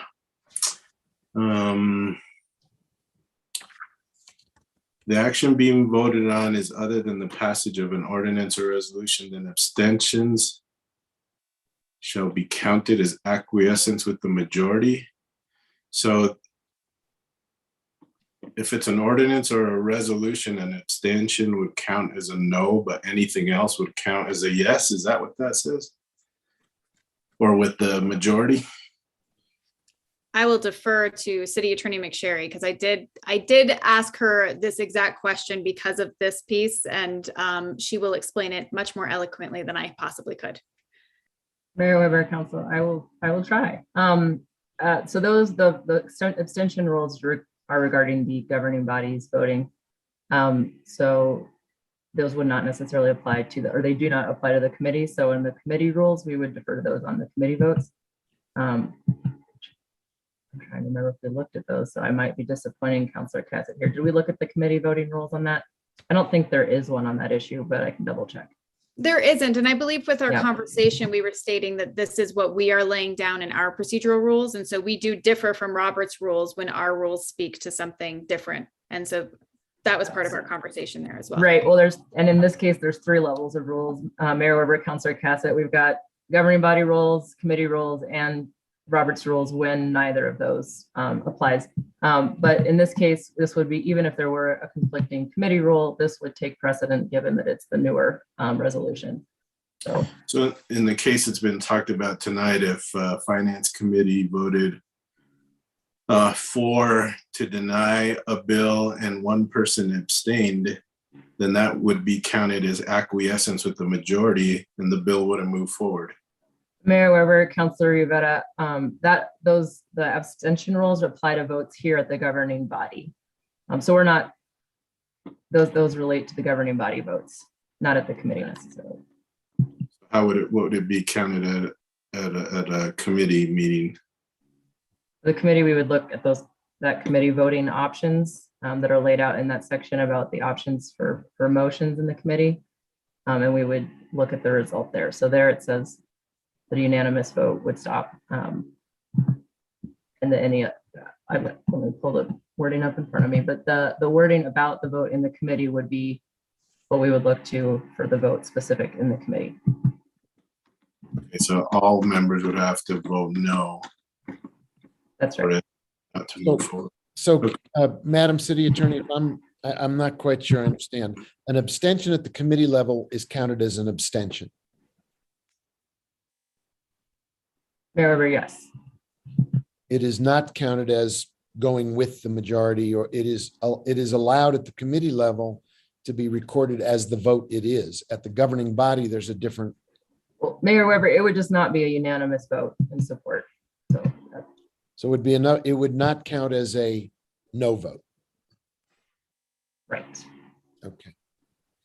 Councilor Rivera, did that clarify it for you? Yes. Okay. Did you have anything else, sir? Because you still have the floor. No, I just heard that and wanted some clarification. Thank you. And that, Councilor Lindell, you haven't spoken yet and your hand is up. I'm going to jump order to give you a chance to speak before folks. Thank you, Mayor. I'll be brief. I've been around here for 5 minutes. I can't remember unanimous no votes in committee. I just don't remember one. And I've been here a little over 7 years. I think that if you have a piece of legislation that is a unanimous no vote, this threw me at first also, but then I thought about it. I haven't seen this. If you have a unanimous no vote, I think you need to pull this legislation and go and rework it, and you can bring it back. I just don't see shoving it forward when you've already got 5 votes against it. I don't think it should go to the governing body. I think it can continue to be worked on in committee, but I'll leave it at that because it's going to be a long night. It's already 9:40, and off the topic, I'm wondering if we need to take up if we're going to see the rest of our agenda tonight. So maybe once we take this vote, Mayor, we need to have that discussion. Thank you. Thank you, Councilor. We have 2 hands up at the moment, Councilor Cassett and Councilwoman Villarreal. I'll be very quick. I just wanted to talk about some of the language that we had admittedly used at the beginning of this, and that was the idea that you're killing a bill. It's not quite the same because what we've kind of changed the way that we speak about it is it's not moving forward at this time, because it doesn't mean that the concept cannot come back and that it cannot be worked on. So I just want to make that very, very clear that that it doesn't, create a situation where somebody cannot bring back the same idea that they've hopefully worked on to make it more palatable and to make it something that the governing body or the committee could then support to move forward. So we've been trying to move away from that language. We know Robert's rules uses it, but it's not quite, it doesn't quite really describe it exactly as we're thinking. But it's at this point, it's not moving forward at the committee level if you get a unanimous vote of no from all 5 members who all have to be present. Thank you. Councilwoman Villarreal, you have the floor. Thank you, Mayor. That was helpful to say that. I think if we would have said that through this process, that would have been helpful. I actually did ask for clarification and a time to meet with you all based on some of these amendments, but I didn't hear back from staff. So that's where we are today, talking about it tonight.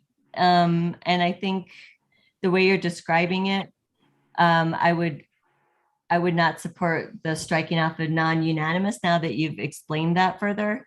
I think the reason I was supporting the motion to striking the motion to deny, because it did feel like you could kill a bill if you weren't on a committee, which has been the case in the past. If you didn't sit on a committee and you're watching your colleagues that may not support the legislation for whatever reason, then I would hate for that not to be able to have an option to continue working on a bill just because you're not on a committee that unanimously denied it.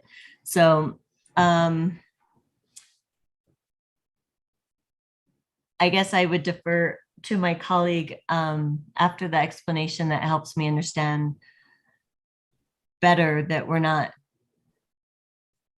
that there's still, that this wouldn't kill a bill completely. So I don't know if Councilor Garcia has anything more to share.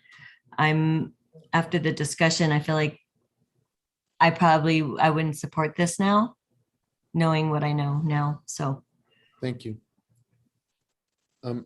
I think that's really helpful, Councilwoman Villarreal, because I think a lot of the questions I have about the amendments, not just these, but more to come, are really the conversation we had about the very first amendment that we spoke to tonight is how my head is working, which is, what is the philosophy we're trying to embrace here? Is there a political philosophy that is embedded in this process?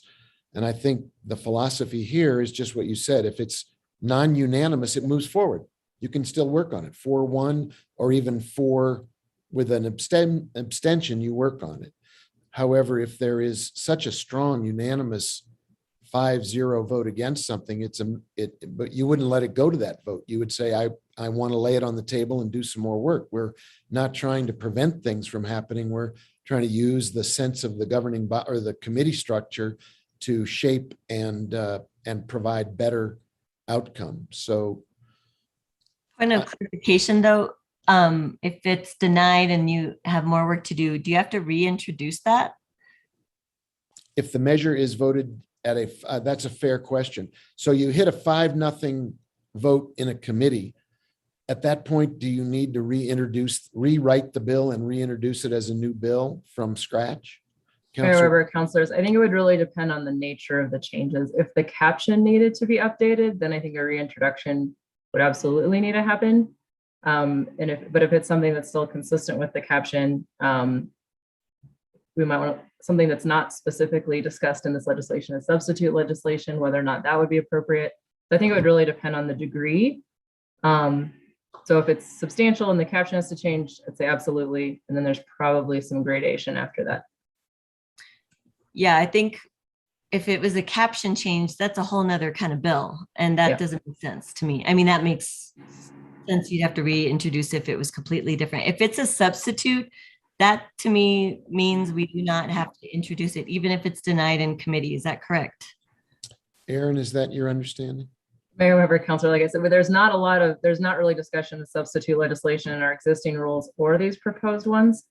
So if it's a true substitute that accomplishes the same things, I think we would just need the full packet before it went to committee again, probably. And then Can I offer another way out of this? Councilor Romero Worth. Aaron, wouldn't this be a place where you could vote to reconsider if you had voted in the majority? Mayor Weber, Councilor, Yes, and we would need that vote to be on the agenda. So there's just some procedural things that we could. So work through. there's a Yeah. procedural way to get out of this. Yep. Without sense. having to reintroduce. However, Counselor, yes. And if it really is to accomplish the same outcome, which I think is where Councilwoman Villarreal is going, then it makes sense that it would still be, it has already been introduced to accomplish whatever the goal is, but just in a different strategy. Councilwoman Dreal, did that answer your question? It did. I mean, the reconsideration is a little bit more complicated for those that are new. You actually have to get the supermajority, and it's more complicated in my mind. But I guess what I want to understand is if there still needs to be work to do and there's changes that need to happen, that there's still an opportunity for a substitute, especially if the topic is not changing drastically, which I think would be the caption. But I mean, we've changed and edited captions as needed, unless it's completely different, but we've edited it as needed if there's words that need to be added, et cetera, but we don't have to reintroduce that. I just want to make sure that we don't have to reintroduce something that a counselor has worked on, and say the first committee it goes to, I'm assuming this is the first committee, or is it just any committee? Any committee. Okay, so if it's any committee and you don't sit on that committee, and the folks that are on that decide not to vote for it, you still have an opportunity to make adjustments as a substitute if needed. Yes, that is correct. That Ms. McSherry, is that a fair statement? However, yes, I would agree with that statement too. I wasn't sure to whom the question. I think, I think we had, that's why I think Councilor Cassett jumped in, but since you're the city attorney, it's probably authoritative coming from you, more authoritative. Okay. Councilwoman Villarreal, is that to your satisfaction? That helps me. I don't know if my colleague, Councilor Garcia, has questions about it, but I feel like after clarification, unfortunately, at the moment at governing body, that I don't think I'm not in support of these changes. If there are no other hands at this point, then I think it would be timely to call the roll. Point of order. Up, yes, ma'am. So if you're not supporting your own amendment anymore, are you withdrawing your second? Well, I think. Or do you want to vote? We can vote on it since we're already in process. We have a motion. Oh, Councilor Garcia, your hand is up. I'll withdraw the motion to amend. Okay, I'll withdraw the second. Thank you. Okay, thank you both. Very helpful to have the dialogue. Now, the question's been raised. It's 10 to 10. And we have a land use case after this, and those folks are waiting. The city attorney's hand is up. Anyway, we're just on a point of order issue. So to talk about the agenda, we can utilize the lay on the table for an unusual circumstance that we don't generally use that, but that actually, we could just lay that on the table for the purpose of talking about the agenda. Because a motion to change the agenda is out of order at this time. I see. But there could be a motion, Madam City Attorney, to do what?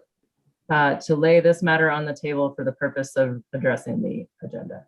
And then we would have a motion to take it off the table if we want to return to it. Okay. I don't know whether the governing body wants to take up the agenda or keep soldiering on as we are at the moment. We're on our third amendment. Some of these may be quicker, but so far we've had I think the sense of the governing body is they really want to take this up in detail and make sure that every amendment is given its appropriate amount of attention.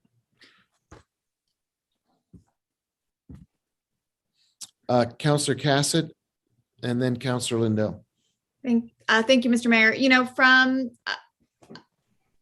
Council Romero Worth can correct me if I'm wrong. I believe that those two from the amendments that I had reviewed were the most substantial. Oh, there is another one that's probably going to be a longer conversation. Okay, I ignore what I just said. Okay, Counselor Lindell. So, thank you, Mayor. If I understand the city attorney correctly, the motion would be to lay this on the table so then we can discuss if we want to amend the agenda, and then we can come back to this. Is that correct? That's my. However, Councilor Lindell, that's correct. It'll be a motion to take it off the table afterwards. All right, I'm gonna make a motion to lay this on the table. Second. There's a motion, there's a second. I think it's understood that this is so we can take up the agenda and deal with the fact that it's already late and we've got a lot of work left to do on this. Is there a discussion of the motion to lay this on the, is that debatable or do we just vote on it, Madam Parliamentarian? It's probably discussable. No? Not debatable. Okay, in that case, could the clerk please call the roll? Yes. Counselor Chavez, Yes. Counselor Lee Garcia, Yes. Counselor Michael Garcia, Yes. Counselor Lindell, Yes. Counselor Rivera, Yes. Counselor Romero Worth, Yes. Councilwoman Villarreal, Yes. Counselor Cassett, Yes. Mayor Weber. Yes. Item has been laid on the table. Okay, so this item is laid on the table, so we have the opportunity to discuss the agenda.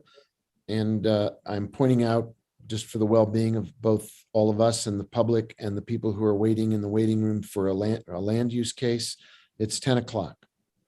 Is there a sense of the governing body about the agenda and whether we want to indicate our sense of whether we're going to do the land use case tonight or not? Councilor Rivera, do you mind if I cold call you? You are such a veteran of council matters. Do you think it's realistic to think we can finish this and also do the land use case? Only if we plan on being here till 2:30 in the morning, and I'm not sure we should put ourselves in that kind of situation where we're all tired trying to make land use decisions. Yeah. I don't know if there's any pressing issues with this, or timeliness issues with this, if it has to move forward tonight, but I'd feel better hearing it at a later time, especially with the Zoom issues that we've had tonight and people having difficulty logging on. That's my sense. Thank you, sir. Do you have Councilor Lindell, your hand is up. Do you want to weigh in on it? Maybe we can get a motion. I was waiting for Counselor Rivera to make a motion, but I'm happy to make a motion to amend the agenda that we postpone items 19B and 19C until the next council meeting, which would be a date certain of January 26th. There's a motion. Is there a second? Councilor Lindell, with your motion, can we make sure that this, I don't know if it has to be part of the motion, but that this then be the first issues on our afternoon session? I'm certainly open to that, Counselor. Mayor Weber, councilors, I think that's appropriate to do that. Okay, so I'll second with that change. Although Mayor Weber, councilors, I think if you adopt these new rules, it'll be more specific about where these matters are heard, which would we could put them first in the land use matters for sure. But I think someone might tell me if the bills are supposed to go first under the new procedures versus the land use cases. Our new procedures would specify one versus the other.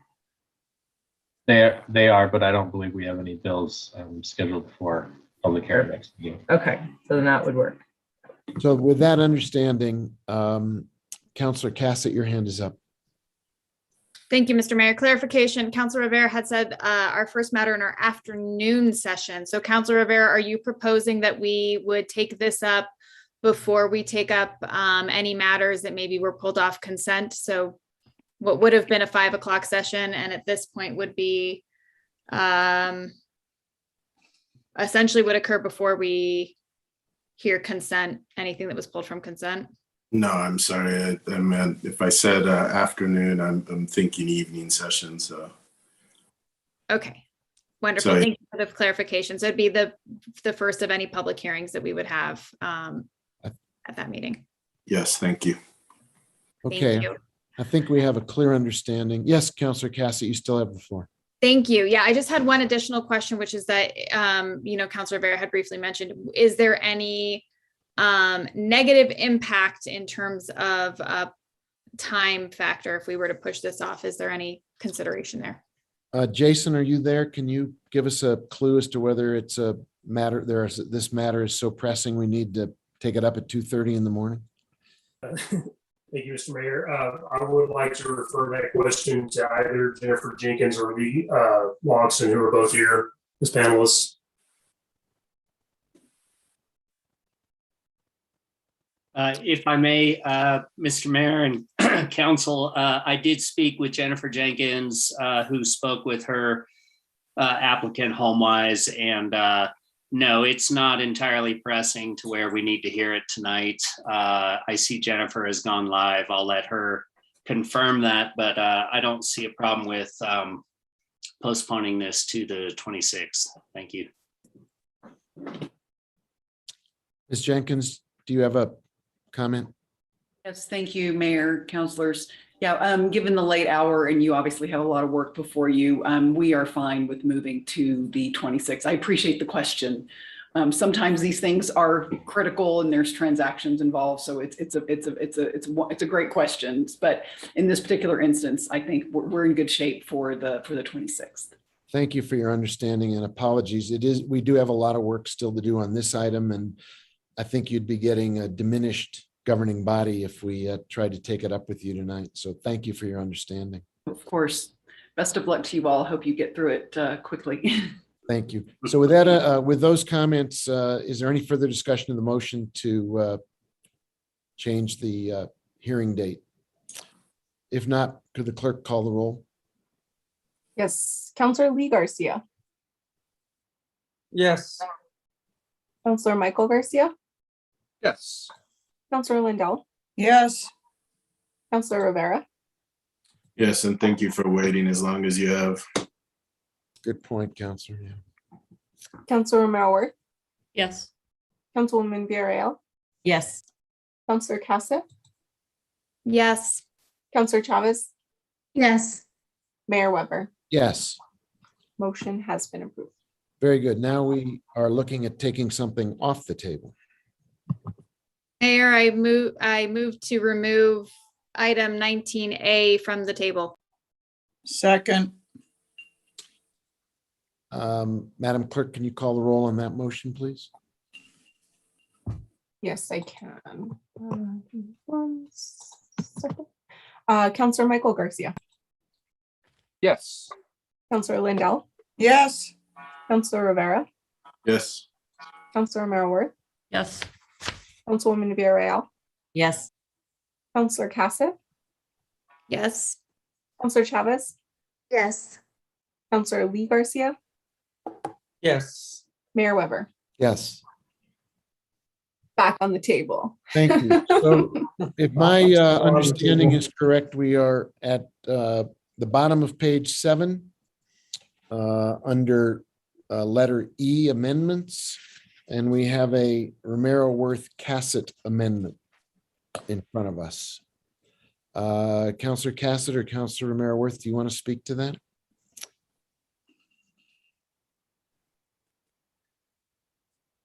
I guess I do, apparently. Fingers are being pointed, but I don't hear anybody speaking. So this is a little bit of a two-part about when amendments need to be included. So we say that amendments must be written and included in the governing body packets. Before the public hearing didn't didn't make sense, so we are striking that. That was in the initial original piece. Because it should just, the suggestion is that just before the governing body happens. And then any new amendments proposed during the governing body meeting shall be presented in writing before discussion. So I move to approve of the amendment that I just read.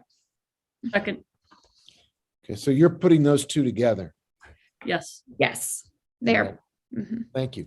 And could you, I would like to take the liberty of asking you, you explained that you thought the first one, the before the public hearing, simply, to use your language, didn't make sense. But the second one is a little more complicated. So perhaps you could give us the explanation for the second half of this amendment. Absolutely. So we had a lot of discussion about when can amendments be proposed, and really wanting to make sure that everybody fully understood what was being proposed with an amendment. And while we do still greatly encourage amendments to happen within the committee, and there can even be discussion that if an amendment is so substantial that it can be referred back to the committee, we understand that there might be times an amendment would need to be proposed during the governing body. But before that can be voted on, the amendment does need to be written. It does need to be drafted and sent to the members of the governing body. And I would refer to Attorney McSherry. I believe that the process for that would be that the amendment maker would essentially, in our current form, would draft it, email it to Aaron, and then Aaron would have to email it out, and then it would need to be read into the record in order for the public to understand. Am I correct in that process, Aaron? Mayor Weber, councilors, I don't think we're dictating that process. That's absolutely a way that it could happen. I think the main point is that we want to make it available in writing for everybody, so we can all look at it together rather than just hearing it verbally. And I think the staff has had challenges on prior amendments where we listen to the actual recording and write down exactly what was said. And sometimes it actually doesn't, the sponsor doesn't recognize it. That has happened at least on one occasion. So in order to save us all from that potential outcome, having it in writing during the meeting and circulated is important. Wonderful. Thank you. And so again, the idea is that we are all very clear on precisely what the language is that we are voting on, if we are voting on an amendment that is being proposed at the governing body. And if I can add, Mayor. Go ahead, and then Councilor Michael Garcia's hand is up. And Yeah, and I guess I would just emphasize that to the extent that we are drafting law, I think it's really important that we know exactly what we're voting on, and that the staff knows exactly how to put the words. And therefore, it's really important that they be written so we all know, so we can all see and agree that that's what we mean to do. And Mayor Weber, councilors, sometimes punctuation may be important as well. And certain words sound the same, but might not be written the same on paper. So I think those are some other reasons that we should have it written and circulated during the meeting. Thank you. Councilor Michael Garcia, you have the floor. Thank you, Mr. Mayor. And I got a quick question for the sponsors. When you say presented in writing before discussion, are you talking about discussion of the agenda item or discussion of the particular amendment? It would be discussion of the particular amendment. So if we are moving in and we, for example, throughout this discussion, if there was something that came up as an amendment that before we would actually discuss and consider it, that it would be, somebody would actually write it out, it'd be drafted in writing and sent around. So we could have a discussion on the actual substance instead of the potential for what it could possibly be. Okay, thank you, Councilor Cassett, for clarifying that. So with that being said, should we then add, just to clarify because again, I'm trying to get us in the mindset of these rules are going to live beyond us. That way, when the next people that come, they know before discussion of said amendment, because the way it could be dual interpreted, writing before discussion, and they can say, well, what do they mean? Discussion of the agenda item? And we don't want folks arguing one way or the other. It should be clear as day, especially with the rules. So I didn't know if folks were open to, or what other folks' thoughts were on that, but I think adding that language would just kind of strengthen this amendment. I would agree with that. Do you want to write that down and send it? Okay, sorry, but I'm not sure what you're adding and where Councilor Romero Worth, but it would to prove a point. it would read, any new amendments proposed during the governing body meeting would be presented in writing before discussion of said amendment. Or you guys are the legal experts that would help wordsmith that, but discussion of the amendment that is being proposed. That just helps to clarify that. So Mayor Weber, Counselor, I'd suggest you go ahead and make the motion, and we can either add it or not add it to the current amendment on the table. Okay, so then I make a motion to amend the amendment to add, after discussion, language of said amendment, and it will end with a period. Counselor, can I? I've said. Of Sorry. said. Go ahead. Let me write it down. See, this is what we're trying to get away from. So it would be of said amendment. So you Three wanna words. write down on a piece of paper, Counselor Garcia, the words of said amendment and hold it up on the Zoom screen so we can all read it. If it's a very short one, we can spell it out, I suppose. Such as this. Just to be clear. Okay, I can't see that. Yeah, it's your background makes it a little hard, but I get the point. So let me try to read it out loud if I may. Thank you. Any new amendments, this is as the amendment would be amended. Any new amendments proposed during the governing body meeting shall be presented in writing before discussion of said amendment. So we're not discussing the item as a whole, we're discussing the specific amendment that would have been presented in writing. Okay, that's strikes me as a very clear amendment. Is there a second for that? Second. And there is a second from Councilwoman Villarreal. Is there discussion of the amendment to the amendment? Mr. Mayor. Councilor Rivera. How would these be presented in writing to the entire governing body and to the public? Well, let's get to that question after we discuss Councilor Garcia's amendment. All right, so we're just voting on his added. He's adding 3 words of said. Okay, is there any discussion about Councilor Garcia's 3-word written amendment? If not, let's vote on that. Could we call the roll? Yes.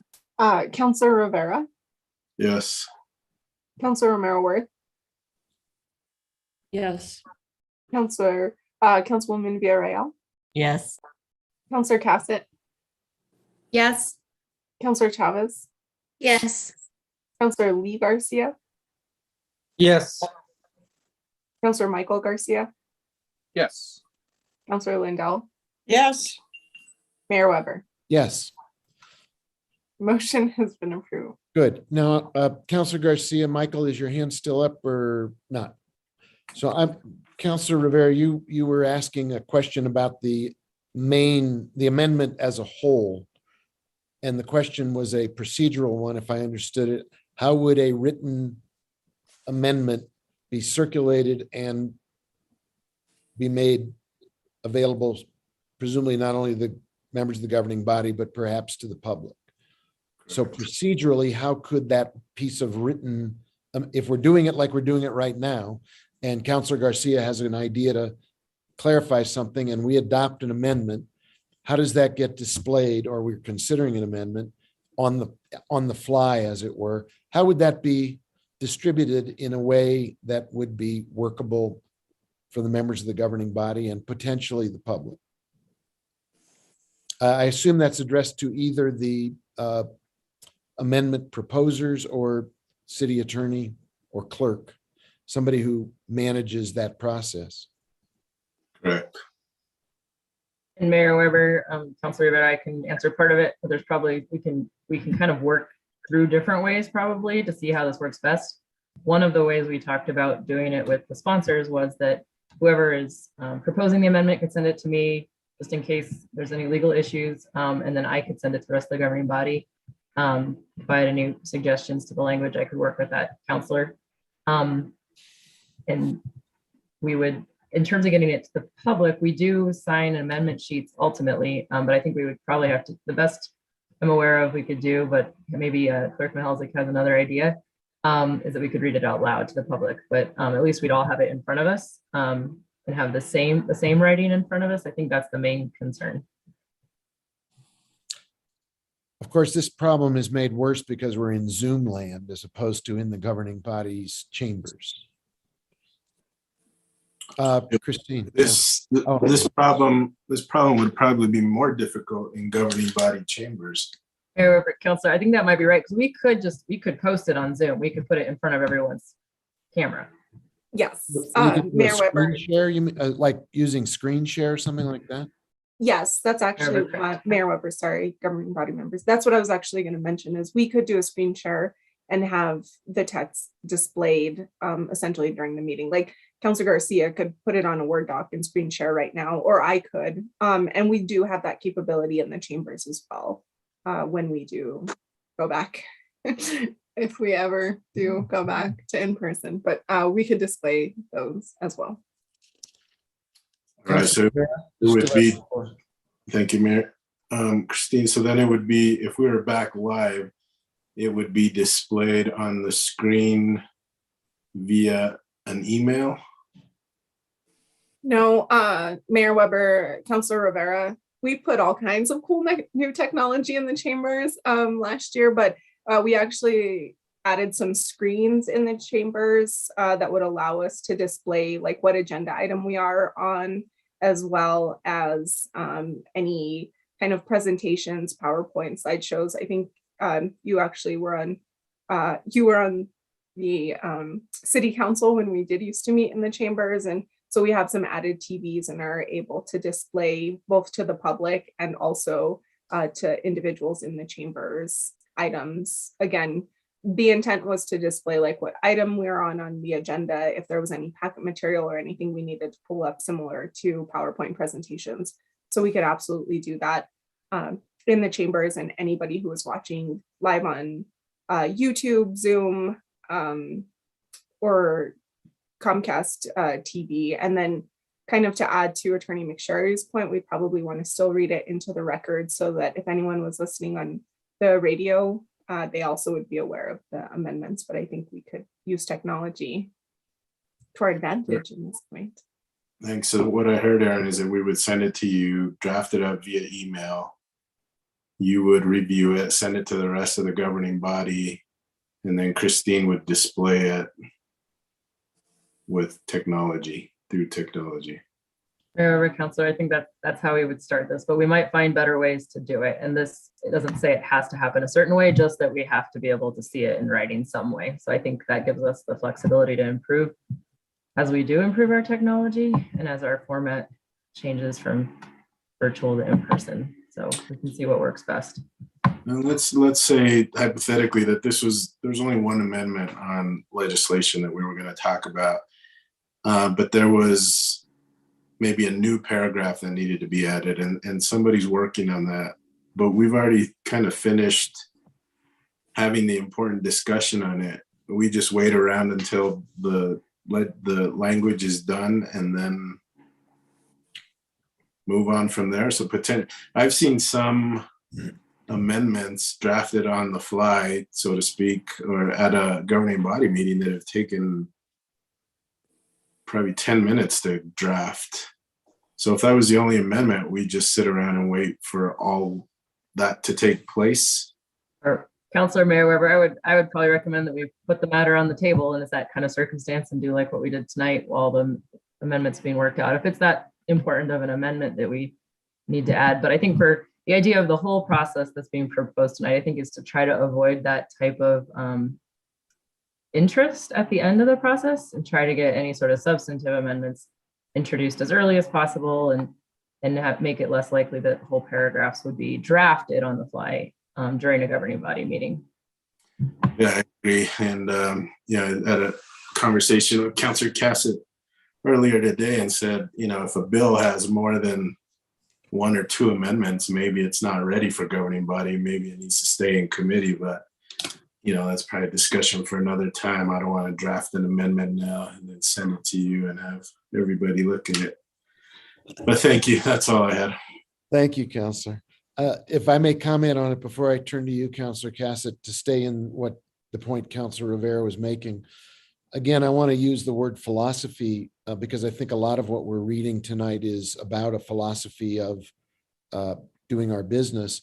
And here the philosophy beneath this amendment, if I understand it correctly, is that while it may take a little bit more time, it will be more, in the end, it will benefit us because we're slowing down, getting the language worked out, having an accurate record, and not leaving some of these items quite so unpolished. So to your point, Councilor Rivera, I think there is a trade-off to some extent between speed and accuracy and taking the time to get it right. And in this case, the philosophy seems to lean toward accuracy and completeness at the expense of speed and expediency, if I read the philosophy correctly. Councilor Cassett. Thank you very much, Mr. Mayor, and thank you, Councilor Rivera, for this discussion and our discussion earlier today about this. And one thing that we had really discussed in the meeting with staff and with the sponsors, we were crafting this piece, is if an amendment is substantial enough, then part of, again, this philosophy and this culture that we kind of harness as a governing body is that, to your point exactly, something comes up at that point, we get to have the discussion of, does this need to go back to the committee? And the council does have, we have this now, and we still have that power to say, gosh, this thing came up that we didn't catch before. Let's vote to refer back to committee to really make sure that we're thinking about this and getting it right. So we didn't know exactly how to structure that in a rule form because there were just so many different scenarios that you can't predict for everything, but just wanted to remind us all that we would always have that ability, that if a amendment is substantial enough, that we could refer the bill back to committee to really be worked on and discuss that amendment in more detail. Thank you. Other questions? I have a question for the city attorney, just a point of clarification.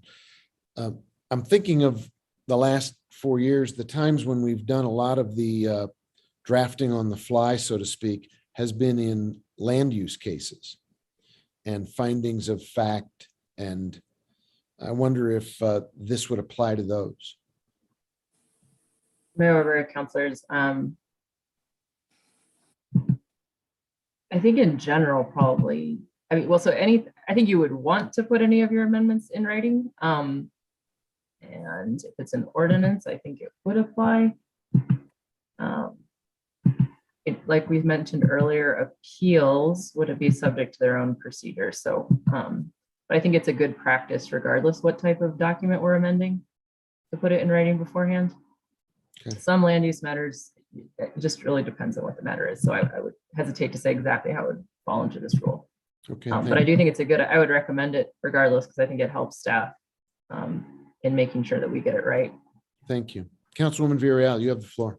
Thank you, Mr. Mayor. I think you bring up a good point. So you're talking about any conditions of approval on land use cases. We have to write that out and send it along. And Mayor Weber, Councilor, I'm saying I'm not prepared to answer that question because certainly findings of fact are not the same as what this is, but we usually adopt those after an ordinance. So, and generally they're adopted in consent. They're not generally amended. So it would just depend on what the matter was, I think. But in terms of amendments that are written at the fly, it would be very helpful to have them in writing, regardless what the rule is. Okay. Councilwoman Villarreal, you still have the floor. I guess I see conditions of approval as amendments. So based on that, it sounds like they need to be written out as well. I guess I'm asking. Jesse, are you gonna weigh in on this, Jesse? Thank you, Mr. Mayor. I would only say, and maybe Aaron can clarify, but the section on amendments is under the larger section of the legislative process, which I believe to be specific to legislation. I think that doesn't mean that it's not a good overall practice, but this requirement in the procedure rules is specific to legislation. And Mayor Weber, Jesse, I agree with that. And just some of our land use matters are ordinances, right? So, which is legislation, but it does not follow the same procedure that is described here because it is separately governed. So by mostly ordinances, with regard to the delegation of authority to the Planning Commission and that type of thing. So those are mostly separately regulated as to when an amendment would be introduced, generally not at committee because they don't generally go to these committees. But at governing body, amendments may happen, but they're not necessarily to be legislation. So I'm not sure that it would apply to those, I guess is my conclusion. But we would certainly appreciate it in writing. And I think the governing body it would be helpful to hold yourself to that standard to make sure what you vote on results in the final product. Thank you. Thanks. Other comments on this amendment? We have it an amendment as amended in front of us. If there's no other discussion, could the clerk call the roll on the amendment as amended? The amendment as amended. Yes, I can. Sorry. Counselor Lindell. Yes.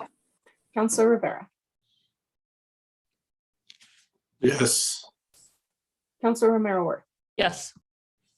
Councilwoman Villarreal. Yes. Counselor Cassett. Yes. Counselor Chavez. Yes. Counselor Lee Garcia. Yes. Counselor Michael Garcia. Yes. Mayor Weber.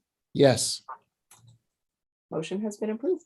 thank you. That takes us to the amendment proposed A1F, the addition of the words "or circumstance." And I believe Councilwoman Villarreal, that is your amendment. Do you want to speak to it and make a motion? Thanks, Mr. Mayor. This is non-controversial. This was just adding to the language because reasons or circumstances, I guess I feel like are different. So it's just an additional word. Could you make us a motion, please? Move to approve. Second. There's a motion to approve the amendment, which adds the words "or circumstance." So the new provision would read, faithfully attend all sessions of the governing body and city council committees to which the member is appointed, unless unable to do so because of a compelling reason or circumstance. Is there discussion of this amendment? If not, could the clerk please call the roll? Yes. Counselor Romero Worth. Yes. Councilwoman Villarreal. Yes. Counselor Cassett. Yes. Counselor Chavez. Yes. Counselor Lee Garcia. Yes. Counselor Michael Garcia. Yes. Counselor Lindell. Yes. Counselor Rivera. Yes. Mayor Weber. Yes, Motion has been approved. thank you. That takes us to an amendment on page 9, item 3. And this amendment, Councilwoman Villarreal, this is you as well? Yes. Yes. Thank you. Mayor. You want to speak to it and introduce it? Sure. This is just a change that I thought was important because it's from old language. And it actually ironically was brought up by Stephanie Beninato. It says, this is the change it will state with the changes that I made with the amendment. The chief of police or the chief's designee may serve as sergeant at arms at in-person meetings as needed. In the past, we actually haven't had a chief of police or a sergeant at arms at all our meetings. There've just been certain circumstances where we did need that, but I think it just should be dependent on the situation. Would you like to make a motion? I move to approve as amended. Is there a second? Second. Counselor Michael Garcia has seconded it. Counselor Cassett, your hand is up. Thank you so much, Mr. Mayor. I actually, I mean, I know that I haven't served at many in-person meetings. Actually, I've been on Zoom for the majority of my career, or my term. But I actually disagree with this change, and I think it's because I feel like if somebody were going to cause a disruption, they wouldn't let us know ahead of time. If somebody wanted to potentially be a danger to us or the public, they're not going to call the city clerk to let them know that this would be occurring, and that it would be better to, I guess it's that philosophy of prepare for the worst and hope for the best. I know that there have definitely been instances that knew that there was potentially some contentious topics and somebody should be there, but I just feel that the world has gotten a little bit crazy, and that there has been targeting towards governmental entities in a way that I haven't seen, and that it might behoove us to make sure that we and any public that might also be in City Hall do have some of that protection there. Thank you. Councillor Romero Worth, followed by Councilwoman Villarreal, followed by Councillor Michael Garcia. Thank you, Mayor. I have to agree with Councilwoman Cassett. I agree that, and I agree that this is old language, and we haven't actually had in my tenure a police presence at our meetings, but I think maybe we need to start that when we go back, because of the headlines I know you've all been seeing about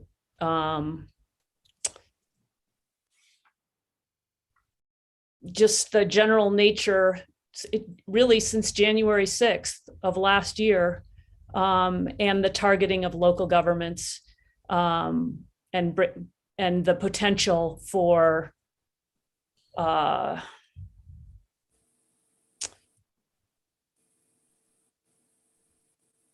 trouble, and just wanting to make sure that we keep the elected officials and the public who are in attendance safe. Thank you. Councilwoman Villarreal, and then Councillor Michael Garcia. Thank you, Mayor. While I see the point of view of my colleagues, I don't think that that's the case, that we should set a precedent like that. And also, we've had this on the books, and we have not, in most cases, had somebody as sergeant at arms at our meetings in my time on council, except for when there was some threats in the past, or when there was a controversial topic. I think what this sets is, for some people, having police presence when they're trying to say, speak their mind about what kind of changes we need to make in public safety, and having a public, somebody, a sergeant at arms in there with a gun, be present. I think that that's intimidating for some people. In some of the cases that you say, it may feel safe to you, but for others, it may not. So I don't think we should assume that having somebody with a gun that's supposed to be, quote, protect us in the room, that's serving as a sergeant at arms, actually feels comfortable for people in the public that are there for the meeting, speaking on behalf of whatever topic.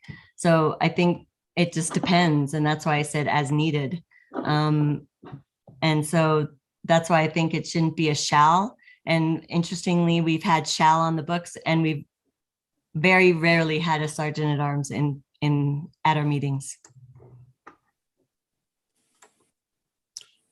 Councillor Michael Garcia. Thank you, Mr. Mayor. And I do see both perspectives. And I think with this amendment, it still affords the opportunity for police presence, should we want it. There's nothing prohibiting it. So I think it kind of covers all bases, in the sense where if we feel as a governing body we need that presence, well, we can request it. If we don't, then I think it affords both options for us. It's not making it a one-way street in that sense. So at least that's the way I read it. It doesn't, there's nothing in the language that prohibits police presence. It's up to as needed. So that's all I have, Mr. Mayor. Thank you. Councilor Romero Worth. Thank you, Mayor. I would, the other thing I think about is the fact that we are preempted from creating our own gun laws at the local level, and we don't have the ability to prohibit guns in the chambers. And I don't think, I hear you, Councilwoman Villarreal, but I can't believe that one police officer stationed at the door is going to keep somebody from testifying if they're, I don't see that could be intimidating if they're not right next to them and kind of brandishing their weapon. So I don't know, just food for thought. Thank you. Councilor Rivera's hand is up. You have the floor, sir. Thank you, Mayor. I agree with Councilwoman Villarreal. I think having police presence, again, may be comfortable for some, but not for others. I also know we have quite a bit of a police shortage, and like a night like tonight, had we not postponed, the other meeting would have been an extremely late night for one police officer. And then placing them in the back, I think we have more risk from the back door coming from the hallway into council chambers than we do anywhere else. So that's a huge risk where we all come in to go sit down. That door's never locked. It's easy for somebody to come in, and typically the police, when they are there, in the back of the room, and I don't know how that's going to help us if something were to happen. So there are other better, I think, safety measures that we could take that would be probably more appropriate than having a police officer there the entire time. And again, when we have a shortage, you know, I don't like the message that it's okay for us to dedicate a police officer for our safety, you know, and not have him out in the street taking care of the public. So I agree with these proposed changes. Thank you, Mayor. Thank you, Councilor. I agree with your larger point, which is we probably do need to, at some point, have a conversation about security in a new era. And I don't know that a police, beyond this provision, when you said, think about the larger issue, I think you raised a very good point, which is we don't really have a lot of standing security measures involving our proceedings in person. It's a good cautionary note you sound. Councilor Lindell, your hand is up. Yeah, I'll be brief, Mayor. Thank you. I have been in council chambers when someone sat with a handgun about 20 feet away from me for hours. It was horrifying.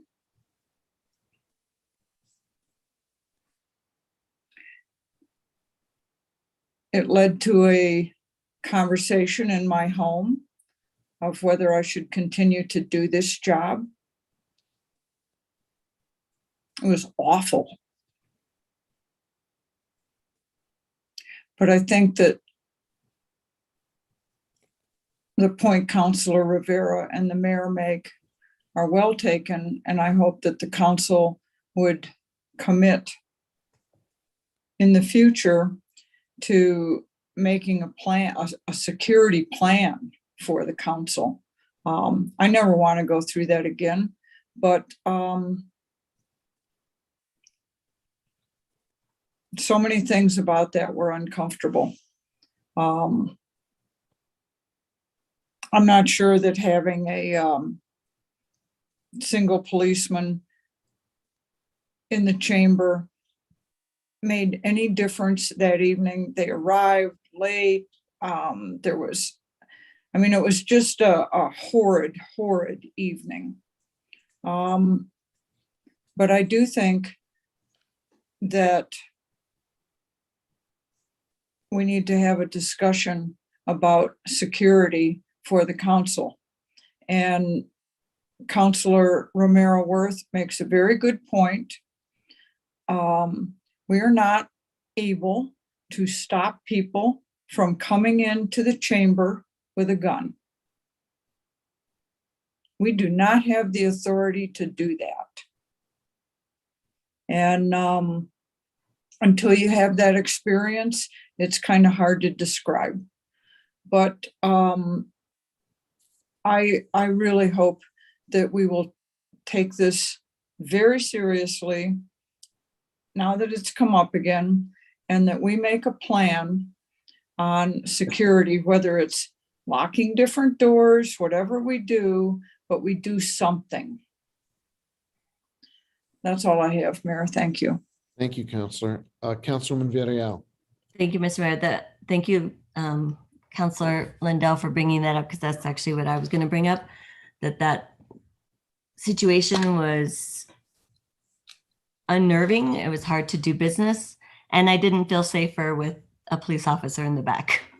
So that was the point I wanted to make. I didn't feel safe with that presence. So that's all. Councilwoman Romero Worth, your hand is up. You have the floor. Thanks. I would just add that, what would I just add? I had it right there, right at the tip of my tongue. God, lost it. I'll let Councilor Rivera go. Councilor Rivera, you have the floor. Thank you. Just one follow-up question. Ms. McSherry, or maybe Councilor Merrill Worth would know, but did the state legislature ban firearms in the roundhouse recently? Mayor Weber, councilors, they did. The prohibition is on municipalities specifically in the state's constitution. And, So they and, could and the state legislature did that by rule. So by their own internal rules, they said no, but they preempted us from doing it. Okay, thank you. Yeah, good question, Councilor Rivera. Councilor Lindell, your hand is up. Oh, no, your hand's not up. Is there any further debate on this amendment? If not, could the clerk call the roll, please? Yes. Oh, 1 second. All right, Councilwoman Villarreal, Yes. Councilor Cassett, No. Councilor Chavez, Yes. Councilor Lee Garcia, Yes. Councilor Michael Garcia, Yes. Councilor Lindell, Yes. Councilor Rivera, Yes. Councilor Romero Worth, Yes. Mayor Weber. Yes, Motion has been approved. thank you. We move now to, correct me if I miss anything, please, because I'm going from my marked up copy.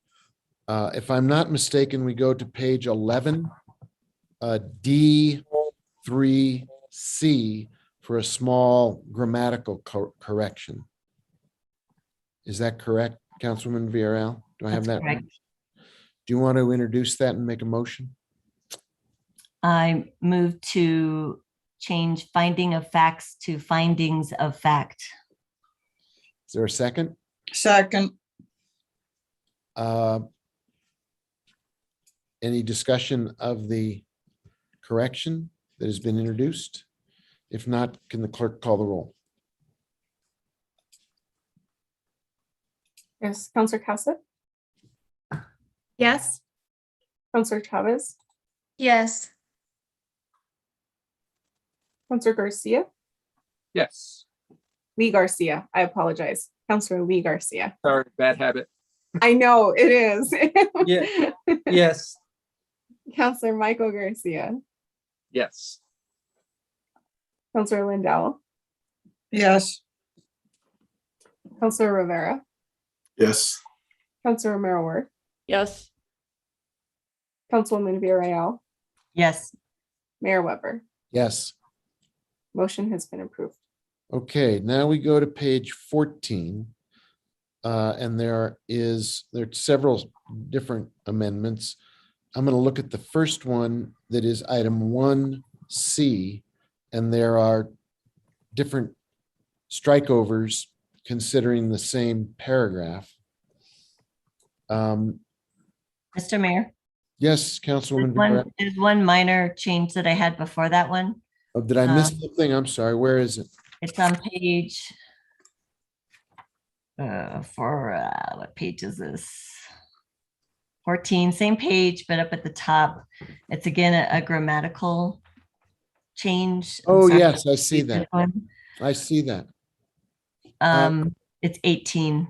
Yeah, it's number 18, and you might want to read it. I'm not sure that your grammatical fix is a fix, to be honest with you. Well, I actually, this was a combo of me and staff, so I'll read it out loud and see where we go. Go ahead. The governing body holds a public hearing, debates, and votes on legislation requiring a public hearing, except for land use cases that include legislation. It doesn't read right, sorry. That's my point. I think I your had to make fix that is. change. I had to make that change. I think the fix is ungrammatical. Okay, so it should read, the governing body holds a public hearing, debates, and votes on legislation requiring a public hearing, except land use cases that include legislation. No, that shall should be out of there. Jesse, maybe you help me out because you all changed this. I had another word, but I can't remember what it was, but Well, you could take both that and what you just did, I think is grammatically correct, Councilwoman. If it were to read, except land use cases that include legislation shall be heard under public hearings, I believe that is actually grammatically correct. does that sound right, Jesse, what you were proposing? Mr. Mayor, Councilor Vidal, I talked this over with Erin, so I will let she's. Erin, do you have Mayor Weber, Councilor, I think what taking both out is probably fine. We had a lot of amendments flying in the last 24 hours, maybe 48 hours. And I'm not sure. Yeah, I don't remember what it originally had or why we modified it at this point, given the number we've seen. I think the word that would work, but getting rid of both of them would work, but putting 4 in clearly doesn't work. Or creating a whole new sentence could potentially work. Yeah. Yeah, and personally, I thought that this didn't need an amendment, that staff could just change it. But I guess we need to amend it. So it'll read, the governing body holds a public meeting, debates, and votes on legislation requiring a public hearing, except for land use cases that include legislation. No, take the 4 out, except land use cases that include legislation shall be heard under public hearings. So you're taking out that and 4. Correct. Okay. That would work. So the actual amendment would be to eliminate the word that, since we haven't voted on adding the word 4. Correct. Now I'm curious what I initially proposed, but I'd rather just keep it simple and just take out the word. I think what you initially proposed was to take out that, and we added 4. So is there a motion to eliminate the word that from item 18? So moved. Second. All right, so we are eliminating the word that. So just to be clear, if anybody's following this on television or radio, I'm going to read it the way it will now appear for a vote. The governing body holds a public hearing, debates, and votes on legislation requiring a public hearing, except land use cases that include legislation shall be heard under public hearings. Is that clear? Clear as mud. Sorry. It's an awkward sentence, to be honest with you, but I don't want to wordsmith it, as long as everyone understands what it's trying to say. Well, this is where, if we wanted to work on wordsmithing it and writing it down and then come back to it later, so we actually have a written proposal that would work better for everybody, we can move forward and come back to it later. So point of clarification, land use cases that include legislation, don't they all include legislation? However, Counselor, if it's an appeal, that would not include legislation. Okay, thanks for the clarity. What would you like to do, Councilwoman Viral? It's your motion to amend this. I think it's fine the way we're amending it, unless someone else feels like it's not clear to them. I got a little bit lost in the shuffle. We had a motion. Did we get a second on that? Councilwoman Chavez, did you have a question or? I was just wondering, Mayor Weber and Councilor Villarreal, did you mean to possibly add which shall be heard? Except for land use cases that include legislation which shall be heard under public hearing. I think that's what's missing, is that which. I don't know if you want to add it, but I'm just saying that like what maybe you were meaning. It wasn't that I was meaning, I just feel it's an awkward sentence, and I think your addition made it clear, so. That might help it flow. Yeah, I think so. I move to approve it with that addition. I'm looking at the city attorney. Mayor Weber, Counselor, is the original with that addition? Is that what we're saying? So it would read, except for land use cases that include legislation which shall be heard under public hearings. No, for, except land use cases that include legislation which shall be heard under public hearings. Mayor Weber, Councilors, that's what I was trying to clarify, is if we're adding it to the original amendment, or I don't think we have a motion on the table. So we just need a motion. All right. Let's get a Before I motion. do, I see Jesse shaking his head. Was there something else that didn't make sense? It doesn't make sense with our changes. Is that what you're saying? So point of clarity here. We're striking the word that and we're adding the word which. Correct. That's it. Except land use cases that include legislation which shall be heard under public hearings. Is there a Yes. motion to that effect? So moved. Is there a second? Second. I heard a second. Is there further discussion of this grammatical improvement? If not, could the clerk call the roll? Yes, Counselor Chavez, Yes. Counselor Lee Garcia, Yes. Counselor Michael Garcia, Yes. Counselor Lindell, Yes. Counselor Rivera, Yes. Counselor Romero Worth, Yes. Councilwoman Villarreal, Yes. Counselor Cassett, Yes. Mayor Weber. Yes. Motion has been approved. All right, now I move to where I was previously, having jumped over that last item. We go to G1C. So, oh, I'm sorry. I'm just going to note for the people who are listening or following this at home, there are several different proposed amendments to this one paragraph C. Would it be possible for us to offer one and talk about it? Because I think it will address all the problems without, I mean, this one's really complicated because. Mr. Mayor, Yeah, Counselor Garcia, Michael. I want to rescind my amendment because it's included in Counselor Romero Worth and Counselor Cassett's amendment. Okay, And so that let clean things up. Thank you, Counselor Garcia. Let's take Counselor Romero Worth and Counselor Cassett's amendment. Counselor Romero Worth, you want to walk us through it? I don't think, I don't Counselor have. Cassett, do you want to walk us through it? Well, because do you have the wording? I got it. I have it. Okay, I can pull it up.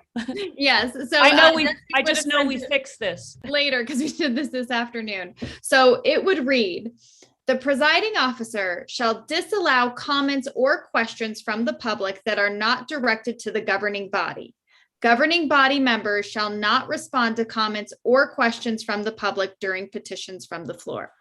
What we are essentially trying to state here is that during petitions from the floor, people can make comments and they can ask essentially rhetorical questions.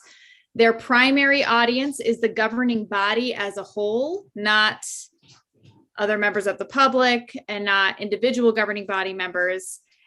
And to make the point that this is not going to be a back and forth conversation, that we will not be responding to comments or answering questions in this format at this time.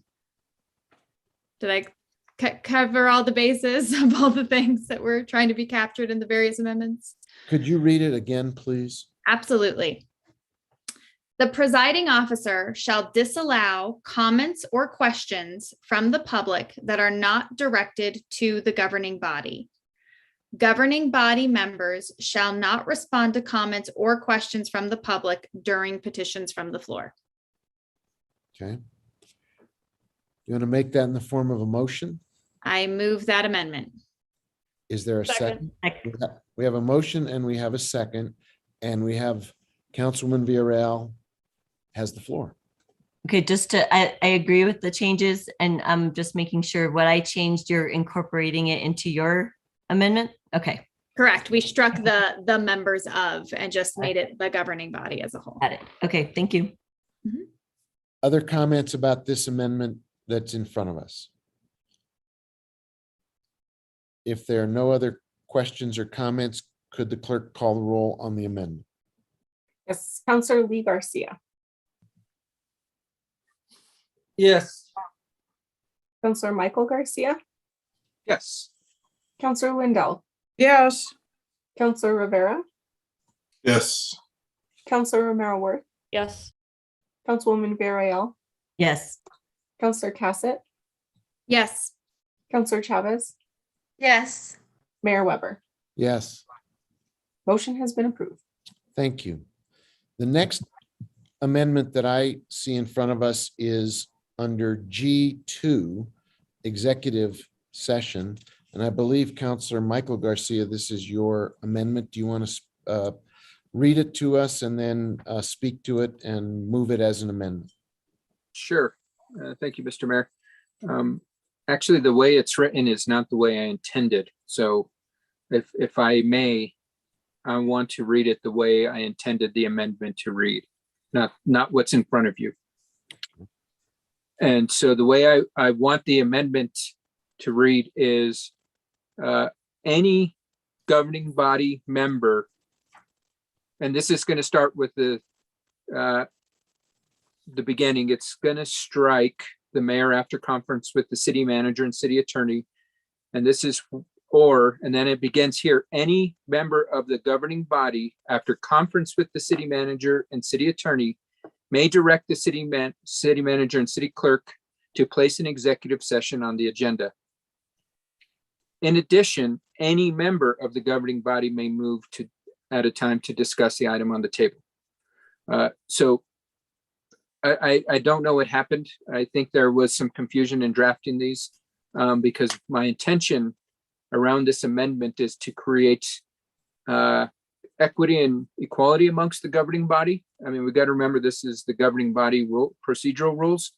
And I don't believe that we should be affording the mayor, and this is, and by no means, Mr. Mayor, this is not in disrespect to you, looking down the line, and we want to create that equity. The governing body should have the same rights as any other governing body member. When the mayor sits with us, we're all equal. We're all Voltron, so to speak.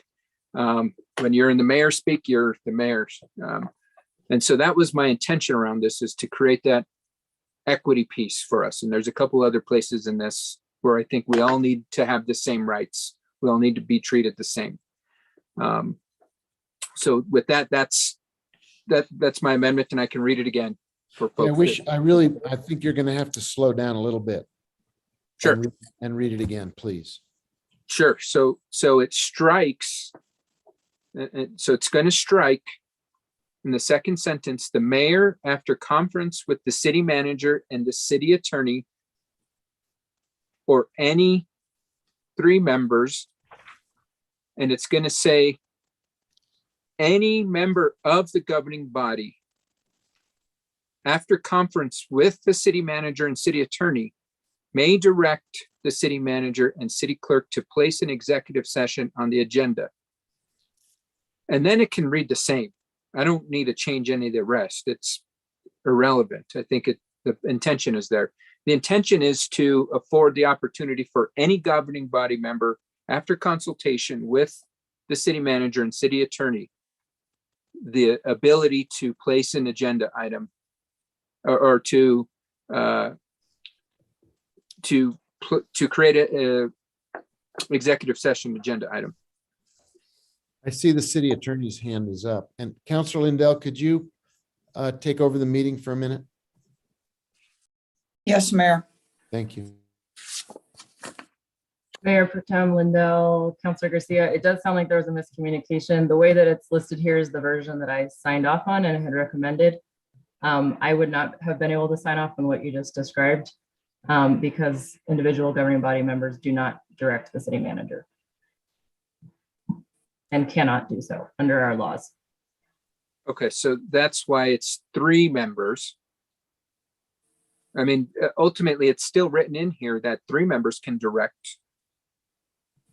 And that, the way it's currently written, it is any 3 members of the governing body after conference. So 3 folks in consultation can do it, but 1 solely can't. Mayor Pro Tem Lindell, Councilor Garcia, I recommend against keeping the 3 as well. So I had spoken with the sponsors. I think they intended to introduce legislation to take that out if you hadn't, but since you did, I don't think they did. So what is my recommendation regardless, to take that part out and just to leave the way that it is depicted in the packet materials. I did sign off on, and I understood that you were okay with, so I apologize if that was a miscommunication. But that was the version that I understood you were proposing, was that anyone can make the motion, which is absolutely permitted under the Open Meetings Act, but directing the presence of new items on an agenda and directing the city manager and clerk to put them on by 1 governing body member, I do not recommend as being consistent with our laws. Okay, thank you so much, Aaron. I appreciate the clarification. Well then, with that being said, I'll move forward with the amendment as proposed.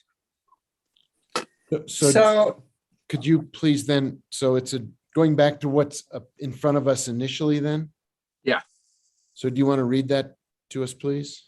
It would read pursuant to NMSA 1970. Well, I'm just going to get into second sentence. It's going to strike majority of it.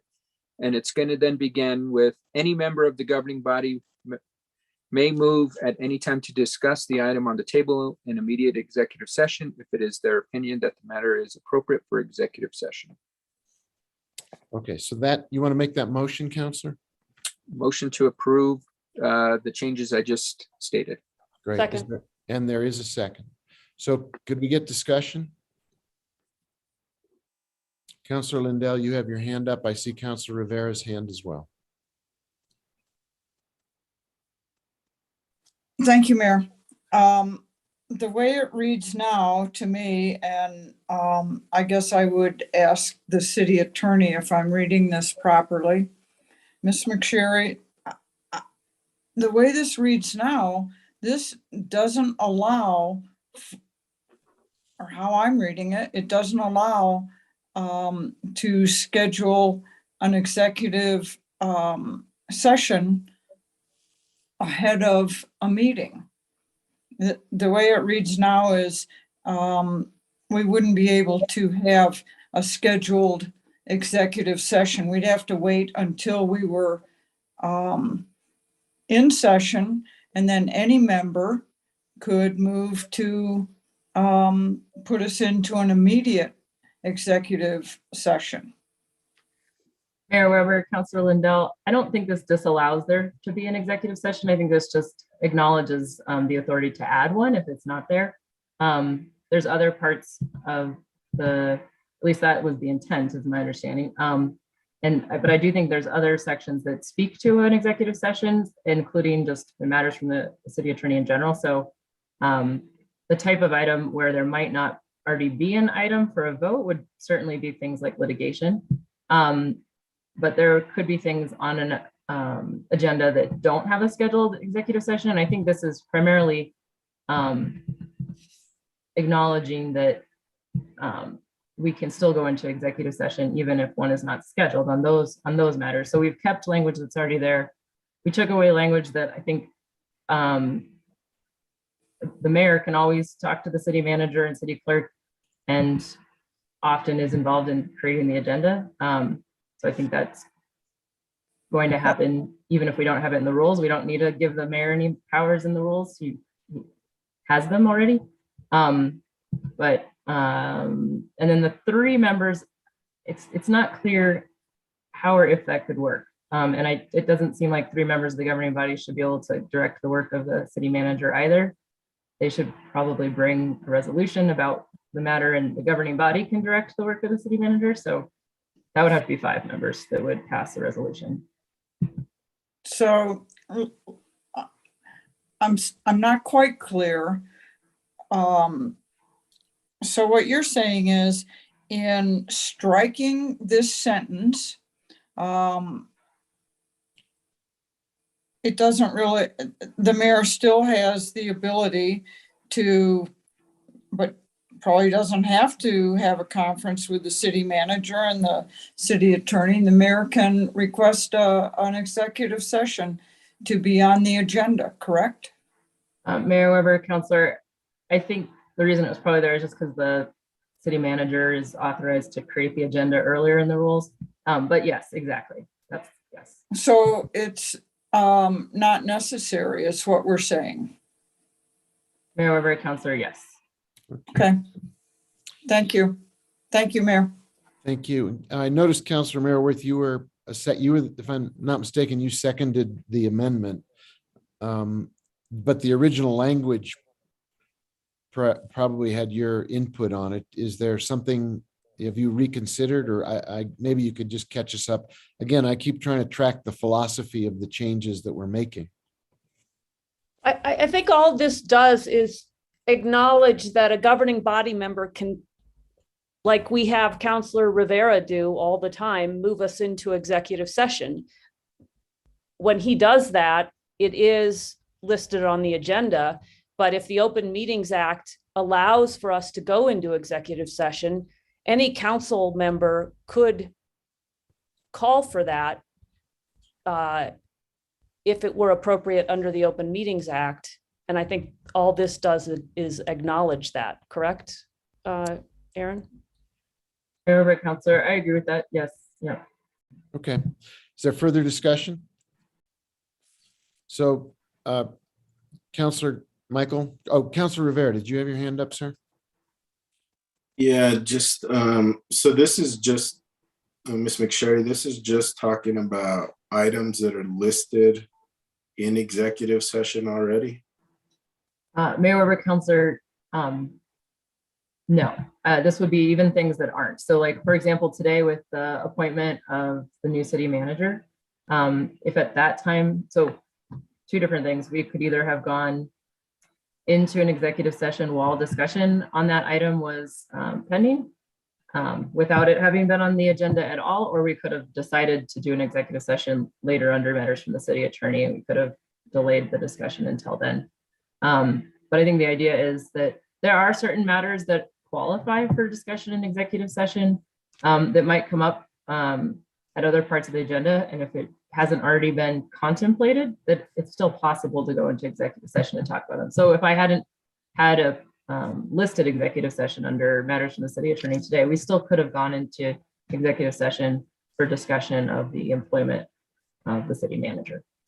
So they don't have to be listed on the agenda or noticed to the public at all. If at any time during the meeting we feel the need to, we can go into executive session. Mayor Weber, Counselor, about items that are permissible to speak about under the Open Meetings Act in the executive session. So those are enumerated, and most of them are possible at the city, but they don't come up, their employment, their discussion of litigation. So they're not everything, right? So it could disposition of property. But if there's a lease, for example, sometimes we don't plan for an executive session when there's a lease on an agenda. But that's certainly the type of thing, a lease is a disposition of public property, that if we hadn't planned to have an executive session about a lease, that's the type of matter that there could be a motion to go into executive session to talk about it. Okay, thank you. Thank you, Mayor. Thank you. Very good. Further discussion. I think the city attorney's clarification has been really helpful, and I appreciate the extra dive into the subject matter. Any further discussion of this particular amendment? If not, could the clerk call the roll? Yes, Counselor Michael Garcia, Yes. Counselor Lindell, Yes. Counselor Rivera, Yes. Counselor Marworth, Yes. Councilwoman Villarreal, Yes. Counselor Cassett, Yes. Counselor Chavez, Yes. Counselor Lee Garcia, Yes. Mayor Weber. Yes, Motion has been approved. thank you. So let's go now, unless I could potentially miss something. If I do, please correct me. The next one I see is on page 19. And it is C1AI. And I believe No, this one? point of order, it's B. Okay, apologies. I missed something here. Go back, take me back to where I need to be. Sorry, so you're on page 19B, recusal from the meeting. Yes, thank you. I skipped one. My apology. So this is an amendment proposed by Counselor Michael Garcia. Counselor, you want to take the floor? Sure. I think this is just a simple amendment to add additional transparency when folks recuse themselves from a meeting. They just got to justify or state the reason and the nature for the recusal. We can't just walk up and say I recuse. We got to kind of let the public know what's the conflict and the nature of the recusal. So just adding transparency. Want to make a motion, Counselor? Motion to approve the language addition, which would write the new sentence as any governing body with a conflict shall disclose the existence of a conflict and its nature prior to the governing body's consideration of the item. Is there a second? Second. Councilwoman Villarreal seconded. I see Counselor Lindell's hand is up. Counselor Lindell, you have the floor. Thank you, Mayor. I'm not going to support this. I think that if a counselor says that they cannot render a fair and impartial opinion, they have a reason for that. I can't imagine that another counselor would argue and say, no, you shouldn't recuse yourself. If someone says that they can't render a fair and impartial opinion, perhaps the nature of that is personal and it doesn't need to be public. They've made public that they're not able to make a fair and impartial opinion. And I think that sometimes people, given the nature of it, but I don't think that they should be forced to. So that's my thoughts on this, and I won't be supporting this. Thank you. Counselor Marworth, you have the floor. Thank you. I guess I just piggyback on that. I don't think recusal is something an elected official would do lightly. We are elected to make decisions And we want to be involved in the making of those decisions by rendering our vote. So when we step away and say that we are not, because of a conflict, able to render a vote in an impartial way, I think that speaks volumes. And I would support that maybe those reasons could be personal and maybe not something. And I don't know what the purpose would be of having to get into what the nature of that conflict was, again, unless there was going to be some sort of back and forth dialogue about, well, no, that's not really a conflict, and or additional questioning of the elected official to make sure that it was a conflict. I know that I've had conflicts and or questions about conflicts, and I have certainly sought the guidance of the city attorney. And you know, they are not things that I would do lightly. And so I don't know that we need to force elected officials to disclose the nature. I think this is something we do rarely, and only when we have good reason, because again, we are elected to vote, to make decisions, and something we wouldn't do unless we had a real reason. Any other comments or questions? Councillor Garcia Michael, you have the floor. Thank you, colleagues, for your comments. But you have to remember, we're elected officials and people are entrusting us with the public trust, and they have the right to know why we are recusing ourselves from doing the people's work. And if we can't convey that trust back to the people, then maybe we should reconsider our positions. I know that when I started my term as a city councilor, I had to seek guidance from our city attorney because I have to seek recusal on certain issues. And the guidance given to me by our city attorney was that I had to disclose why I was recusing.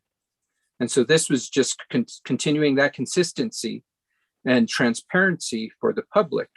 Now, I understand if there are personal issues, and I think that's where we can take it into consideration.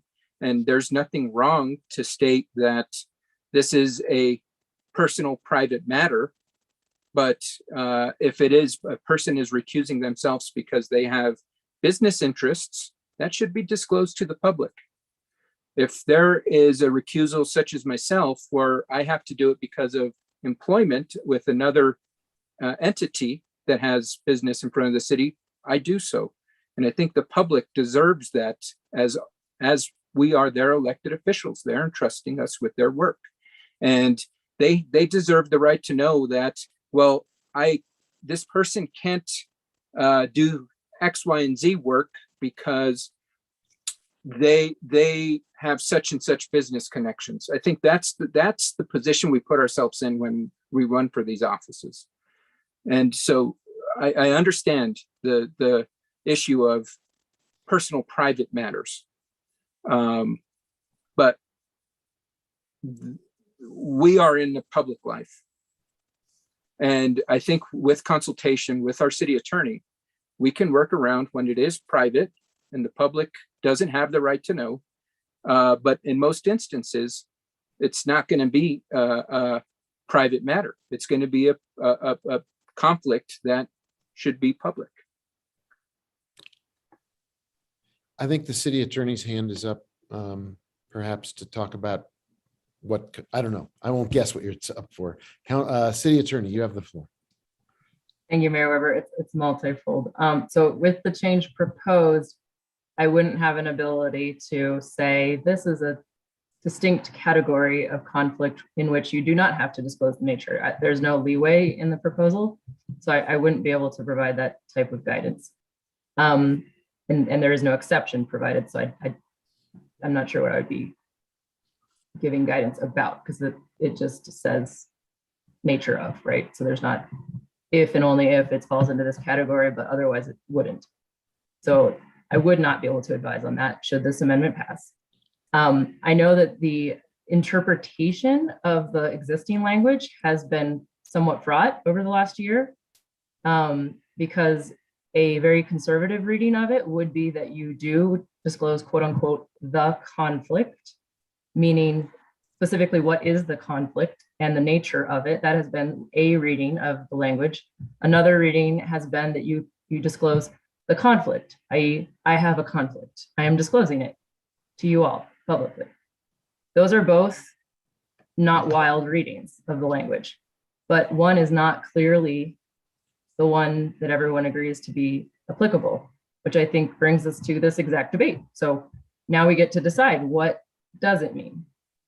Does it mean that disclosing quote unquote the conflict means, and we want it to mean, because it would be very express now, includes the nature of the conflict?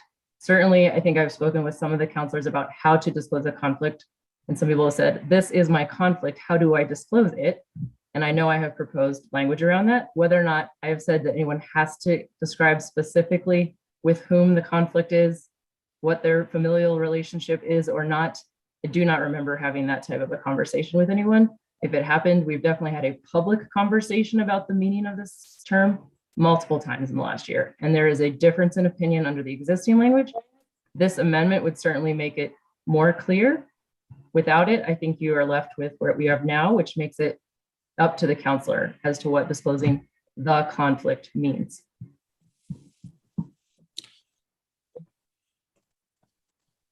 I'm not sure I completely understood your, well, first of all, it's 11:17, so I'm a little concerned about where we are with our 11:30 deadline. So I'm a little distracted about this debate at the moment. Do we have the ability to extend ourselves past 11:30, or do we have to lay this on the table to do that? Mayor Weber, I think our rules. Because we're not going to be done by 11:30. I could promise you that. Our rules allow for that to happen at any time. So suspension of the rule. I would To suspend the rules. Is there, there is a second from Counselor Cassett. I think we should just get that taken care of so we are attending our business rather than watching the clock. There's a motion to suspend rules, which would allow us to work past 11:30, and there's a second. Could the clerk call the roll, please? Yes, Counselor Rivera, Yes. Counselor Marworth, Yes. Councilwoman Villarreal, Yes. Counselor Cassett, Yes. Counselor Chavez, Yes. Counselor Lee Garcia, Yes. Counselor Michael Garcia, Yes. Counselor Lindell, Yes. Mayor Weber. Yes, Motion has been approved. thank you. So I know Counselor Marworth, your hand is up, but I was listening intently to what the city attorney was saying, and I would like to go back to a point where you said if this amendment passes, you would be constrained from the kind of advice you could give. I understood you to be saying that, and I wasn't entirely clear why. Take another drink.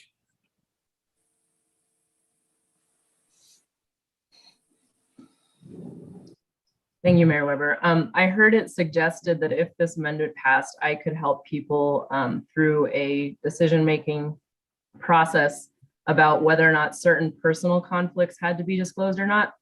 But I don't think this leaves the room for that. Okay. Counselor Romero-Worth, you have the floor. Mayor, and I think we should allow counselors to have flexibility. They are doing what they should do, which is saying they have a conflict and removing themselves so that they are not making decisions where they have an interest. And that's really what we want. And let counselors decide what they want to say about the nature of that conflict, if anything. I think we should give elected officials that flexibility. And, it's one thing to recuse yourself because you have a business interest. It is another thing to recuse yourself because you have maybe you were sexually harassed. Maybe, you have bad employment history with someone. There could be any number of things that I think we want to let elected, and it's, what harm is it doing? The elected official is removing themselves from making the decision.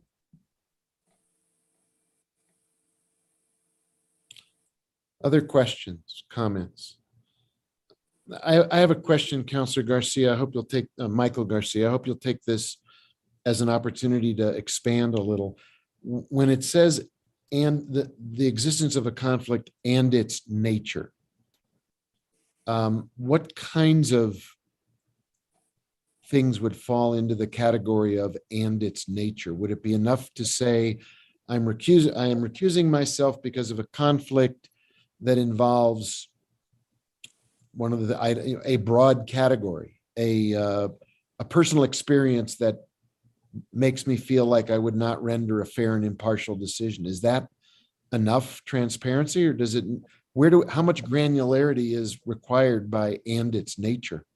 It's such a broad term. I'm wondering where you would see the lines get drawn so that it's adequate, but not, you don't have to get into some of the personal or maybe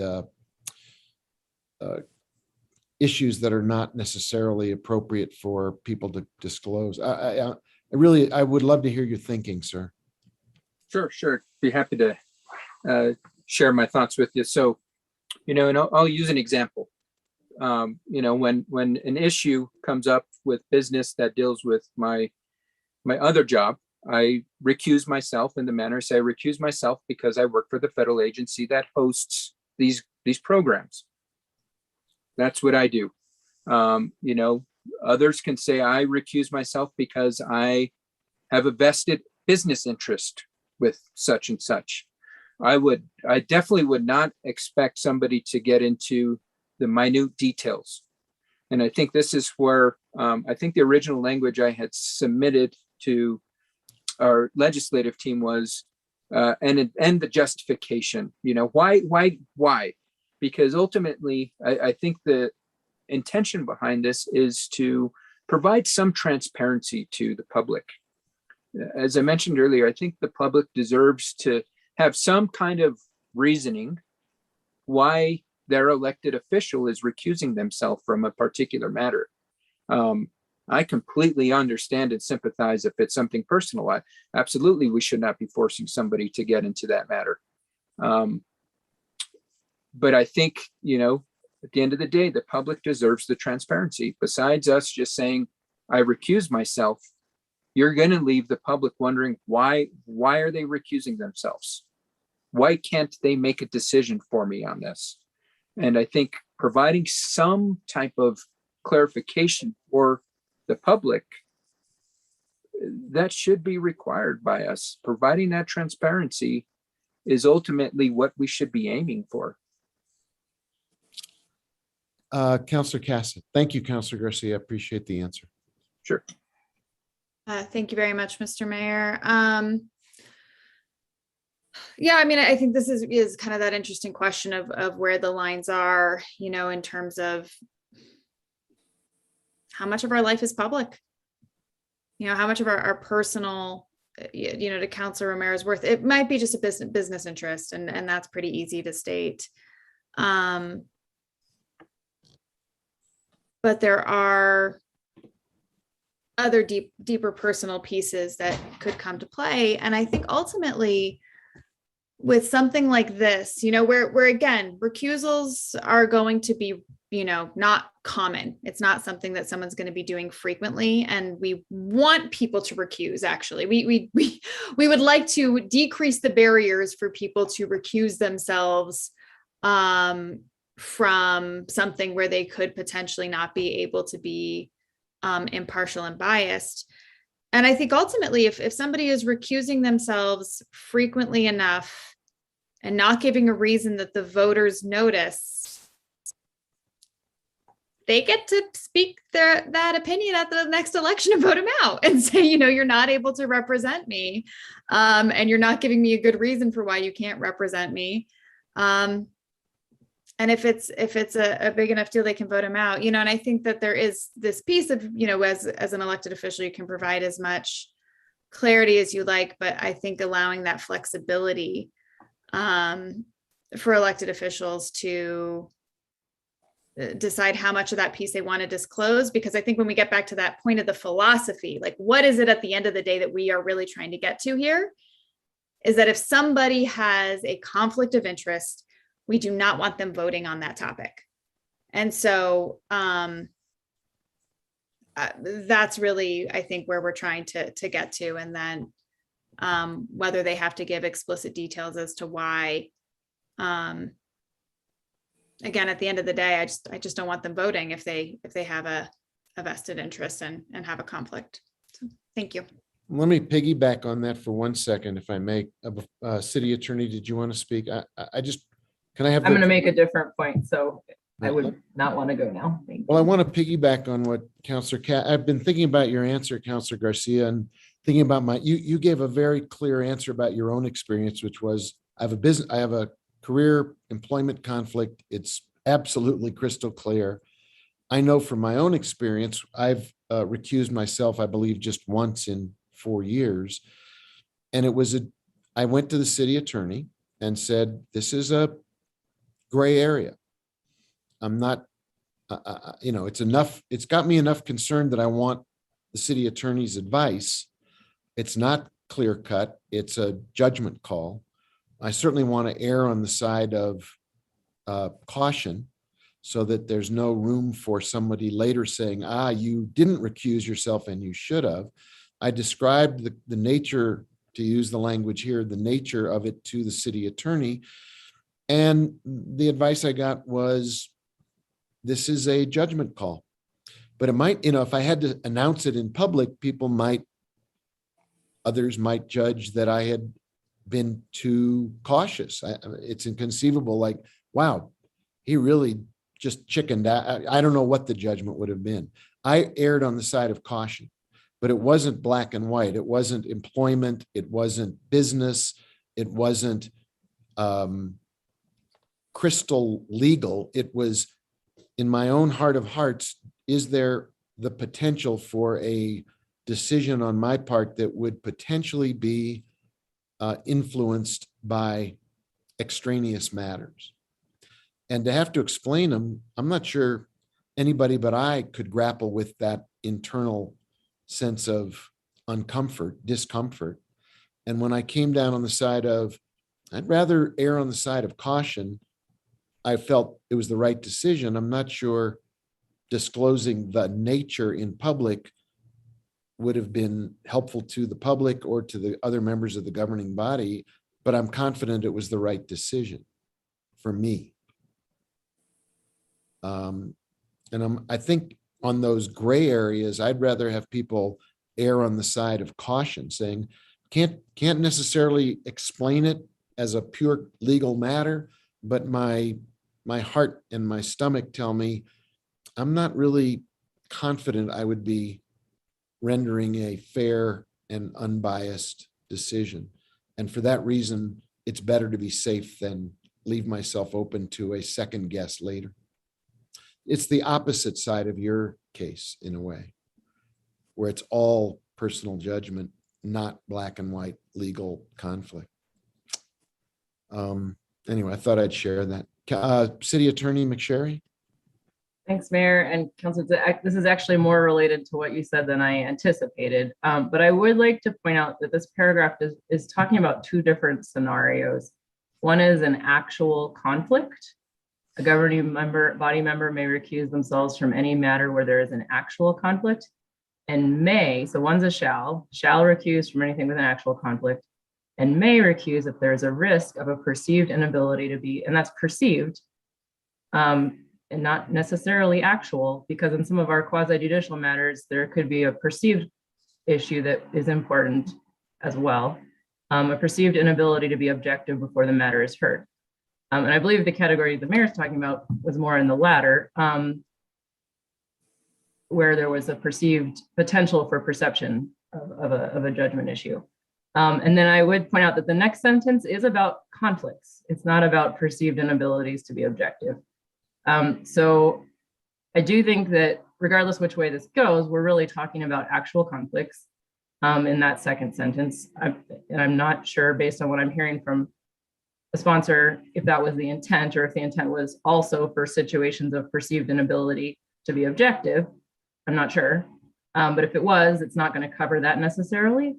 And then the last sentence, any member who has recused themselves shall leave the room where the meeting is being held until the vote is taken and recorded by the clerk, applies to the whole thing. It doesn't distinguish between those two categories. Thank you. That actually is a very good parsing of the distinction for me, at least. Any other comments about the amendment and its application? If I understood the city attorney just now, what she's advising is and its nature is about an actual conflict. If it's a perceived conflict by the individual, they are not under this amendment required to describe under this amendment, the nature of that perceived conflict. Mayor Weber, I would just offer one clarification to that. It doesn't say by whom it's perceived. It could absolutely be the public, not necessarily the sponsor or the member of the governing body. If there's a strong perception by the public, that actually could be a good reason to recuse yourself in a quasi judicial matter, despite not having a conflict. Right. Thank you. But it would not be required. Right. Further discussion. Mr. Mayor. Councilor Rivera, you have the floor. Yeah, Councilor Garcia, earlier you said that when you were talking about its nature, you talked about business reasons for to disclose as a conflict. And then you said that you were sympathetic, I think, to personal matters. And I think Councilor Romero Worth described some of them, but this language doesn't give the ability to discern between the two. So if you're gonna disclose, you have to disclose about everything. And yeah, I'm thinking about medical reasons. I'm thinking about the topics that Councilor Romero Worth brought up, and if those are forced on us to have to provide, those are things that I'm not sure the public really needs to know about. But again, the language doesn't give the attorney the ability to help out in either case. Was that the intention?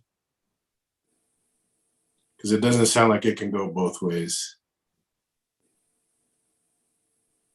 Mr. Mayor, may I respond? Yeah, I'm sure. Yes, Councilor Garcia, I assumed you were going to take the floor. Please do. Sure. Thank you, Councilor Rivera. So I think, Councilor Romero Worth and Councilor Cassett brought up great points, in the sense there could be those instances, and I think Councilor Mandel as well, where there are these very personal issues. The intention behind this is to try, as I mentioned, try to bring about transparency. If we can think about the recent, and like I said, I gave the example of mine, and probably if folks can think of the recent reasons for recusal, most folks will say, oh, it's because I work here or I have a business interest here. And I think that was the intention, is to help bring about why a person is recusing. It's not to dig up dirt or get into the personal matters of somebody in that kind of very personal, private issue. And that's where I had brought up, and I thought that the city attorney might be able to help guide. Unfortunately, that's not the case. But to be able to provide that assistance of, well, what could be language that would afford the public that transparency, but afford the counselor or the governing body member to retain that private life information. I don't think the language affords her the opportunity to do that, is what I heard. Right. And I think that's, I'm open to suggestions. again, I want to bring about more transparency to our processes. And this has been something that's been brought up for as long as I can remember, as I've been on this council, in regards to what's the process. It's not only been brought up by us, but it's been brought up by the public. Why is so-and-so recusing themselves? What's the issue? And I think that's information the public should have, in most instances, in those instances where it is very private information to that individual, then that's where I don't know. And I guess I'm asking my colleagues, is there any language you feel that can help meet the transparency besides just getting up and saying, I got to recuse myself, but also providing those protections for individuals? Because I think by just getting up and saying, I got to recuse myself, we're doing a disservice to the public.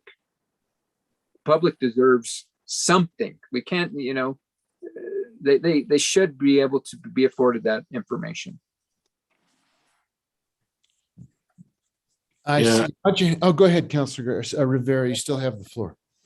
Thank you for the response, Councilor Garcia. I just don't think that every issue is as black and white as your issue or the reasons you had to recuse yourself. I think there may be some that could come up that could be extremely personal, and that's what I'm trying to grapple with right now. Thank you, Mayor. Thank you. We've got 3 hands up. Councilor Lee Garcia, you have the floor. Thank you, Mayor. I just want to maybe back up a little bit here and give my opinions on the transparency of things, which I really do like transparency. I do believe that the public should know a lot of these things, especially when it comes to decisions that are being made in regards to interests that we have in the community. I believe that I'm a new city employee now. I went through city orientation on Monday, and there was a whole video over ethics, and we all signed that ethics page. And I think that there are many times when we do have to disclose that there is a conflict of interest and what that is. I also see how touchy it can be when it comes to personal matters, and so I don't know specifically what the jargon can be created, the wording, but I think there is something that needs to be done in regards to when it triggers disclosing what your conflict is. I have a contract with the city, or I'm doing things of this nature, and you have to recuse yourself. So those are just my points, and I'll continue to listen, but I think that there has to be some kind of a hybrid wording in there that allows for this transparency. Thank you. Thank you, Councilor. Councilor Merriworth, and then Councilor Cassett. Thank you, Mayor. I think if we don't adopt this amendment, there's flexibility. And these are judgment calls. And I don't really know, why does the public need to know? If you say you have a conflict, you have a conflict. If it's a business nature, you're probably going to disclose that you have that conflict. And if it's anything else, it's just their curiosity. And do we need to satisfy their curiosity? I mean, you are doing the right thing. You are not voting on something that you don't think you can be impartial on for whatever reason. And that is, I think, what we want to encourage. And so I don't know why you have to take the next step, and let's give everybody flexibility and,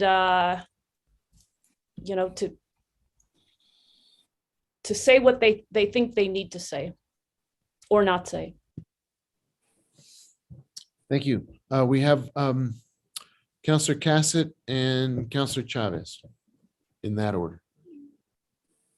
Yeah, thank you very much, Mr. Mayor. I wanted to respond about you members of the public being curious why somebody has recused, and they're welcome to email us. But again, at the end of the day, we do ultimately answer to the voters. And if the voters are really so upset that we can't disclose a recusal for a personal reason, they can speak to that. And I think Councilor Meyerworth is right that for most of us, if it's a business interest, if it's something that's pretty surface level, I just always, I can think of a couple of different scenarios. But what if there's something that involves, my kid? I don't really want to disclose that there's, or as Councilor Rivera pointed out, a health reason. And so I think that allowing the flexibility, and again, there's this place of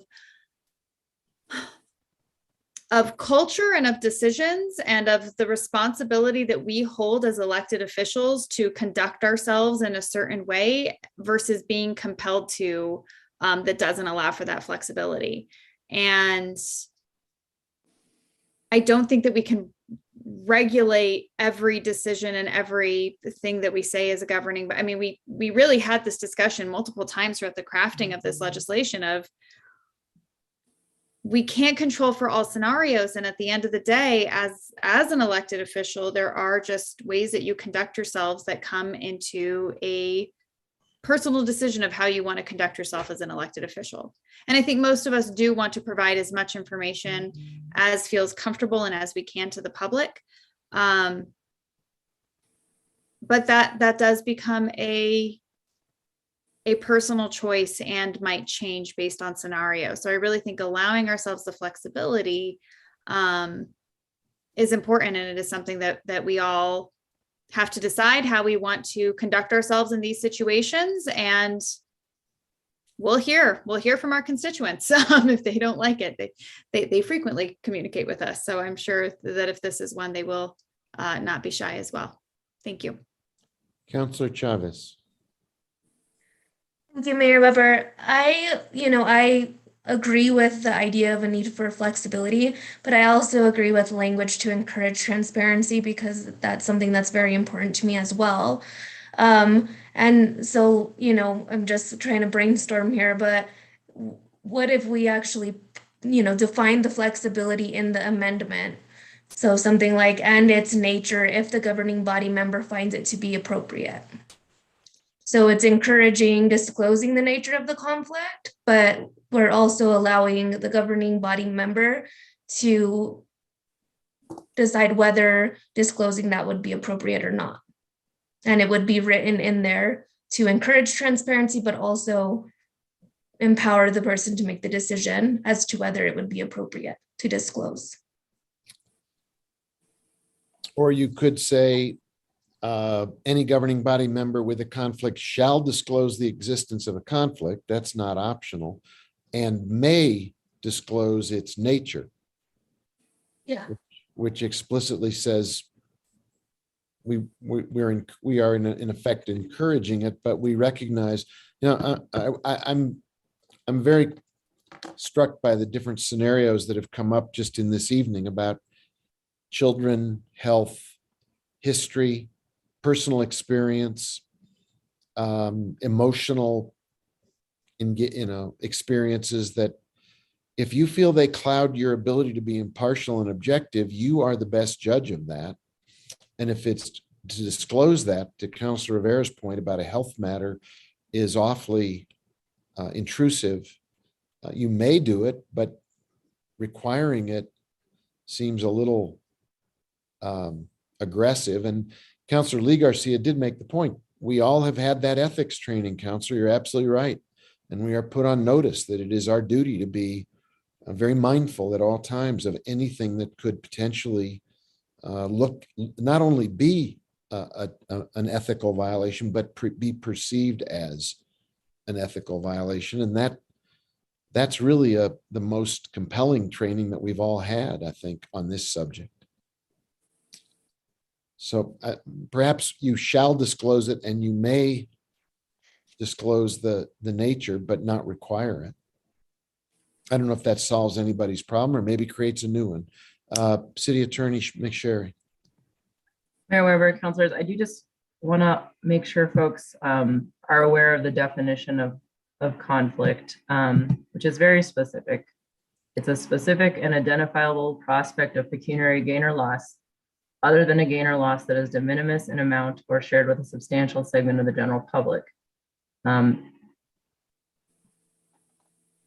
might have to read that again just because it's really long, and it has 6 subparts. So basically, it would be either to the individual themselves or to any of the public officials. There'd be a pecuniary benefit that would be realized by taking an official act by the public official, either to themselves, a member of their family, a business of which she or any member of their household is an owner, an employer, client, or customer from whom that public official knows or reasonably should know is a member in their household, or any business for which she is a owner or has received remuneration of more than $500 during the year prior to the official act.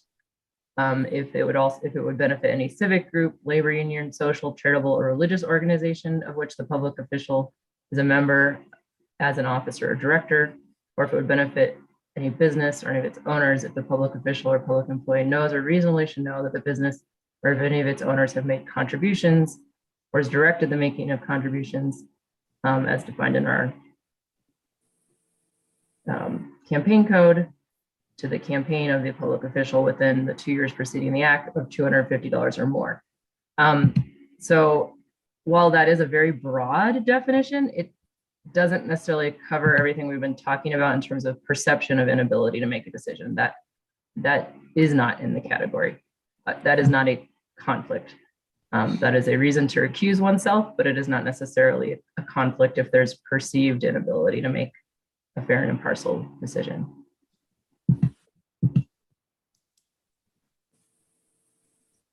Councillor Michael Garcia. Thank you, Mr. Mayor. So Aaron that was a lot and I'm trying to digest it. So given that, if a member has any of that criteria that you listed that defines conflict, they should list it, but the personal issues wouldn't fall under conflict, under that definition of conflict, therefore they wouldn't have to disclose.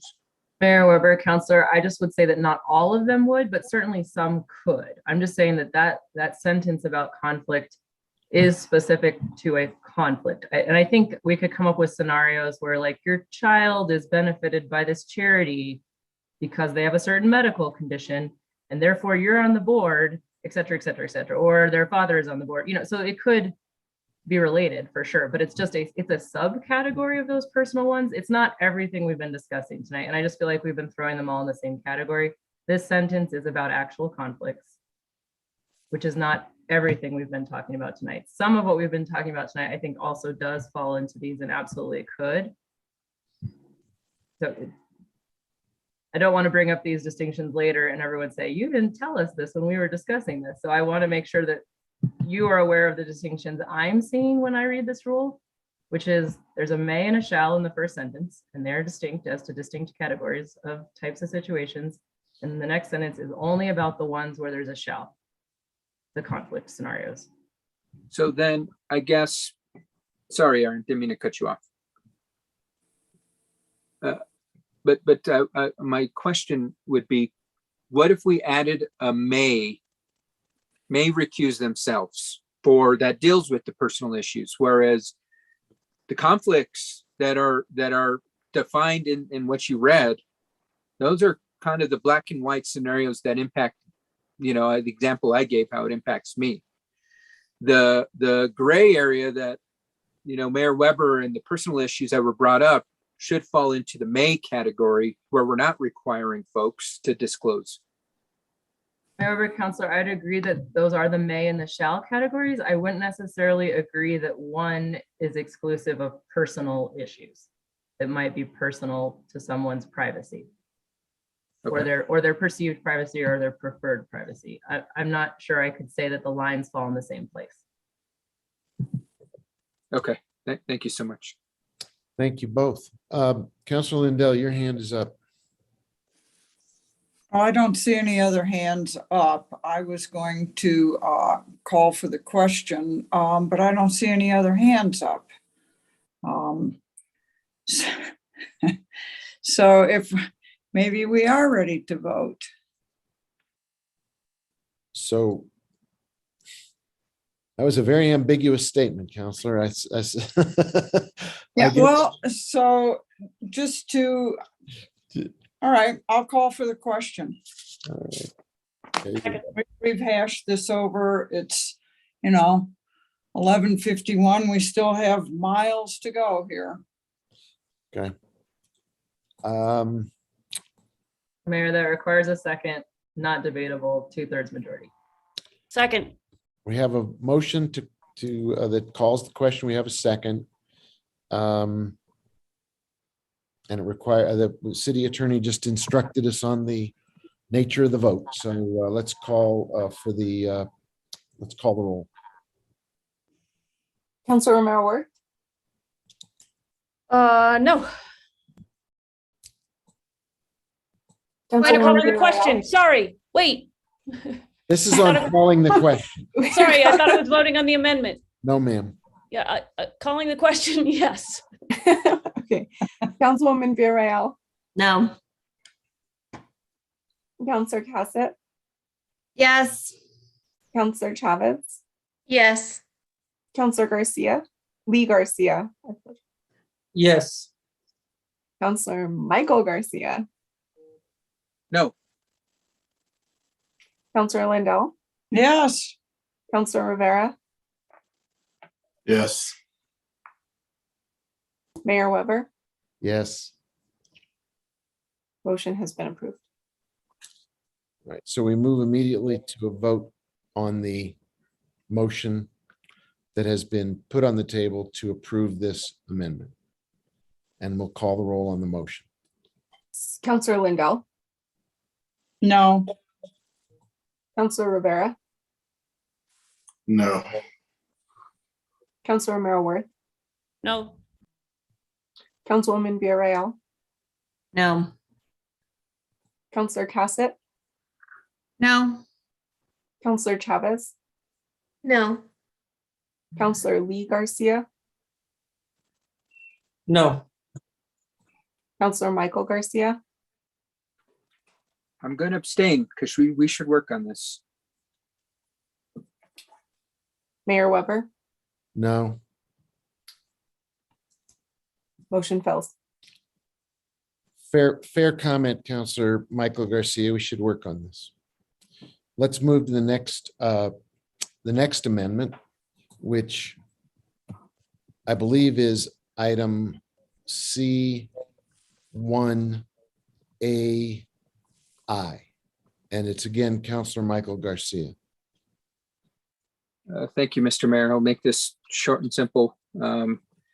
I propose this just because I think, I understand the intention of it, the language as it stands, but I think that there are opportunities where it could be challenging and more work for folks. Reason being, one, it takes 3 counselors to approve an amendment and it fully be incorporated into language, where it then takes 5 counselors to pull it out. I don't agree with that. I think we can this can lead to more work during governing body meetings with amendments being introduced to withdraw amendments. I think there should be opportunity for folks to introduce competing amendments and for us to have constructive dialogue such as we've had tonight in regards to competing amendments. And so that's my reason for this introduction. So with that, I make a motion to strike the sentence from C1A1, and that section will only read approved. It strikes the remainder of that section. Is there a second? Second for purposes of discussion. Councilwoman Villarreal seconded it, so the motion is on the table or on the floor or on the is in among us. Counselor Lindell, you have your hand up? No. Counselor Mayor Worth, you have your hand up. Counselor Cassett, you have your hand up. Thank you, Mayor. So what we're trying to do here is get amendments to attach to the bill when they are approved at the committee level. So we avoid this exact situation that we're having tonight. We could have adopted all of these amendments at the committee level and had an almost baked bill tonight at governing body. Almost baked in the sense that if there were amendments that had been adopted in committee that the majority of the governing body didn't want to still have, they could be pulled off and we could still have a conversation because there would be an amendment to strike them. I do think, and I've had constituents call this afternoon to say, what's the most current version of what you're considering tonight? And the only thing we could give them was 22 page, how many pages is this thing? 22 pages with color-coded amendments and, saying, well, I don't know what the current version is because we discussed all this in committee. So we're wasting our time. We repeat the same hearing in every single committee. What we're trying to do is, all right, it makes its first stop at quality of life, put some amendments on it. Great. Then it goes to, let's say it goes to all three committees. It goes to Public Works. As long as everybody on Public Works agrees with what quality of life does, it sticks. If they don't, you can pull it off. Then it goes on to Finance. Finance gets to decide, all right, do we like everything that's happened up to this moment or do we want to tweak it? Then, they could make changes there. Then it gets to the governing body and whatever shape it's in, you can still offer amendments. We can still have these conversations, but there might have just been a couple sticking points instead of having to go through all of these. And we had to postpone a land use hearing tonight because we're spending so much time drafting legislation at this level that could have been done down below. So I just think what we're trying to do, again, attach the amendments as they move through the process. It doesn't mean that they're attached with super glue and you can never pull them off. It just means that when you get to governing body, we have a better sense of what the actual shape of the bill is when it's here. And that, I think, is transparency.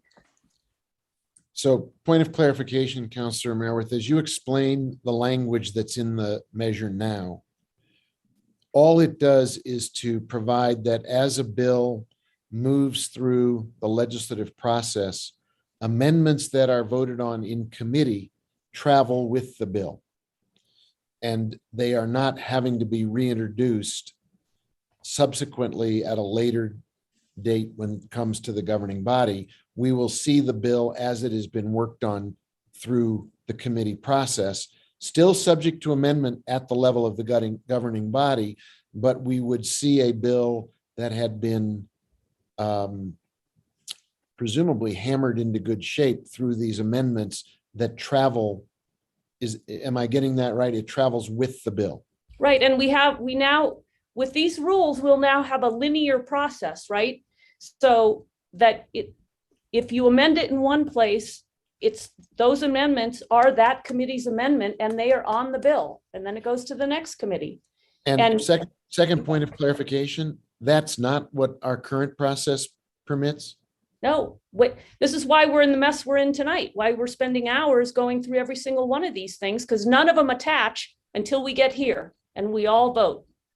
And we've had a number of amendments tonight that, could have attached at the committee level and nobody has any problem with them. So there's no reason to, and we repeat ourselves like I don't know if you guys have noticed this, but every single time a bill stops at a committee, we go through we have the same hearing and sometimes with the same counselors. And we're wasting our time. We are not using good use of our time. And I don't think we love to kick around this word transparent, but the public doesn't know exactly what shape the bill is in. Okay, thank you for clarifying. You answered my question. Counselor Cassett. Thank you, Mr. Mayor. I'm not sure I can be as eloquent as Councilor Romero Worth at midnight, but the other piece that, you know, I want to point out, and Councilor Romero Worth mentioned this, that we need to, I look at this in the entire procedural update proposal. And as Councilor Romero Worth mentioned, there is this linear process now, which does change things. And I have brought it up multiple times, but there's the ability for a committee to hold a bill to work on it, to really work on those amendments. So all of these really long, robust conversations that we're having right now, part of the reason that amendments come to us at the governing body level is because this thing just keeps going. You know, regardless of what happens in committee, the thing keeps floating along. And so you see it in committee and you're talking about it, and then you want to propose an amendment, but maybe you're not going to see it again until the governing body, so you can't bring your amendment forward. Again, with that ability for a committee to say, hey, we want to work on this. We're going to hold this thing for one more committee meeting, and you can only hold it for one more committee meeting, and then you have to pass it along. But that really does give the ability to have thoughtful amendments, to really have robust conversations, those attach, it goes on. And then as Councilor Romero Worth said, it's not super glue. You know, there is the ability to remove it. I think Councilor Romero Worth made the biggest point that I was going to make is we are trying to avoid exactly what is happening here tonight. This is an insanely long conversation. And a lot of this, not all of it, but a lot of it could have happened at the committee level. And that's something that we would all really like to encourage so that we can get our business done and maybe not suspend our rules as much. Be nice. So I'll yield the floor. Thank you. Thank you. City Attorney's hand is up. I didn't notice it. Is there something you wanted to call to our attention? Mayor Weber, councilors, I did just want to potentially clarify some of the verbiage.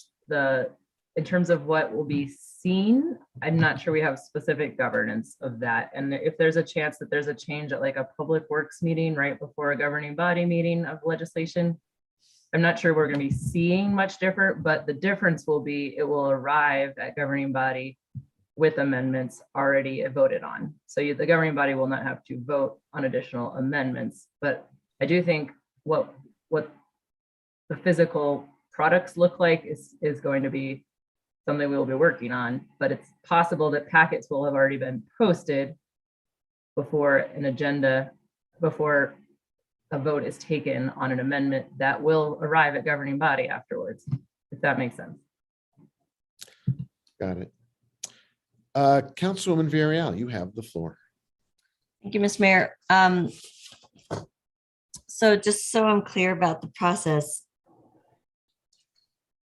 if there were amendments that happened in finance and they got approved and it went on to the next committee and those amendments got approved, but there were additional amendments that were made in that committee, and then say that next committee, the last one before it goes to governing body, there were amendments added and approved by that committee.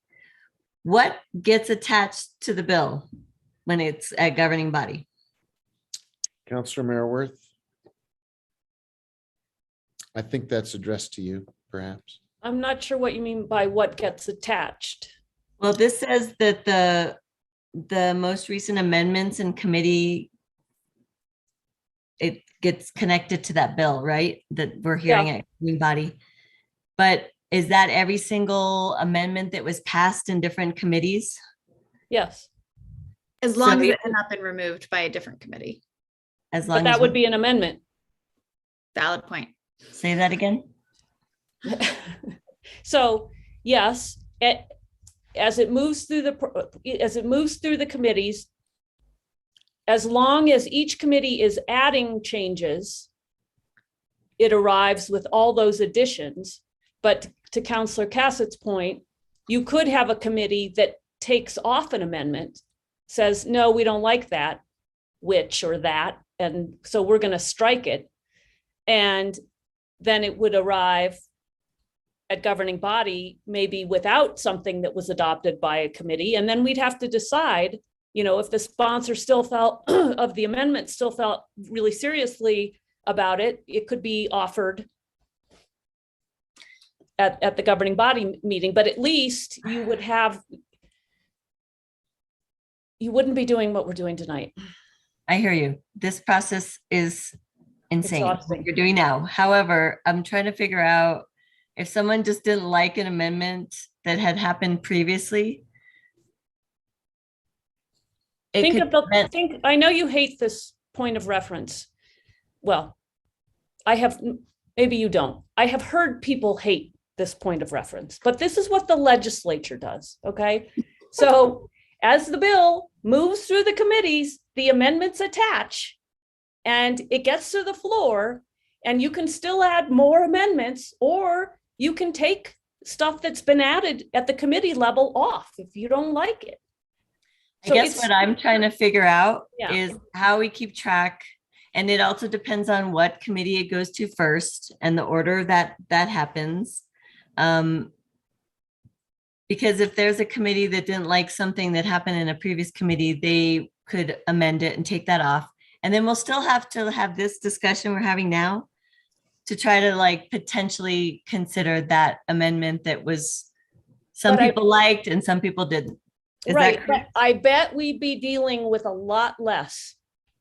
Like tonight, I mean, it depends, it depends on the makeup of the committees.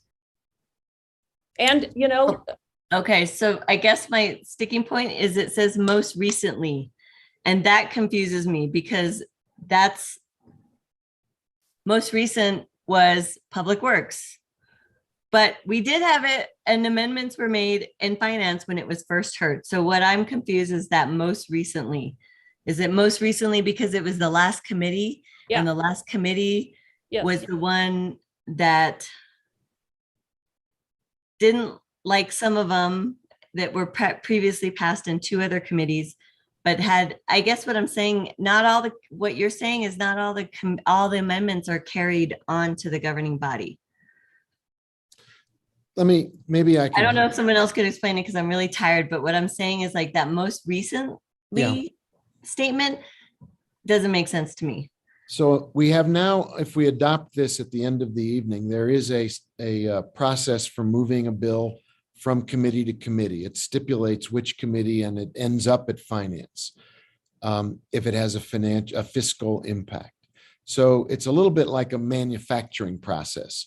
You start with a piece of wood, it goes to the first committee, it gets sanded down a little bit, but then the next committee says, I would like to put some of that wood back on. We've got glue. We can glue it back on. So the bill moves forward to the next committee with the new pieces glued back on, goes to finance. They have the last bite at the piece of wood. Then it comes to us, however it has been transformed in the legislative process, the last version as amended comes to us. Then we have the option to take stuff from the first committee and go back to their version, but it is an attempt to bring a more finished piece of work to the governing body so that we don't debate every single amendment all over again de novo.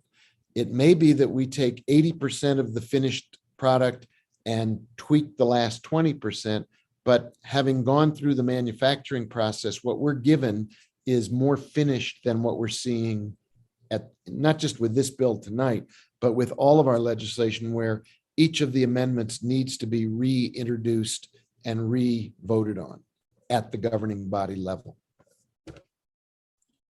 I guess the sticking point for me is that if the final step, which isn't always the case depending on the schedule of our committees and our meetings, but you're saying in this case, finance is going to be the last stop. Those counselors that are not on finance, if say they had these amendments and they worked hard to try to make amendments along the way, and then it comes to us, I'm not saying we'll do this, but we're like, oh, we don't like any of those amendments. We're just going to pass it as is. That is an unfortunate situation and time suck for the people that worked hard in those committees before. So how do you justify that? but the time suck that we're doing now is we are debating the same amendments at 3 committees and the governing body. We are spending hours talking about the same stuff at every stop. It's insane. It's such a waste of our time. Yeah, I agree. I guess I'm just trying to figure out. And if you have, I mean, I can't imagine, I can't, well, who knows? I don't think we would be dealing with as much. And yeah, there may be an amendment that, you know, if it stops at quality of life and then it goes to public utilities and then finance gets it, and maybe finance takes off something that was down below. But then, hey, if you got the votes, you can put it back on at governing body. Or maybe you've learned something about how to make it more palatable. Like you've learned why it got taken off at finance. And if you reword it, you know, you're still okay with it and finance will still be okay with it and you've made it better. And I think Councilor Cassett made this point earlier this evening. What we're trying to do is make better policy at the end of the day. Well, that's like in a perfect world. I think what I have a hard time with is there's just times that it feels more political, that people are making adjustments. There's been moments that we've experienced. Instead of really thinking about the heart and the intention of the bill, there's personal reasons of people they don't like on the council, and then they decide to just sabotage things. That's really what I guess I just want to say, because that's hard for me. But I mean, I hear you about this process needs to change. It definitely does. And I guess I just don't even like how this is worded. I told staff, is there a better way to say this? Because we're repeating words. I took out bin because there was 2 bins in there.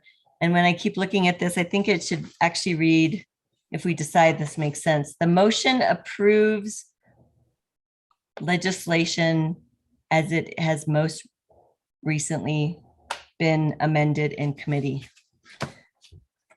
Right now, it's like the motion to approve to the, there's 2 bins. It doesn't make sense as written. So I just want to flag that. Yeah. So I'm going to yield the floor for now and hear from my colleagues. Thank you. Councillor Michael Garcia, you have the floor. Thank you, Mr. Mayor. Quick question for the sponsors. This might speed things up. An amendment can be made to withdraw an amendment from the prior committee. So it would only require 3 votes to undo what the prior committee did. Which might have been 3 votes down at that committee. Right. So you could have 3 votes add something at one stop, and then 3 votes add it, take it off at the next stop. Okay. Mayor Weber, councilors, you could have 2 because the quorum is 3 members. So it could be 2 votes, and then it could be 2 votes. Okay. With that being said, I maybe I misinterpreted during the process, but I thought these things stuck all the way up until the governing body. There wasn't a way to withdraw during the committee process. Hearing that there is, I'll withdraw this amendment. Sorry for the lengthy discussion, but I think it was constructive that, you know, this is a process that we need to figure out. Okay, thank you. With the amendment withdrawn by its sponsor, I guess we can move on to the next amendment at that point. Thank you, Councilor Garcia. Appreciate that. Mr. Mayor, Councilwoman Villarreal did have an amendment within the amendment to work on the language. So we do still need to apparently do a smidge of wordsmithing for this sentence as well. And I think Councilwoman Villarreal had proposed the essentially, if it said this motion approves the legislation as it has most recently been amended in committee, I believe that sentence makes sense. And that's what I propose. I mean, I just had changed bin, but now I see that it needed to be tweaked a little bit more. So that's my motion. Thanks for clarifying. Okay, I would appreciate if you could read it to us again, so we have a written record of what the motion is. The motion approves legislation as it has most recently been amended in committee. I think the words, I'm sorry, you skipped over a word. Oh, you want to say the motion to approve. No, Wait, the motion, we're talking about the motion. Because we're in AI, main motion. Yeah, yep. And to approve, the motion approves. Because I'm trying to avoid saying the motion to approve. Oh, so is you're to changing approve. more. Okay, sorry.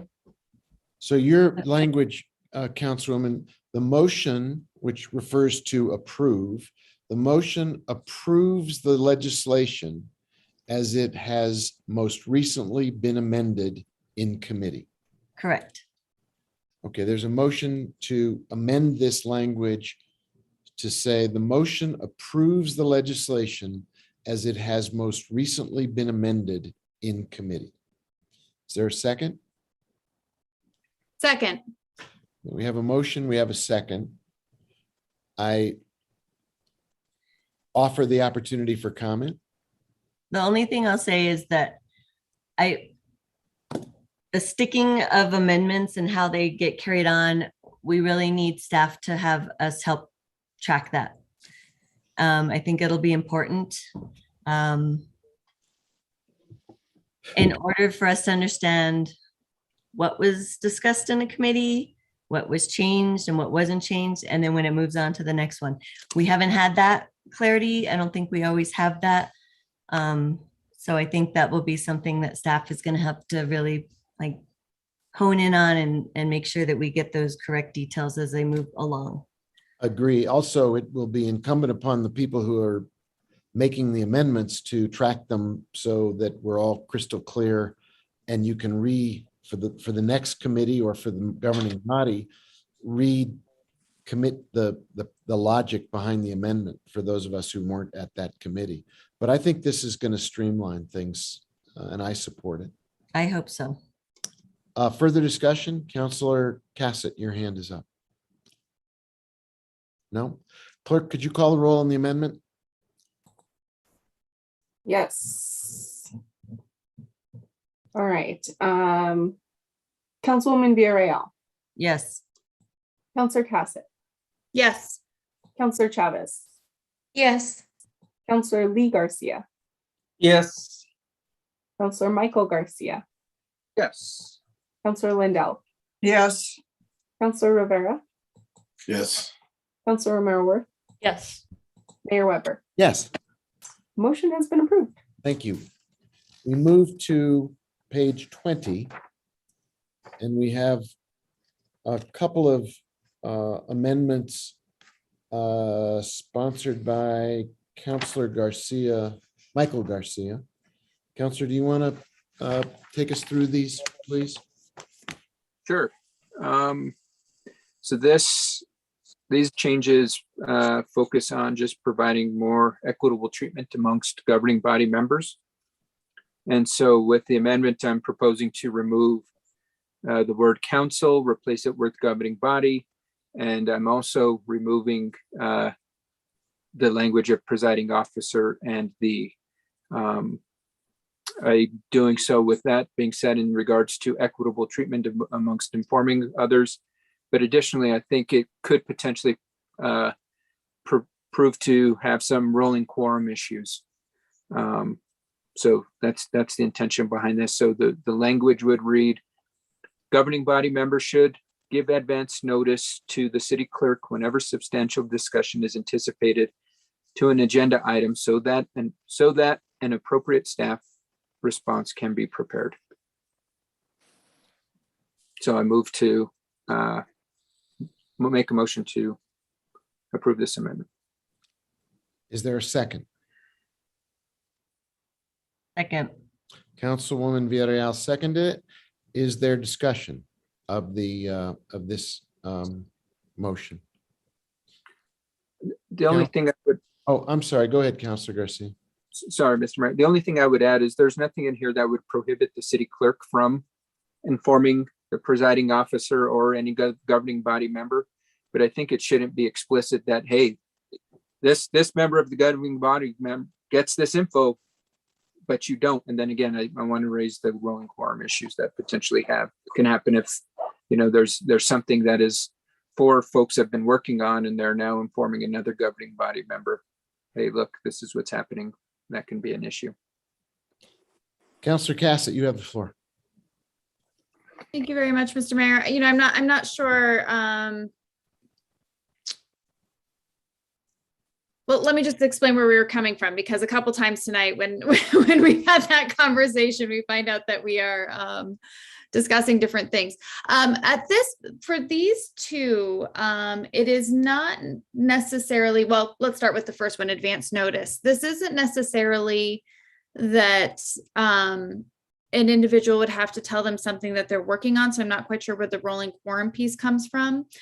It's really more a courtesy that for the individual that's running the meeting, whether that be, and I think changing to governing body, makes sense because it's all encompassing for whoever might be running that meeting, has some pre-warning or kind of an understanding so that they're able to plan.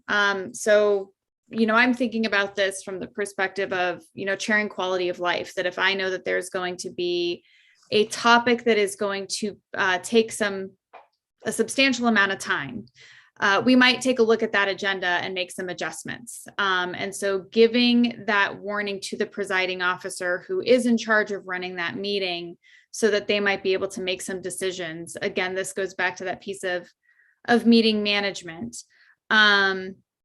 So presiding officer does not necessarily have to be the mayor, although typically in these meetings it is the mayor, or it might be Mayor Pro Tem Lindell, or whoever it is that is the presiding officer.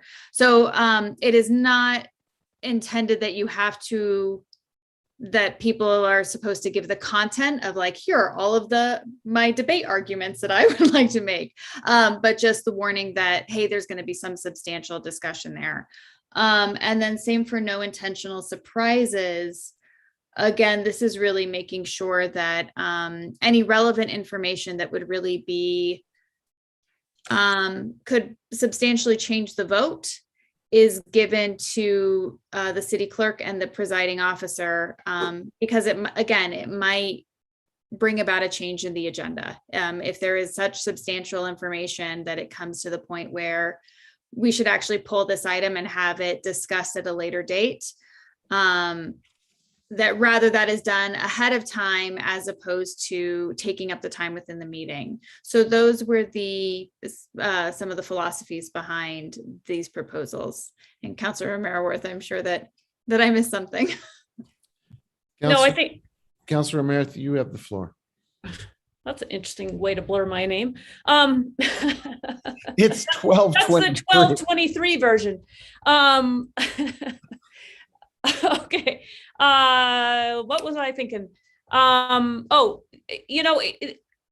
Because I do think that this is a courtesy that we give whoever's running the meeting. In this instance, these rules apply to the governing body, and it would be whoever's running the governing body meeting. But it may be that we need to have particular staff on hand, or protect particular expertise involved. So I just think it's not a bad idea to let the person who's going to run the meeting know that, hey, I'm going to be raising some questions on agenda item X, Y, or Z, and we then make sure that we have the staff there, and we can then also do the meeting management piece that Councilor Cassett talked about.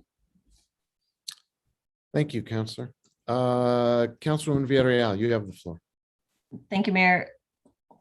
I think the way we used to do it back in the days is the city manager's staff person. We would let them know if we were planning to pull an item off the agenda so that they could let staff know and be prepared to be able to be at the meeting. The way this is written, it's more like we want to know what items people might not be happy with, and that's why they're going to pull it off.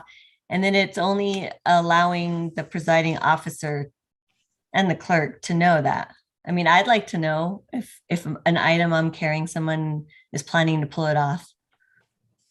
Or, I don't Point know. of Clarification, this Figure out- actually, there's a different part of this that speaks to the consent calendar. This is not really about the consent calendar. But it is, because it's about advance notice about substantial discussion that may be on the consent calendar. There's another category in this measure that speaks directly to the consent calendar. Just pointing that out. Yeah, that's on page 12 of this document. That's D7. 6 and 7 talk about removing items from the consent calendar. Right, it's on page 12, D7, encouraged to communicate their intent to remove an item to the city clerk no later than 4 hours prior to the commencement of a regular governing body meeting. So you're right about that courtesy, that is spoken to. This is more, I think, addressed to agenda items that may and if somebody feels very strongly and they want to anticipate a lengthy engagement that would require staff to be present, or as somebody said earlier, managing the meeting to make sure there's space for it. That's item number 1. And then item 3 is a kind of a concomitant measure that says, for courtesy's sake, let's not have gotcha moments where we can avoid it. I don't understand the intention of both those sections because they're new, correct? Those are 2 new sections. And Councillor Cassett said earlier that we're not trying to control all scenarios, but that feels like we are. I don't quite understand the intention of those 2. Maybe that's a fair question for one of the sponsors. So we took this language, I believe, from another local government, and it seemed like a good idea. Because, I mean, again, if we're all trying to serve with the best intentions and, you know, get something to a place where we can support it, it seems like having advance notice and not surprising people would be an important piece.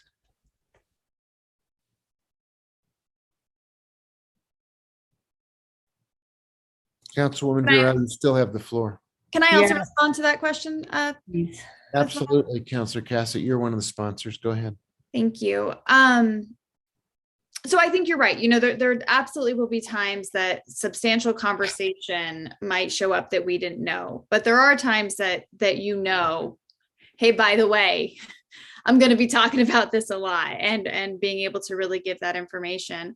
The surprises piece, you know, we have had instances where information has been held and we got all the way into the meeting, and people were aware that something was missing from the packet that needed to be there to vote, and had been aware for a couple of days. And instead of alerting the presiding officer and the city clerk that something was missing, we got into the meeting and had a good 30-minute discussion about how we had to delay this item. And that's just not a good use of time. And it's not, you know, it's not really, it was definitely, you know, not acting within the best interest of us being productive. And so that was, you know, some pieces that we are trying to avoid with this, is that if there is information that somebody has and they know that it is going to change the nature of being able to have this conversation, whether, you know, there's something missing that won't allow us to vote, and you have that information well in advance, not holding it, and either allowing individuals to provide that information if it can be there, if there still is time for it to be posted. We now have that rule that 72 hours you have to have, I believe it's the memo, the bill, and the FIR. Was that what it was, Aaron, the minimal pieces that needed to be voted? I believe that's correct. Right. So, I mean, if it's 72 hours, before the meeting, we wouldn't have less than 72 hours. We wouldn't have time to add any of those pieces, but we would have time to know that there's a change to the agenda and that gets to be pulled and that's not coming. And so that was a large, I think, motivator as we were creating that. That is one of the instances that happened. And just recognizing that we spent 30 minutes debating whether or not to pull an item, and that could have been time saved. And that's really the no intentional surprises, is very much those pieces that is going to change the course of the agenda or our ability to act on something. And making sure that is given well in advance. Yeah, I hear you, the importance of that. It's just that making changes like this because of one scenario, one situation that happened, I just kind of feel like, again, we're trying to control all scenarios and that maybe we don't need it. So I'll yield the floor. Thank you, Councilwoman. Councilor Michael Garcia, you have the floor. Thank you, Mr. Mayor. And I'm glad it was brought up in regards to the consent calendar that was earlier discussed. And the language in there was that it was encouraged to share that information. Especially in item I here, we're using the word should. It's like we're directing folks, you should do this. Maybe we change that to encouraged. What I want us to get away from, and again, I'm not making reference to the present, I'm making reference for rules that are going to live long beyond us, is I don't want the executive micromanaging the governing body. There are clear separation here. You've got the executive, you got the legislative. The executive should not be micromanaging the legislative. And I feel that's what's kind of going on here through some of these two, item I and item 3. So my fix for that was trying to pull out the executive while still affording the opportunity for the city clerk to inform not only executive, but everybody else in the governing body that wants to be afforded this information of advance notice. As Councilwoman Villarreal said, I'd like to get that heads up as well. But I can't say governing body members should advance notice to the entire governing body and city clerk, because that's a violation of rolling quorum. I think this is advance notice should be afforded to everybody, not just the presiding officer.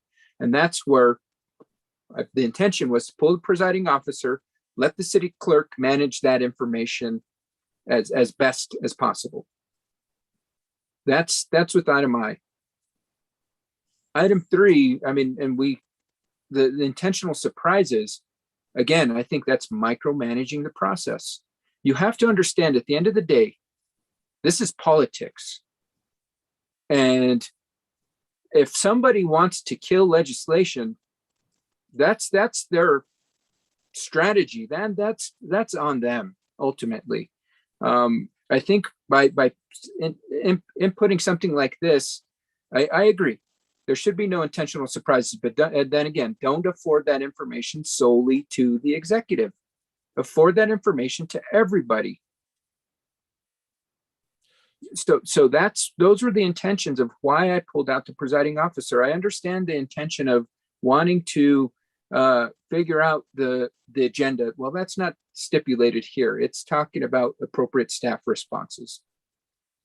I think what we need to do is remember that the city council should be afforded the same rights as the executive, and that's not happening here.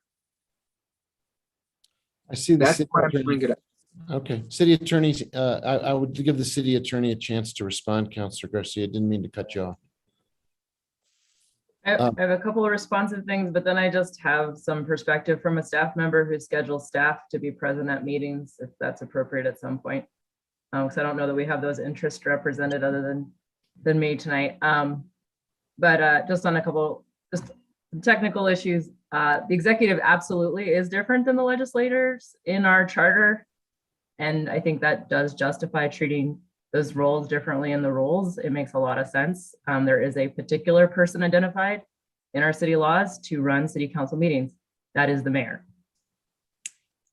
So there are different roles of the executive and legislative. And in this case, there are overlap as well, right? There are powers that are shared. There are powers that are distinct. So there absolutely are reasons to distinguish between those roles in many cases. Whether to distinguish here, I think, is a decision to be made in these rules. So I think that the governing body can vote on those. Rolling quorum is when A talks to B talks to C talks to D. If you just email A, B, C, D, that's just a quorum. And I think we're interfering those terms quite a bit. So Open Meetings Act prohibits both of those situations, but rolling quorum is distinct from just a quorum. So if you email everybody, it's just a quorum, and that's also a problem. From a personal perspective, I do bring staff to executive session quite a bit. I have staff that is scheduled for items throughout the agenda, and if they were to know beforehand that something's significant, that's really helpful for me to help them manage their time during the week. How much extra hours are they going to work that night? How early are they going to leave Friday potentially? That kind of thing. I often schedule outside counsel for executive session as well, and they often say, when's that going to be? And I have a very hard time telling them, and this would help a little bit. I know it absolutely would not solve the equation, but just having a general idea of there's some, and we talk about this before governing body happens. I meet regularly with the city manager and the mayor before governing body the week before to figure out what kind of time, when should I have staff be available for executive session? Any general idea. And often it's very much an estimate, but any additional help we can have to help staff not spend 18 hours on a Wednesday doing work is helpful to me. I agree with that, city attorney, and I think there's nothing that prohibits the city clerk from continuing that information flow. I want to give an example. What happens in the instance where somebody's legislation, Counselor A notifies, right now it's written, the presiding officer and the city clerk, that Counselor B's legislation, we're expecting lots of discussion on that. Is Counselor B going to be notified that their legislation, they anticipate lots of information? The same example can carry over to item 3. Counselor A says to the presiding officer and city clerk, hey, we've got this information we're going to bring up about Counselor B's stuff. Well, how is Counselor B notified? And I think that is where, again, pulling out the presiding officer and allowing the city clerk to disseminate that information as necessary, as appropriate, is fine. As I mentioned earlier, the rolling quorum, when you've got 4 folks working on something, they say, oh, we've got to notify somebody on this. That's 4. Once you reach the presiding officer, that's 5. That doesn't mean, I'm not saying all 4 are going to email the presiding officer. All it takes is one of those persons, one of those counselors, to email the presiding officer to hit that rolling quorum. And I want us to do everything we can to get away from these open meetings challenges, create full transparency within the governing body to share information with everybody. We had this great conversation earlier amongst when we were talking about the city manager position about teamwork. Well, let's carry this teamwork amongst the governing body. When there is advance notice, share that information with the entire governing body. When there is these no intentional surprise information, share that entire information with the governing body. And I think that is what I'm trying to achieve here is we all work with each other in an equitable manner. I just don't want information being submitted to the presiding officer and city clerk and stop there. It should continue to spread to everybody in an equitable and fair manner. The city attorney, your hand is back up. I'm not sure. Mayor Weber, councilors, I do just want to make sure folks are aware that what the counselor is describing would be a warrant of rolling quorum. If the counselor tells the clerk and then the clerk passes on that message on behalf of the counselor.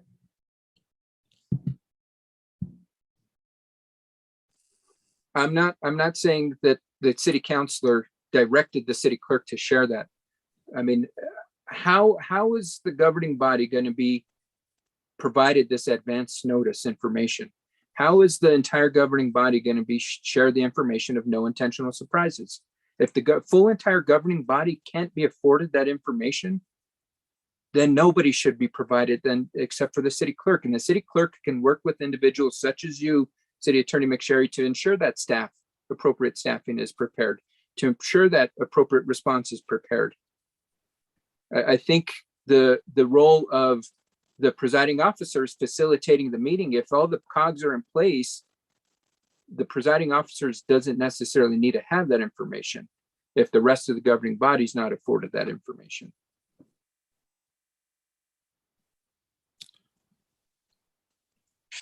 Councillor Cassett, you have the floor. Thank you so much, Mr. Mayor. I feel that we're still having a little bit of what we mean by intentional surprises. It's not necessarily how you plan on debating an item. For example, if on Monday, 3 members of the governing body receive an email from a constituent that there's no FIR for the reorg, and they hold that information until the governing body on Wednesday, at which point we can no longer hear that topic, and they had not given that information out, and then we spent 30 minutes debating whether or not we could hear the reorg. That is the meaning behind no intentional surprises. So that's information that if it had gone to the city clerk and to the presiding officer, they could have either provided the FIR, so we could have had the conversation, but rather what we did in that scenario is we had to kick it to 2 weeks down the line and have all of our staff come all over again after we had just wasted their time. So that's what we mean by no intentional surprises. It's not necessarily, hey, these are the points of my debate, and these are kind of the logic that I've thought about as I'm going to be talking about an issue.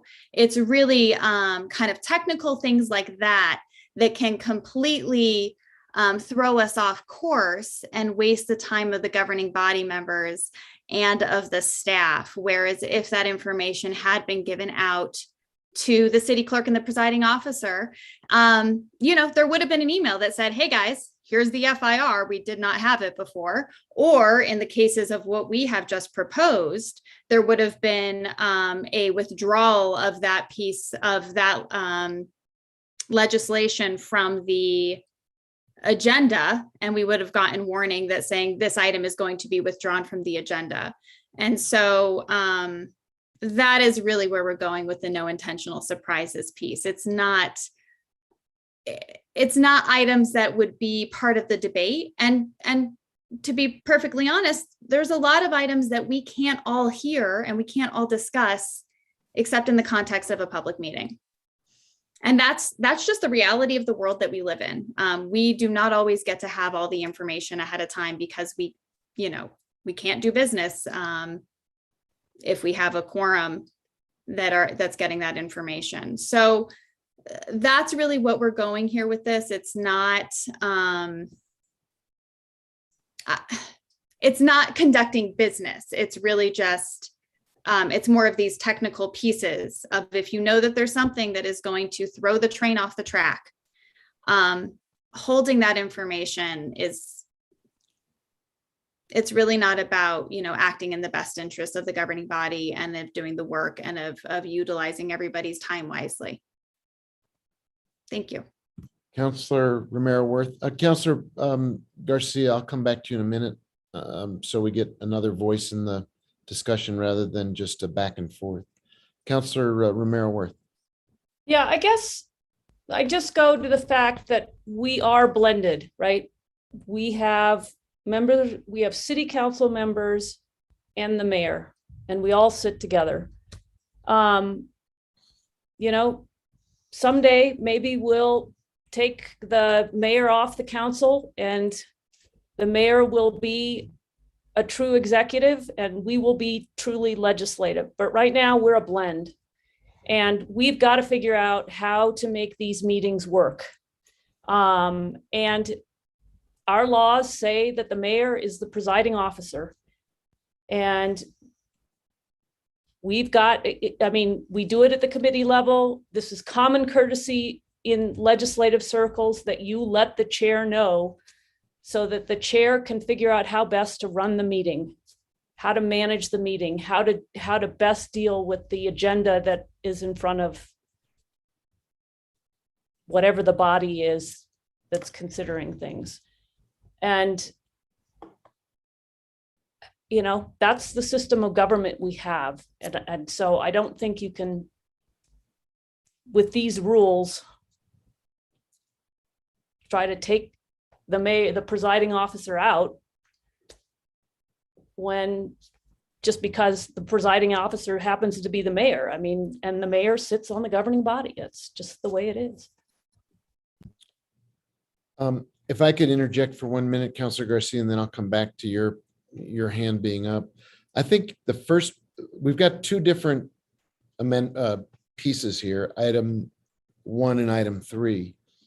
I think, and we've been discussing them both simultaneously, so I'll continue to do that a little bit, but I don't think they're the same. I think on both of your amendments, the first one, which is to substitute the word governing body for council, makes is perfectly good sense to me. I completely concur with that we're talking about all of us when we sit together. And to Councilor Maraworth's point, I am a governing body member and a mayor, and this system we have blends that. So I should be included. It shouldn't just be the council that is covered by advance notice or intentional surprises. The intentional surprises item, to me, is about transparency. We've been talking about transparency all night, and this is a philosophical nod toward favoring transparency over, as you said, just politics. Transparency ought to trump scoring a political point, and it ought to be to the benefit of all of us. If there's something that is a really serious revelation, transparency would say, let's get that out early rather than allowing it to be a political chip. And the reason to give the advance notice to the presiding officer is not to spread the news, but simply to handle the agenda in an appropriate way, knowing that there is this significant revelation. On the advance notice of a debate, again, I think it is a transparency measure that says, please let us know that we're going to have an extended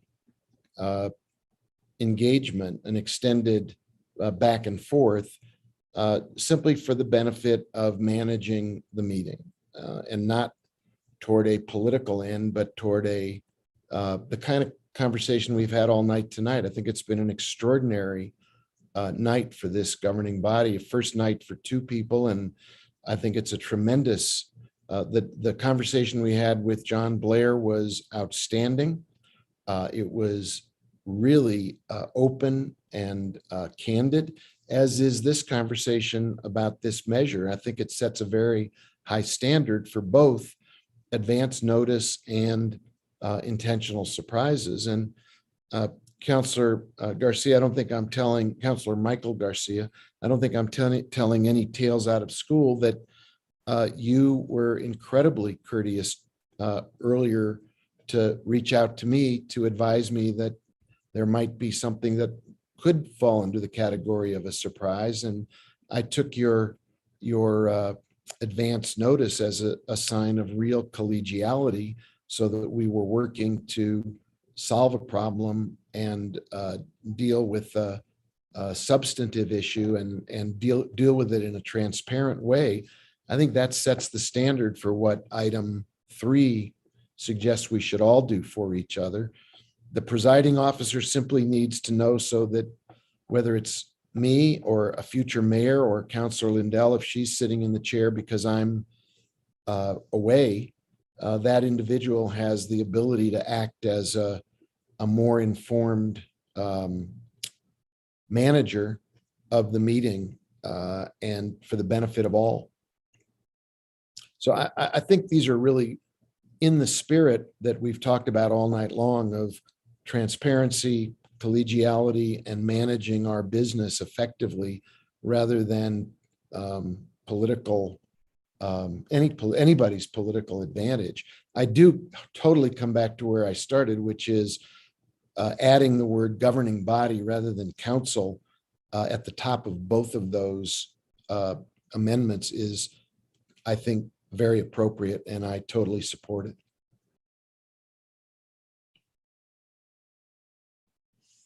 Any other, Councilor Garcia, yes, your hand is up. You have the floor, sir. Thank you, Mr. Mayor. And, in particular to item 3, the way I look at that is, especially because it's dealing with new information. And I know that my colleague earlier said it, well, it's not going into great detail. Again, I keep going to this train of thought of these rules. We're setting rules that are going to be used by folks, hopefully 10, 15, 20, 30 years from now. And they're not going to have the institutional memory of what this means and why it was written. They're going to just have the language and interpret it the way they want. And so the way I look at 3 is, if it's the information is going to be shared, like a judge and jury, if information is going to be shared with the plaintiff, it should be shared with the defendant as well. One side shouldn't have an advantage over the other. And that is where I would try to get away from having, there be that, because it still then provides that intentional surprise. Because in this instance, what happens if somebody informs the presiding officer to say, hey, I've got some new information I'm going to share at this meeting. Well, here it doesn't say how much you got to go into detail. Then the presiding officer knows there's going to be new information. We don't know what it is.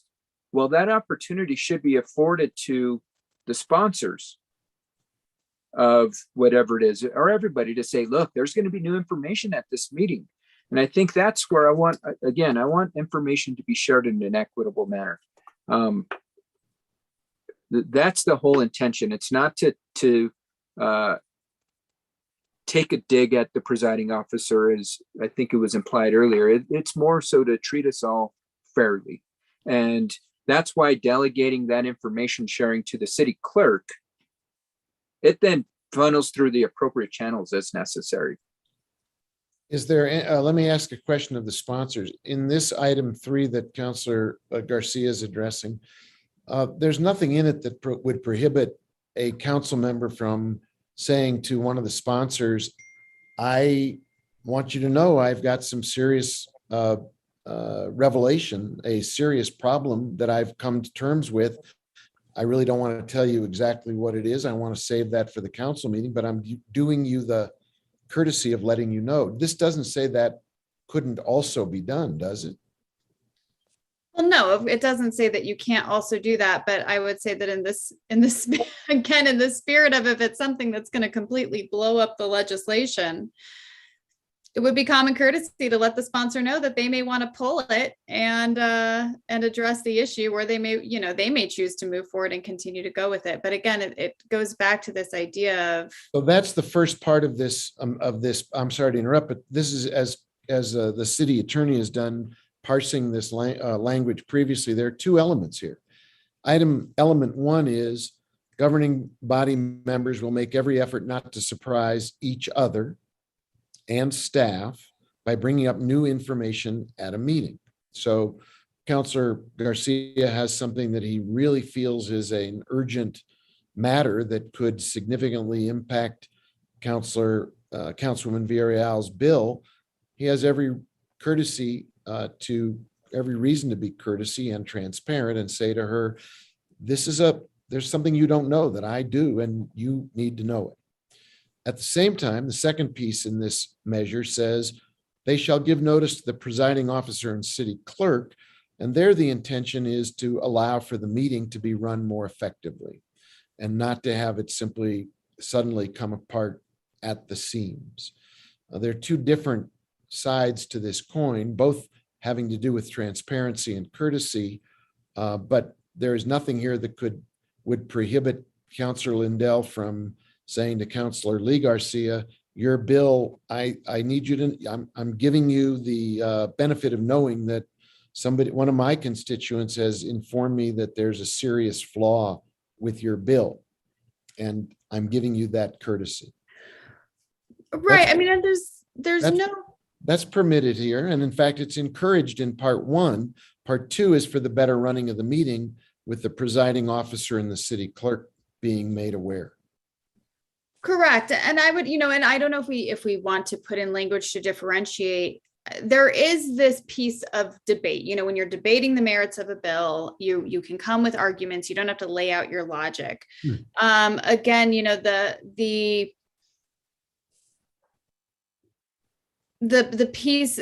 example that I had given earlier about knowing that there is something missing that essentially does not allow us to move forward, that is for some reason going to cause a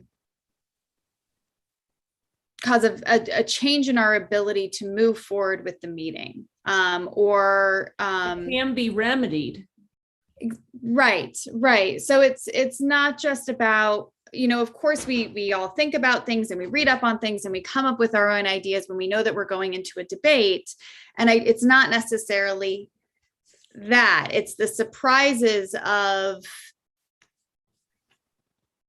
hey, the FIR is gone and we really need that, or That's not the way this reads. That's not the way this is written. Excuse me, Councilor Garcia, I do have the floor. So if you can wait until I am done, and then, that's generally how we do things. So something of the nature that really is going to really disrupt our process. That is what we are going for. Now, if that is not how that reads, I'm happy to have a conversation of how we correct that piece, but it doesn't necessarily mean that you have to lay out all of your debate arguments for everybody to know ahead of the game. Okay. Councillor Cassidy, I think your point is clear. At least I get that point. Councillor Garcia, others want to engage. I think we've covered pretty much the same territory several times. I don't say that as a criticism. It may be a function of the late hour that we're kind of covering the same ground. I'm open to either more debate, or we can vote on these amendments. We can amend these amendments, whatever the body wishes.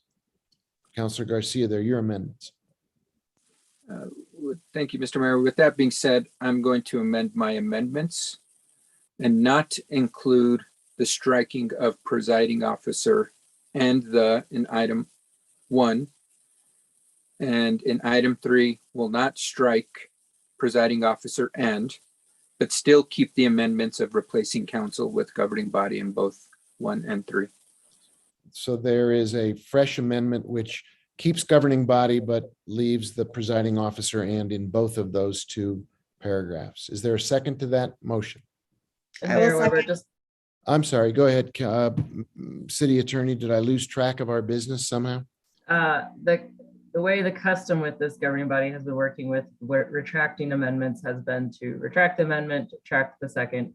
Okay. To be clear, it's actually not Robert's rules, but that is the custom here. Okay. So Councillor Garcia, Michael, you would withdraw your first motion and then substitute and make a new one. My fault. With that, Mr. Mayor, I'll withdraw my motion for the first amendments proposed. And I withdraw my second. Okay, and now Councillor Michael Garcia, you have the floor again for a new amendment. Okay, so I propose a new amendment in item I or 3 to replace the word council with governing body, and item 3 replace council with governing body. And is there a second? Second. I hear a second. Is there further debate, or are we ready to vote? I see no hands up. Clerk, could you please call the roll on the motion? Yes, Councillor Chavez, Yes. Counselor Lee Garcia, Yes. Counselor Michael Garcia, Yes. Counselor Lindell, Yes. Counselor Rivera, Yes. Counselor Romero Worth, Yes. Councilwoman Villarreal, Yes. Counselor Cassett, Yes. Mayor Weber. Yes, Motion has been approved. thank you. And we have a amendment from Counselor Lindell that we have not addressed yet, which involves a review of this. Counselor Lindell, you have the floor. I think that it's just a clear amendment that we'll see how this works on the public comment. And I don't have anything to add to that. It's just asking for a review. Could you make a motion? Yeah, I'll make a motion to approve. Second. I was under the impression you had a motion you wanted to make sure we brought it back in a year. Am I mistaken here? That's what that's what the amendment is. Don't we need to vote on that? Mayor, Yeah. Council, I think we might want to be clear that this one's not an amendment to the attachment, it's to the resolution itself. So it is posted online, unlike all the ones we've been talking about, though it's not in the procedural rules itself, it's on the resolution. Okay, so first we would vote on the. Go It's ahead. still an amendment to what's to the matter in front of us. It's just not listed in the same document. So this one is listed separately in an amendment sheet by Councilor Lindell. I can read it if that's helpful, or maybe Councilor Lindell wants to, I'm not sure. Why don't you go ahead and read it? Ms. McSherry. This is on page 2, line 10 of the resolution, and it would add the following new paragraph. Be it further resolved that the provisions of section 4B, Roman numeral 4, letter B, first public comment on bills shall be reviewed within 1 year of adoption of this resolution. So Counselor Lindell, that is a motion. Correct. My motion, and I believe Councilor Villarreal, you second. Thank you. Okay, we have a motion and a second. Is there discussion? Councilman Villarreal, your hand is up. Thank you, Mayor. Just want to make sure who tracks these things. We have ordinances and things that say we will come back in 2 years, and it's never happened, to be honest with you. So moving forward, I don't know if that's going to be the city manager. I'd like to know who's going to track it so that we actually in a year come back and talk about this. City attorney? However, Council, the way it's written, it's just an obligation of the governing body to review it, and it doesn't really assign it to anyone. I think we would like to do a better job in the city generally of keeping track of that kind of thing, but I think that's one of the reasons that this type of thing is, if I were a policymaker, I wouldn't want to put in these types of things because you can review this anytime you want. You don't need the requirement to review it. You can review it next week. You can review it in a year if you need to. Anytime you see something that needs to be reviewed, you already have the full authority to review it. Good point. Is there further discussion of Counselor Lindell's amendment to the resolution stipulating we'll bring it back within a year to review? If not, could the clerk call the roll on that motion? Yes, Counselor Lee Garcia, Yes. Counselor Michael Garcia, Yes. Counselor Lindell, Yes. Counselor Rivera, Yes. Counselor Romero Worth, No. Councilwoman Villarreal, Yes. Counselor Cassett, Yes. Counselor Chavez, Yes. Mayor Weber. Yes. Motion has been approved. All right. So either the city attorney or the parliamentarian, we now have voted on all the amendments that were produced in front of us. We need a motion to adopt the rules. No? You already have the motion on the table. It's just amended a bunch of times. So we could just go straight to a vote unless anyone else has any further debate on the main motion, which has been amended like, I think we win. You That's guys, right. this is, That's you right. guys, some sort That's of right. merit badge was achieved tonight. We have a by motion. everyone. We have a motion to approve as amended and amended and amended and amended. Counselor Michael Garcia, your hand is up. Thank you, Mr. Mayor. I just want to thank Councilor Councilor Romero Worth and Jamie Cassett for leading us through this, and as well, former Councilor Beta. This was a tedious task, and what a way to get your rookie night hazing to the new councilors.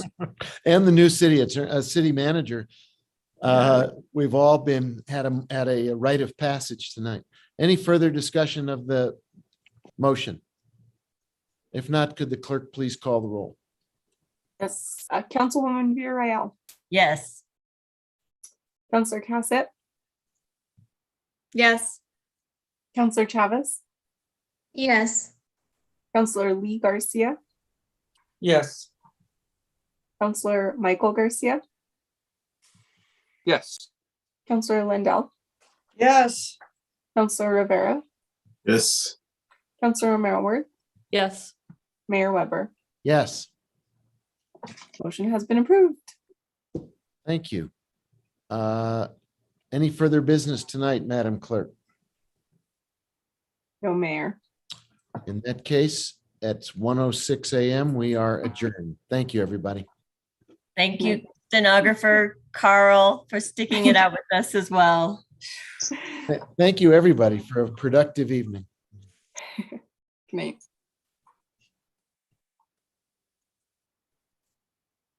Thanks, Christine.